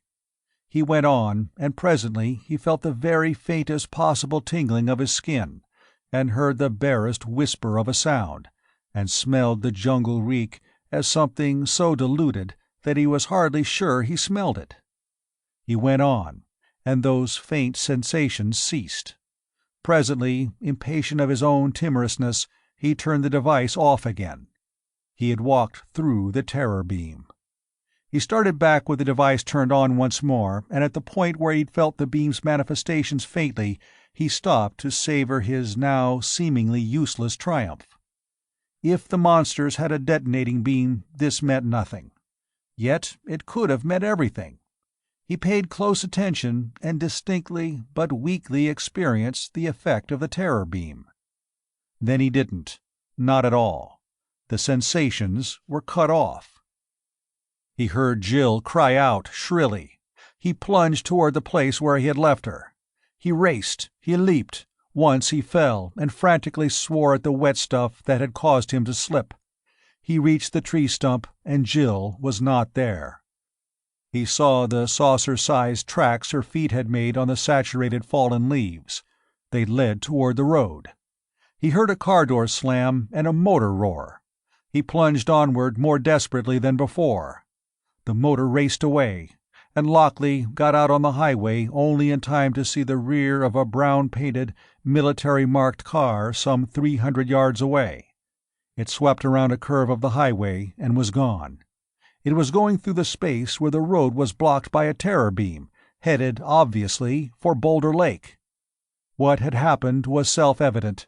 From her place beside the huge stump she'd seen a military car approaching, and she and Lockley had been trying to reach the cordon of troops around Boulder Lake. There was no reason to distrust men in uniform or in a military car. She'd run to flag it down. She had. By a coincidence, it was undoubtedly where a carload of collaborating humans would have stopped to have the road-blocking beam cut off by their monster allies. She'd approached the stopped car, and something frightened her. She screamed. But she'd been pulled into the car, which went on before the beam could come on again to stop it. Chapter 9. It was very likely that at that moment Lockley despised himself more bitterly than any other man alive. He blamed himself absolutely for Jill's capture. If there were humans acting with the alien invaders, her fate would unquestionably be more horrible than at the hands of the monsters alone. After all, there was one nation most likely to deal with extraterrestrial creatures to help them in the conquest of Earth, and its troops were not notorious for their kindly behavior to civilians. And Jill was their captive. He'd been carried past the place where a terror beam blocked the road. The military markings might mean the car was stolen, or that its markings and paint were counterfeit. It seemed certain that Jill had gone up to it in confidence that there could be only American soldiers in such a car, and when near it found out her mistake too late. These were not things that Lockley thought out in detail at the beginning. He ran after the car like a madman, unable to feel anything but horror, and so terrible a fury that it should have killed its objects by sheer intensity. Presently he heard hoarse, gasping sounds. He realized that the sounds were the breath going in and out of his own throat, while Jill was carried farther and farther away from him in a car which traveled 10 yards to his 1. He sobbed then, and suddenly he was strangely and unnaturally calm. He was able to think quite coolly. The only difference between this and normal thinking was that now he could only think about one thing: full and complete and terrible revenge for the crimes committed and to be committed against Jill. She would be taken to Boulder Lake, so he would go to Boulder Lake, and somehow, in some manner, he would destroy utterly all living things there and every trace of their coming. Which, of course, was both natural and unreasonable, but reason would have been unnatural at such a time as this. He moved along the highway in a passion of ultimate resolve. In the rest of the world, time passed without knowledge of his emotional state. The rest of the world was suffering emotional agonies of its own. The United States had become popular among peoples who disliked all things American except those they were given free, and who continued to dislike the givers. Now, though, the United States had been invaded from space by creatures using weapons of unprecedented type and effect. If the United States were conquered, there was no other nation likely to remain free.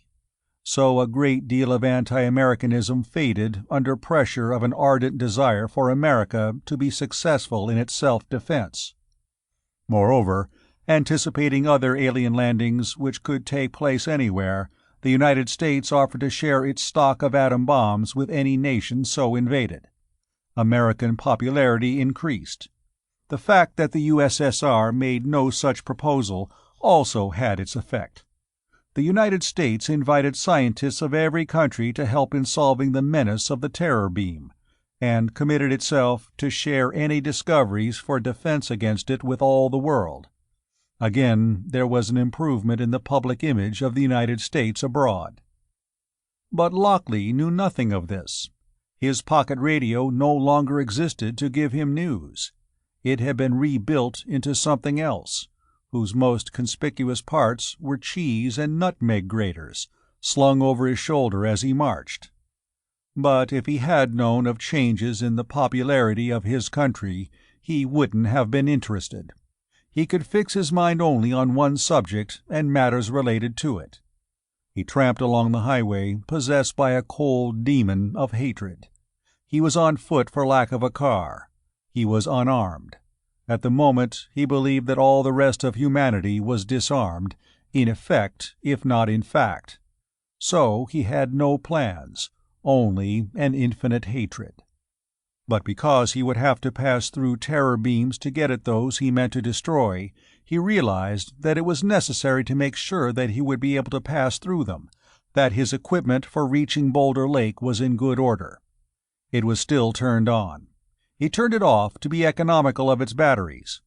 He went on, thinking of only one subject, examining every possibility for revenge with a passionate patience, undiscouraged because one idea after another was plainly impossible, but continuing obsessively to think of others.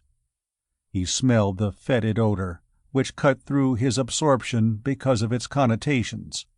He turned on his device and went doggedly ahead.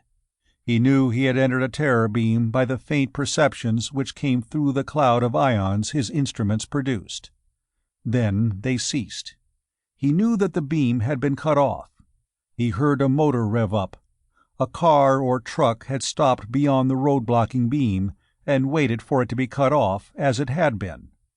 Lockley stepped into the woods, hating the vehicle bitterly as it approached, but wanting to save destruction for those where Jill had been taken. He was hidden when the car appeared. It was a perfectly commonplace car with a whip aerial at its rear. It came confidently along the highway. 100 yards from him there were explosions. Smoke came out of the open windows. The engine stopped and the car bucked crazily and went into the ditch beside the highway. A man plunged out, slapping at his leg. A revolver in its holster had exploded all its shells. The leather holster had saved him from serious injury, but his clothing was on fire. Other men, 2 of them, got out hastily. Things had exploded in the back of the car, too. The 3 men swore agitatedly. Then one of them said something which stimulated the others to frantic flight down the highway away from the ditched car. The 3rd man limped anxiously after the faster-moving 2. Lockley, watching and hating with undivided attention, knew when the terror beam came on. He felt it, very faint because of his protection, but quite distinct. The explosions had taken place when the car was in the area now covered again by the terror beam. The men in the car, astonished and scorched, had fled because the beam was due to come back on and they didn't want to be caught in it. Lockley noted that the human confederates of the monsters had no protection against the beam to match his own. Perhaps the monsters themselves were protected only near the projectors. This was an item affecting his plans of revenge for Jill. He stored it away in his mind. Then he realized that the weapons in the car had exploded just like the pistol on his own seat cushion. The explosion was not associated with the terror beam. There had been no beam in action when his own pistol blew up. It did not seem reasonable that if the monsters possessed a detonation beam, that they turn it on their own confederates. No, rational beings would do nothing so self-contradictory. Then Lockley looked down at the cheese-grater pocket radio device of his own manufacture. He considered the fact that his own pistol had exploded the instant he turned the gadget on. The weapons in the other car detonated when that car was near him. He plodded onward, thinking very clearly and precisely about the matter. He even remembered to turn off his gadget because he would need to avenge Jill. But when he tried to think of any subject unconnected with revenge, his mind became confused and agitated. 2 miles along the highway, which had not yet turned to head in toward Boulder Lake, there was a farmhouse. Lockley walked heavily to the abandoned building. He found the door locked. Without conscious thought, he forced it. He searched the closets. He found a shotgun and half a box of shells. He considered them, then left the gun and all the shells but 3. He went out. Presently, he laid a shotgun shell down on the road. He paced off 25 yards and dropped another. He dropped a third 25 yards farther on, and then carefully counted off 300 feet. The car had been just about that far away when the explosions came. He turned on his device. 2 of the 3 shells exploded smokily. The farthest away did not explode. He did not rejoice. He went on without elation, but it became part of his painstaking search for vengeance that he knew he could set off explosives within 125 yards of himself. There was something about the device he'd constructed which made explosives detonate up to a distance of a little over 100 yards. He felt no curiosity about it, though it was simple enough. The heterodyning of extremely saw-toothed waves produced peaks of energy until the saw-teeth began to smooth out. There were infinitesimal spots in which, for infinitesimal lengths of time, energy conditions comparable to sparks existed. This had not been worked out in advance, but the reason was clear. He came to the place where the main highway to Boulder Lake branched off from the road he was following. He turned into it, walking doggedly. 3 miles toward the lake, an engine sounded from behind him. He got off the highway and turned the switch. A half-ton truck came trundling openly along the road. It came closer and closer. Small arm ammunition exploded. The engine stopped, and the light truck toppled over onto its side. Lockley did not approach it. Its driver might not be dead, and he would not find it possible to leave any man alive who was associated with Jill's captors. He passed the truck and went on up the highway. 7 miles up the road, a truck came down from Boulder Lake. Lockley placed himself discreetly out of sight. He turned on his instrument. A gun flew to pieces with a thunderous detonation. The truck crashed. It was interesting to Lockley that automobile engines invariably went dead at about the time that explosives went off. The fact was, of course, that ionized air is more or less conductive. In an ion cloud, the spark plugs shorted and did not fire in the cylinders. There were 2 other vehicles which essayed to pass Lockley as he went on up the long way to the lake. Both came from the interior of the park. He left them wrecked beside the highway. Between times, he walked with a dogged grimness toward the place where Vale had been the first to report a thing come down from the sky. That had been how many days ago? 3, 4? Then, Lockley had been a quiet and well-conducted citizen, inclined to pessimism about future events, but duly considerate of the rights of others. Now he'd changed. He felt only one emotion, which was hatred such as he'd never imagined before. He had only one motive, which was to take total and annihilating vengeance for what had been done to Jill. He plodded on and on. He had to make a march of not less than 20 miles from the park's beginning. He journeyed on foot, because there were terror beams to pass, and automobile engines did not run when his protective device operated. He could not arm himself from the cars that ditched, because all chemical explosive weapons and their ammunition blew at the same time. He was a minute figure among the mountains, marching alone upon a winding highway, moving resolutely to destroy, alone, the invaders from outer space and the men who worked with them for the conquest of Earth. For his purpose, he carried the strangest of equipment, a device made of a pocket radio and a cheese grater. He had food in his pockets, but he could not eat. During the afternoon, he became impatient of its weight and threw it away. But he thirsted often. More than once he drank from small streams over which the highway builders had made small concrete bridges. At 3 in the afternoon, a truck came up from behind. Here he trudged between steep cliffs which made him seem almost a midget. The highway went through a crevice between adjoining mountainsides. There was no place for him to conceal himself. When he heard the engine, he stopped and faced it. The truck had picked up many men from wrecked cars along its route. They were scorched and scratched and wounded men, hurt by the explosion of their firearms. The truck brought them along and overtook Lockley. He waited very calmly, since it did not seem likely that they would realize that one man had caused the crashes. The driver of the truck with the picked-up men did not even think of such a thing. Lockley seemed much more likely the victim of still another wreck. The overtaking truck slowed down. There would be no strangers in Boulder Lake Park. There would be only the task force aiding the monsters, as Lockley reasoned it out. So the truck slowed, preparatory to taking Lockley aboard. At 125 yards from Lockley, weapons in the truck cab blew themselves violently apart. The engine, stopped in gear, acted as a violently applied brake. The truck swerved off the highway. It turned over and was still.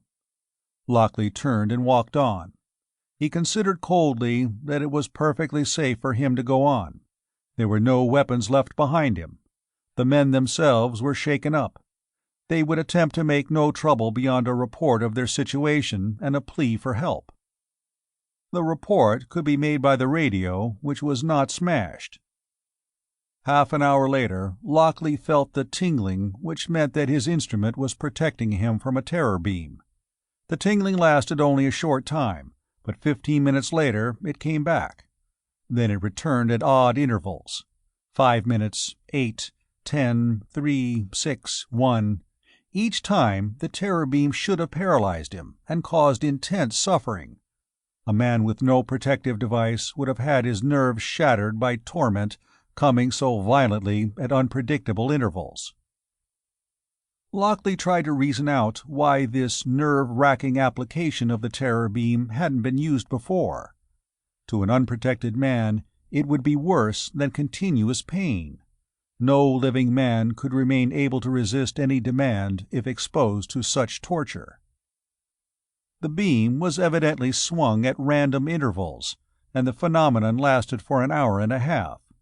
Anyone but Lockley behind a cloud of ions would have been reduced to shivering hysteria. Then, suddenly, the beaming stopped, but Lockley left his device in operation. Half an hour later still, close to 5 o'clock, it appeared that the invaders assumed that any enemy should have been softened up for capture. They sent an expedition to find out what had happened to their trucks and cars. Lockley saw 4 cars and a light truck in close formation moving toward him from the lake. They were close, as if for mutual protection. They moved steadily, as if inviting the fate that had overtaken the others. The shortwave reports from smashed trucks seemed improbable to them, but the expedition was equipped to investigate even such unlikely happenings. The 4 cars in the lead contained 5 men each. Each man was armed with a rifle containing a single cartridge in its chamber and none in its magazine. The rifles pointed straight up. There was more ammunition in the light truck behind, and it was in clips for ready use, but the truck body was of iron. If that ammunition detonated, it could do no harm. If it did not, it would be available for use against the single man mentioned by the driver of the last truck to be wrecked. But Lockley saw them coming. They came sedately down a long, straight stretch of road. He climbed a rocky wall beside the highway to a little ravine that led away from the road. He posted himself where he was extremely unlikely to be seen. Then he waited. The cavalcade of cars appeared. It drove briskly toward Lockley at something like 30 miles an hour. Perhaps 10 yards separated the lead car from the second. The truck was a trifle closer to the 4 man-carrying vehicles. They swept along, every man alert. They would pass 40 feet below Lockley. He did nothing. His device was already turned on. He watched in detached calm. The lead car stopped as if it had run into a brick wall, while rifles inside it blew holes in its top. The second car crashed into it, rifles detonating. The third car, the fourth. The truck piled into the others with a gigantic flare and furious report, each separate brass cartridge case exploding in the same instant. The truck became scrap iron. Lockley went away along the small ravine. From now on, he would avoid the highway. He estimated that he would arrive at Boulder Lake itself about half an hour after dark. It occurred to him that then Jill would have been a prisoner of the invaders for something more than 12 hours, at least 10 of them at their headquarters. Before he began the climb that would take him to the invaders, Lockley stopped at a small stream. He drank thirstily. Chapter 10.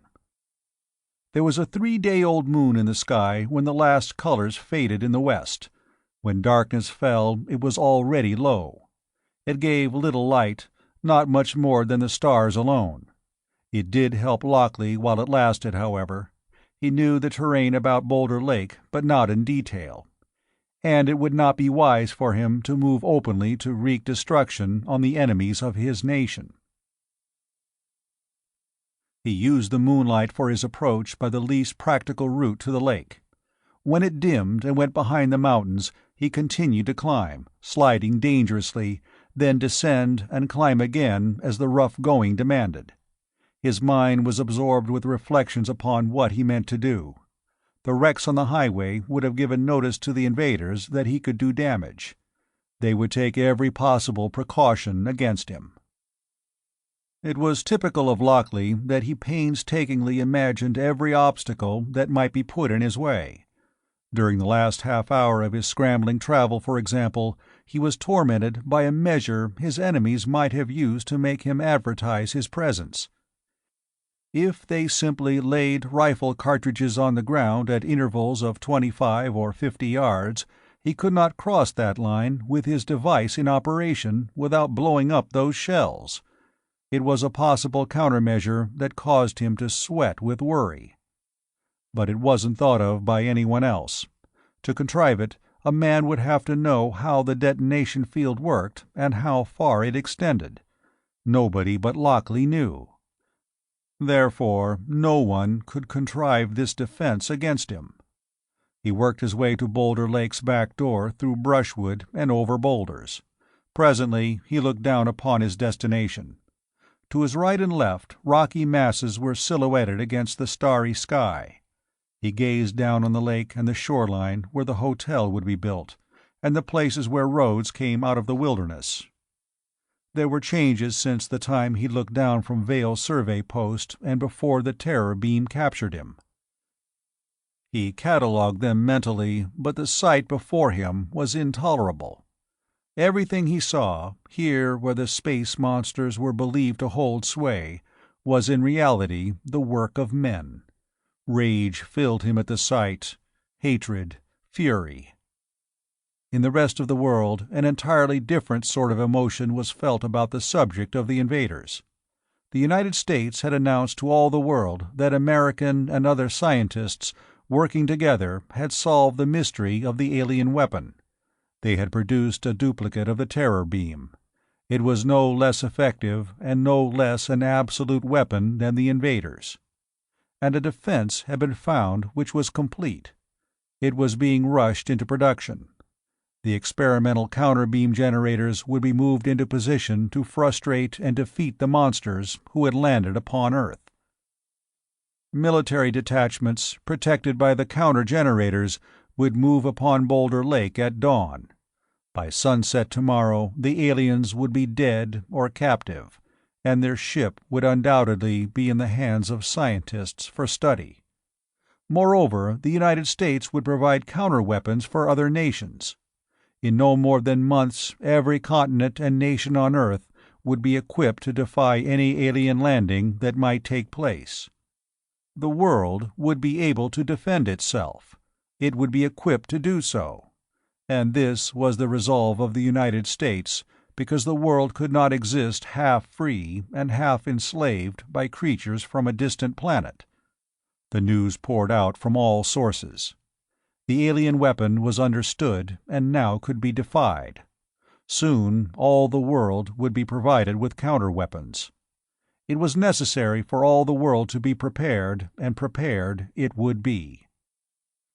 This was the information which made all the world rejoice, though not yet at ease, because aliens still occupied a tiny part of the Earth. But all the world was eager for confirmation of the news it had just received. Lockley had no such soothing anticipations. He shook with fury because what he saw before him was so appalling as to be almost unbelievable. It was not dark in the place he looked down upon. There were bright floodlights placed here and there to drench a large area with light. There were a few figures in sight, but what the floodlights showed made Lockley quiver with hatred. The floodlights were of typically human type. There were vehicles parked on a level, grassy space. They were of human manufacture. There was no spaceship in the lake, but there was a 3-stage rocket set up, ready for firing. It was of the kind used by humans to put artificial satellites into orbit. Lockley even knew its designation, and that it used the new solid fuels for propulsion. In the lair of the creatures from outer space, there was nothing from outer space. There was nothing in view which was alien, or unearthly, or extraterrestrial, and Lockley made inarticulate growling sounds because he saw with absolute clarity and certainty that there never had been anything from outer space at this spot. There were no monsters. There never had been, and the truth was more horribly enraging than the deception had been. Because this could mean the death of the world. This was an attempt to fight the last war on Earth in disguise. Humans had posed as non-human beings so that America would fight against phantoms while its great military rival pretended to help and actually stabbed them from behind. It was completely logical, of course. An admitted attack by terror beams in the form of death rays would involve retaliation by America. Against a human enemy, great, roaring missiles could circle Earth to plunge down upon that enemy's cities, to turn them and their inhabitants into incandescent gas. An attack known to be by humans and upon humans must touch off the world's last war in which every living thing might die. No conceivable success at the beginning could prevent full retaliation. But if the attack were believed to be from space, then American weapons and valor would be spent against creatures which were no more than ghosts. Lockley moved forward. Only he could know the situation as it presented itself here. Even vengeance for Jill should be put aside, if it called for action irrelevant to this state of things.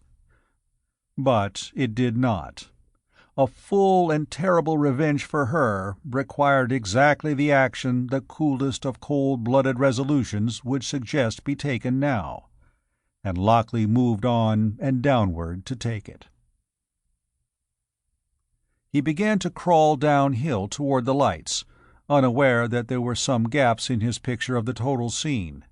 For example, these lights could be detected by aircraft overhead. The fact did not occur to Lockley. He was not given pause by the relaxation of the enemy's disguise so far as air observation was concerned. He didn't think of it. He moved on. He drew near the lighted area, but he did not walk, he crawled. He began to listen with fury-sharpened ears. If he could get close to that huge rocket, close enough to detonate its solid fuel stores, that would be at once revenge and expedience. If the rocket's fuel blew up instead of burning as intended, it would annihilate the camp. It would wipe out every living creature present. But there would be fragments left by the explosion. There would be corpses. There would be wreckage. And that wreckage and those corpses would be unmistakably human. The last war on Earth might not be avoided, but at the worst it would be fought against America's actual enemy and not against imaginary monsters. It was worth dying to accomplish even that. But Jill.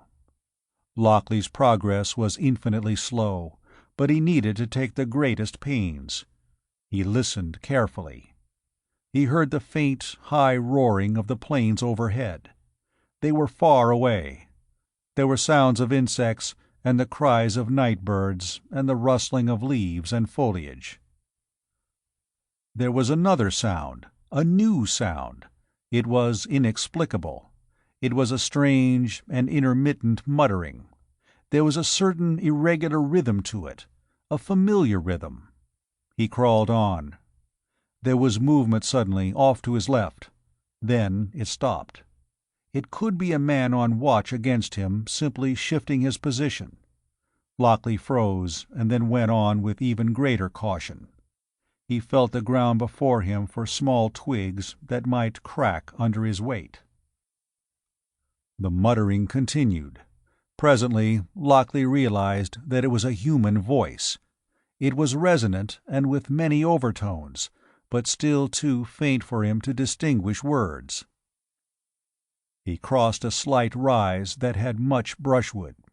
The brushwood grew in clumps, and he circled them with a patient caution foreign to his feelings. The muttering changed and went on. Lockley pressed himself to the ground. Men went past him 100 feet away. He saw them in outline against the illuminated parked cars and trucks and in the space around the huge rocket. They carried no rifles, probably no firearms at all. Lockley's march up the highway had warned them of the uselessness of guns, at least at short range. They were watching for him now. Perhaps these men were relieving other watchers on the hillside. He saw other men. They seemed to move restlessly around the lighted area. The muttering was louder now. He could almost catch words. He made another 100 yards toward the rocket, and the voice changed again. Then he was dazed. The voice was speaking to him, calling him by name. "Lockley! Lockley! Don't do anything crazy! Everything can be explained! You'll recognize my voice! You talked to me on the telephone from Serena!" Lockley did recognize the voice. It was that of the General, who'd sounded pompous and indignant, as he refused to listen to Lockley's statements. Now, coming out of the many loudspeakers and echoing hollowly from Cliff's, it was the same voice, but with an intonation that was persuasive and forthright. "You startled me," the voice said crisply. "You'd found out there were humans involved in this business. It was important that the fact be suppressed. I tried to browbeat you, which was a mistake. While I was talking to you, your suspicion was reported on shortwave by the wildlife driver. I tried to overawe you. You're the wrong kind of man for that. But everything can be explained. Everything. Here's Vale to prove it." There was only an instant's pause. Then Vale's voice came out of the loudspeakers spread all about. "Lockley, this is Vale. The whole thing's faked. There's a good reason for it, but you stumbled on the facts. They had to be kept secret. I didn't even tell Jill. This isn't treason, Lockley. We aren't traitors. Come out, and I'll explain everything. Here's Sattel." And Sattel's voice boomed against the hills. "Vale's right, Lockley. I didn't know what was up. I was fooled as much as anybody. But it's all right. It's perfectly all right. When you understand, you'll realize that you had to be deceived, just as I was. Come on out, and everything will be explained to your satisfaction. I promise." Lockley grimaced. How did Sattel get up here? And the General in command of the cordon? More than that, why did they call his name instead of simply trying to kill him? Why post watchers on the hillsides, if they were anxious to explain and not to murder? How could they hope to deceive him after Jill? There was a pause, and then what was evidently considered a decisive message came. It was Jill's voice, weary and desperate. It said, "Please, come out and listen. Please come and let them explain everything. They can do it. I understand, and I believe them. It's true. It's not treason. I beg you to come out and let them tell you why all this has happened." Her voice trailed off. It trembled. It was tense. It was strained. And Lockley cursed softly, shaking with rage. Then the first voice returned. "Lockley! Lockley! Don't do anything crazy. Everything can be explained. You'll recognize my voice. You talked to me on the telephone from Serena." This voice repeated, word for word and intonation for intonation, exactly what it had said before. The other voices followed in the same order. They were taped. In Lockley's state of mind, the taping took away all authority from the voices. Jill, in particular, sounded as she might have if torture had been used to break her will and force her to say what her captors wished. She could not put any warning into it because she could have been forced to repeat and repeat the message until her captors were satisfied. That would all be avenged now. All of it. And Jill would be grateful to Lockley even if they never saw each other again. Grateful for the monstrous blast that would wipe this place clean of living creatures. Lockley suddenly saw a way by which his vengeance could be increased by just a little. It could be made even more satisfying and just. Hiding under brushwood, while the voices tirelessly repeated their recorded persuasion, he made a very simple device. It switched onto the instrument he carried. If his hand clenched, it would go on. If his hand relaxed, it would go on.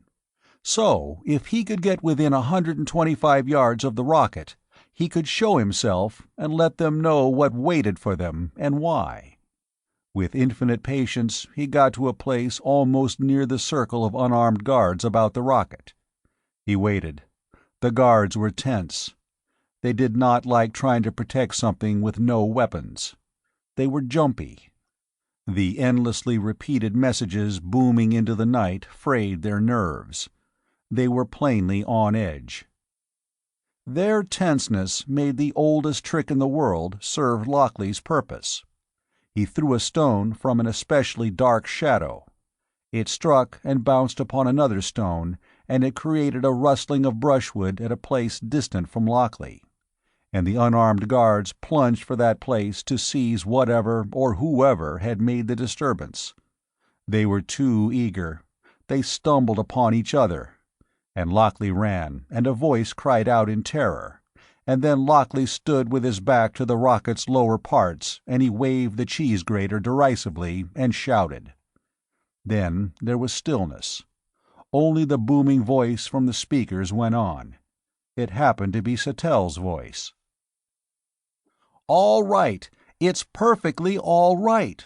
When you understand, you'll realize that you had to be deceived as I was. It was necessary. Come out and everything—" Somebody cut off the recorder. There was a moment of blank indecision, and then a man in uniform with 2 general stars on his shoulders came out of somewhere and walked to face Lockley. "Ah, Lockley," he said briskly. "That's the thing you smash cars and explode ammunition with, eh? Do you think it will blow the rocket?" "I'm going to try it," said Lockley. "Listen." He showed how anything that could be done to him would close the switch one way or the other. "I wanted you to know before I blow it," he said fiercely. "Where's Jill? Jill Holmes. One of your cars picked her up and brought her here. Where is she?" "We sent her," said the general, "over to the construction camp, in case you managed to get in the exact situation you're in. In other words, she's safe. She'll be coming shortly, though. She was to be notified the instant you appeared, if the rocket didn't blast as your greeting." Lockley ground his teeth. "We'll have this settled before she gets here." Vale appeared. He walked forward and stood beside the general. "We did a job that was several times too good, Lockley," he said ruefully.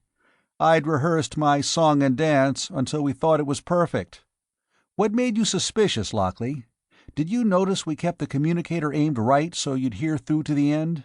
A fine point, that. We worried about it." The headlights of a car moved against a mountainside. "You see," said Vale, "the thing had to be done this way. Satel swore a blue streak when it was explained to him. He felt he'd been made a fool of. But there are some things that can't be handled forthrightly." Lockley felt physically ill. Jill had been, still was, engaged to Vale. She'd been anxious about him. She'd been loyal to him. And he was helping the invaders. He opened his mouth to speak bitterly when Satel appeared. He lined up beside the general and Vale. "They fooled me too, Lockley," he said wryly. "But it's all right. They had to. They thought you were fooled. Those 3 men in the box with you the other day, they said you were fooled too. And they're sharp Secret Service men." "You're very convincing, aren't you?" he raged. "But—" "You believe," said Satel, "I've joined up with spies and traitors. You believe—" He outlined with precision exactly what Lockley did believe. that phantom monsters were to be credited with waging war against America while another nation actually murdered Americans. It was a remarkably accurate picture of Lockley's state of mind. "But that's all wrong," insisted Sattell. "This is a quick trick by our own people for our own safety, for the benefit of all the world. It's a trick to forestall just what I described." The faraway headlights drew nearer, but no car could have come from the construction camp as quickly as this. "The fact is," said the general, "that our spies tell us that another very great nation has developed this beam we've been demonstrating to all the world. So did we. And we couldn't use it, but they would. If they didn't use it against us, they'd use it for any sort of emergency dirty trick. So we made up this invasion to persuade every country on Earth to arm itself against this particular weapon. Nothing less than monsters in space would justify arming, in the eyes of some politicians. Of course, they'll arm against us as well as anybody else." He spoke matter-of-factly. A glance at Lockley's face would have told him that persuasiveness would not work. "This trick, with the defense we intended to reveal," the general added, "should mean that a very nasty weapon won't ever be used, either to start or end a war. Maybe the war won't occur because we've said there are monsters who fly around in spaceships." Lockley had a confused impression that he was dreaming this. It was not the way things should happen. This was not true. When he squeezed or released the improvised switch in his hand, the rocket behind him would disappear in a monstrous flame, and he and the three men who faced him would vanish, and there would be an explosion crater and a shattered mass of wrecked cars. "It was an interesting job," said Vail. "The Army dumped 100 tons of high explosive into the lake. The 2 radars that reported a ship in space were arranged to be operated by 2 special men, who got their orders directly from the President. We picked a day with full cloud cover. The radar operators inserted their fake tapes and made their reports, and the Army set off the 100-ton explosion in the lake. From there on, it was just a matter of using the terror beam." "I mention," said the general mildly, "that not one human being has been killed by anything we've done. Would you expect traitors to be so careful, or spies?" Lockley said thickly, "You stand there arguing. You're trying to make me believe you. But there's Jill. What's happened to her? How did you make her record that tape? Where's Jill? She won't tell me it's all right." Headlights swept up to the floodlit space. The car stopped. Jill came into view. She saw Lockley standing against the rocket's base. She ran. She stood beside the general and Vail and Sattell. She looked worn and desperately anxious. "What have they done to you?" demanded Lockley fiercely. She shook her head. "Nothing. I couldn't stay at the camp when I was so sure you'd come to try to help me. So I came here. I don't know what they've told you yet, but it's all right. We were fooled, as the world has to be. Believe it. Please believe it." "What have they done to you?" he repeated terribly. "What have they done to the world?" demanded Jill. "They've made every nation look to us as the defender of their freedom. And we are. They've made everybody ready to fight against more monsters if they come, and to fight against men if they try to enslave them with the terror beam, or anything else. Would traitors have done that?" Lockley knew that he had to decide. It was an unbearable responsibility. He was not convinced, even by Jill. But he was no longer certain that he had been right. "Why didn't you kill me?" he demanded. "I could have been shot down from a distance. You didn't have to come close to talk to me. If the rocket blew, what would it matter?" "You've got a protection against the terror beam," said the General matter-of-factly. "So have we. But ours weighs 2 tons. Yours can be carried without being a burden. And—" his eyes went to the unlikely cheese grater over Lockley's shoulder. "And yours detonates explosives. If we can equip the world with those, Lockley, we'll have peace." Lockley thought of a decisive test. He grimaced. "You want me to risk being a traitor. All right. What's in it for me? What am I offered?" The General shrugged, his eyes hardening. Vale spread out his hands. Sattel snorted. Jill moistened her lips. Lockley turned upon her. "You want me to believe," he said harshly. "What do you offer if I turn over the thing to these men you say are honest men and neither spies nor traitors? What do you offer?" She stared at him. Then she said, quietly, "Nothing." Lockley hesitated once more, for a long instant. But that was the right answer. Nobody who'd been bought or bribed or frightened into being a traitor would have thought of it. "That," said Lockley, "by a strange coincidence, happens to be my price." He ripped away a wire. He flung the queer combination of pocket radio and cheese and nutmeg graters to the General. "I'll explain later how it works," he said wearily, "if I haven't made a mistake." After a suitable time, the General came to him. Lockley was convinced now. The reaction of the men who'd been guards and truck drivers and the like was conclusive. They regarded him with a certain cordial respect which was not the reaction of either traitors or invaders. "We've been checking that little device, Lockley," said the General happily. "It's perfect for our purposes. So much better than a 2-ton generator to interfere with and cancel the terror beams. Marvelous! And do you know what it means? With all the world believing we've been attacked from space, and with our great show of taking back Boulder Lake—" "How will you manage that?" asked Lockley, without too much interest. "The rocket," said the General, beaming. "When troops start into the park, the rocket takes off. It heads for empty space.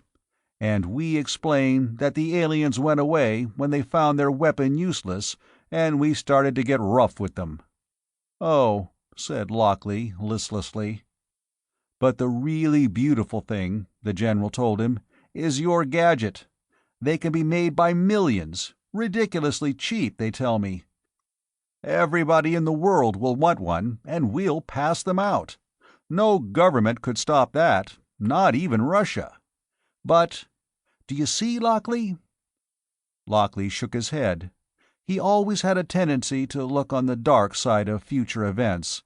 The future did not look bright to him. "Don't you see?" demanded the General, chuckling. "They detonate explosives, those little gadgets. There's no harm in that. Where explosives are used in industry, you've only to make sure that nobody turns one on too close. In 9/10 of the world, however, civilians aren't allowed to have guns. But think of the consequences there." Lockley was weary. He was dejected. The General grinned from ear to ear. "Why, when these are distributed, even the secret police can't go armed. What price dictators then? For that matter, what price soldiers? The Cold War ends, Lockley, because there couldn't be a conquering army in the modern sense. The tanks wouldn't run. The cars would stall. And the guns. An invasion would have to be made with horse-drawn transport, and the troops armed with bows and spears. That amounts to disarmament, Lockley. A consummation devoutly to be wished. I'm going to look forward to a ripe old age now. I never could before." Presently, Lockley talked to Jill. She was constrained. She seemed uneasy. Lockley felt that there wasn't much to say, now that Vale was alive and well, and there was no more danger for her. He offered his hand to say goodbye. "I think," she said with some difficulty, "I think I should tell you I'm not engaged any longer. I told him I wouldn't want to be married to someone whose work made him keep secrets from me." Lockley tensed. He said incredulously, "You're not going to marry Vale?" She said nervously, "No, I've told him." Lockley swallowed. "What did he say?" "He didn't like it," said Jill. "But he understood. I explained things. He said to congratulate you." Lockley made an appropriate movement. She wept quietly, held close in his arms. "I was so afraid you wouldn't." Lockley took appropriate measures to comfort her and to assure her that he did and he would, forever and ever. A very long time later, he asked interestedly, "What did you say to Vale when he asked you to congratulate me?" "I said," said Jill comfortably, "that I would if things worked out all right, and they have. I congratulate you, darling. Now, how about congratulating me?" The rocket took off and went away into emptiness. This was near dawn, when military announcements of the reoccupation of Boulder Lake were being passed out to the news media. As much of the public as was awake was informed that the monstrous aliens had fled from Earth, their intentions frustrated by the work of scientists. It wasn't necessary for a large force to march in. A special detail took over at the lake itself. Curiously enough, it seemed to be already there when the question arose. It would report a regrettable absence of alien artifacts by which the monsters might be kept in mind. But there would be reminders. Later bulletins would report that the United States was putting into quantity production the small, individual protective devices which defied the terror beam, and would supply them to all the world. There could not be greater friendship than that. The United States also proposed a worldwide alliance for defense against future attacks by space monsters, with pooled armament and completely cooperative governments. The world, obviously, would unite against monsters, and people in a posture of defense against enemies from the stars obviously wouldn't fight each other. And there were some people who were pleased. They knew about the possibilities of the small gadgets, brought down in production to the size of a pack of cigarettes. Knowing what they could do, they waited very interestedly to see what would happen in certain nations when secret police couldn't carry firearms and soldiers could only be armed with spears. They expected it to be very interesting indeed.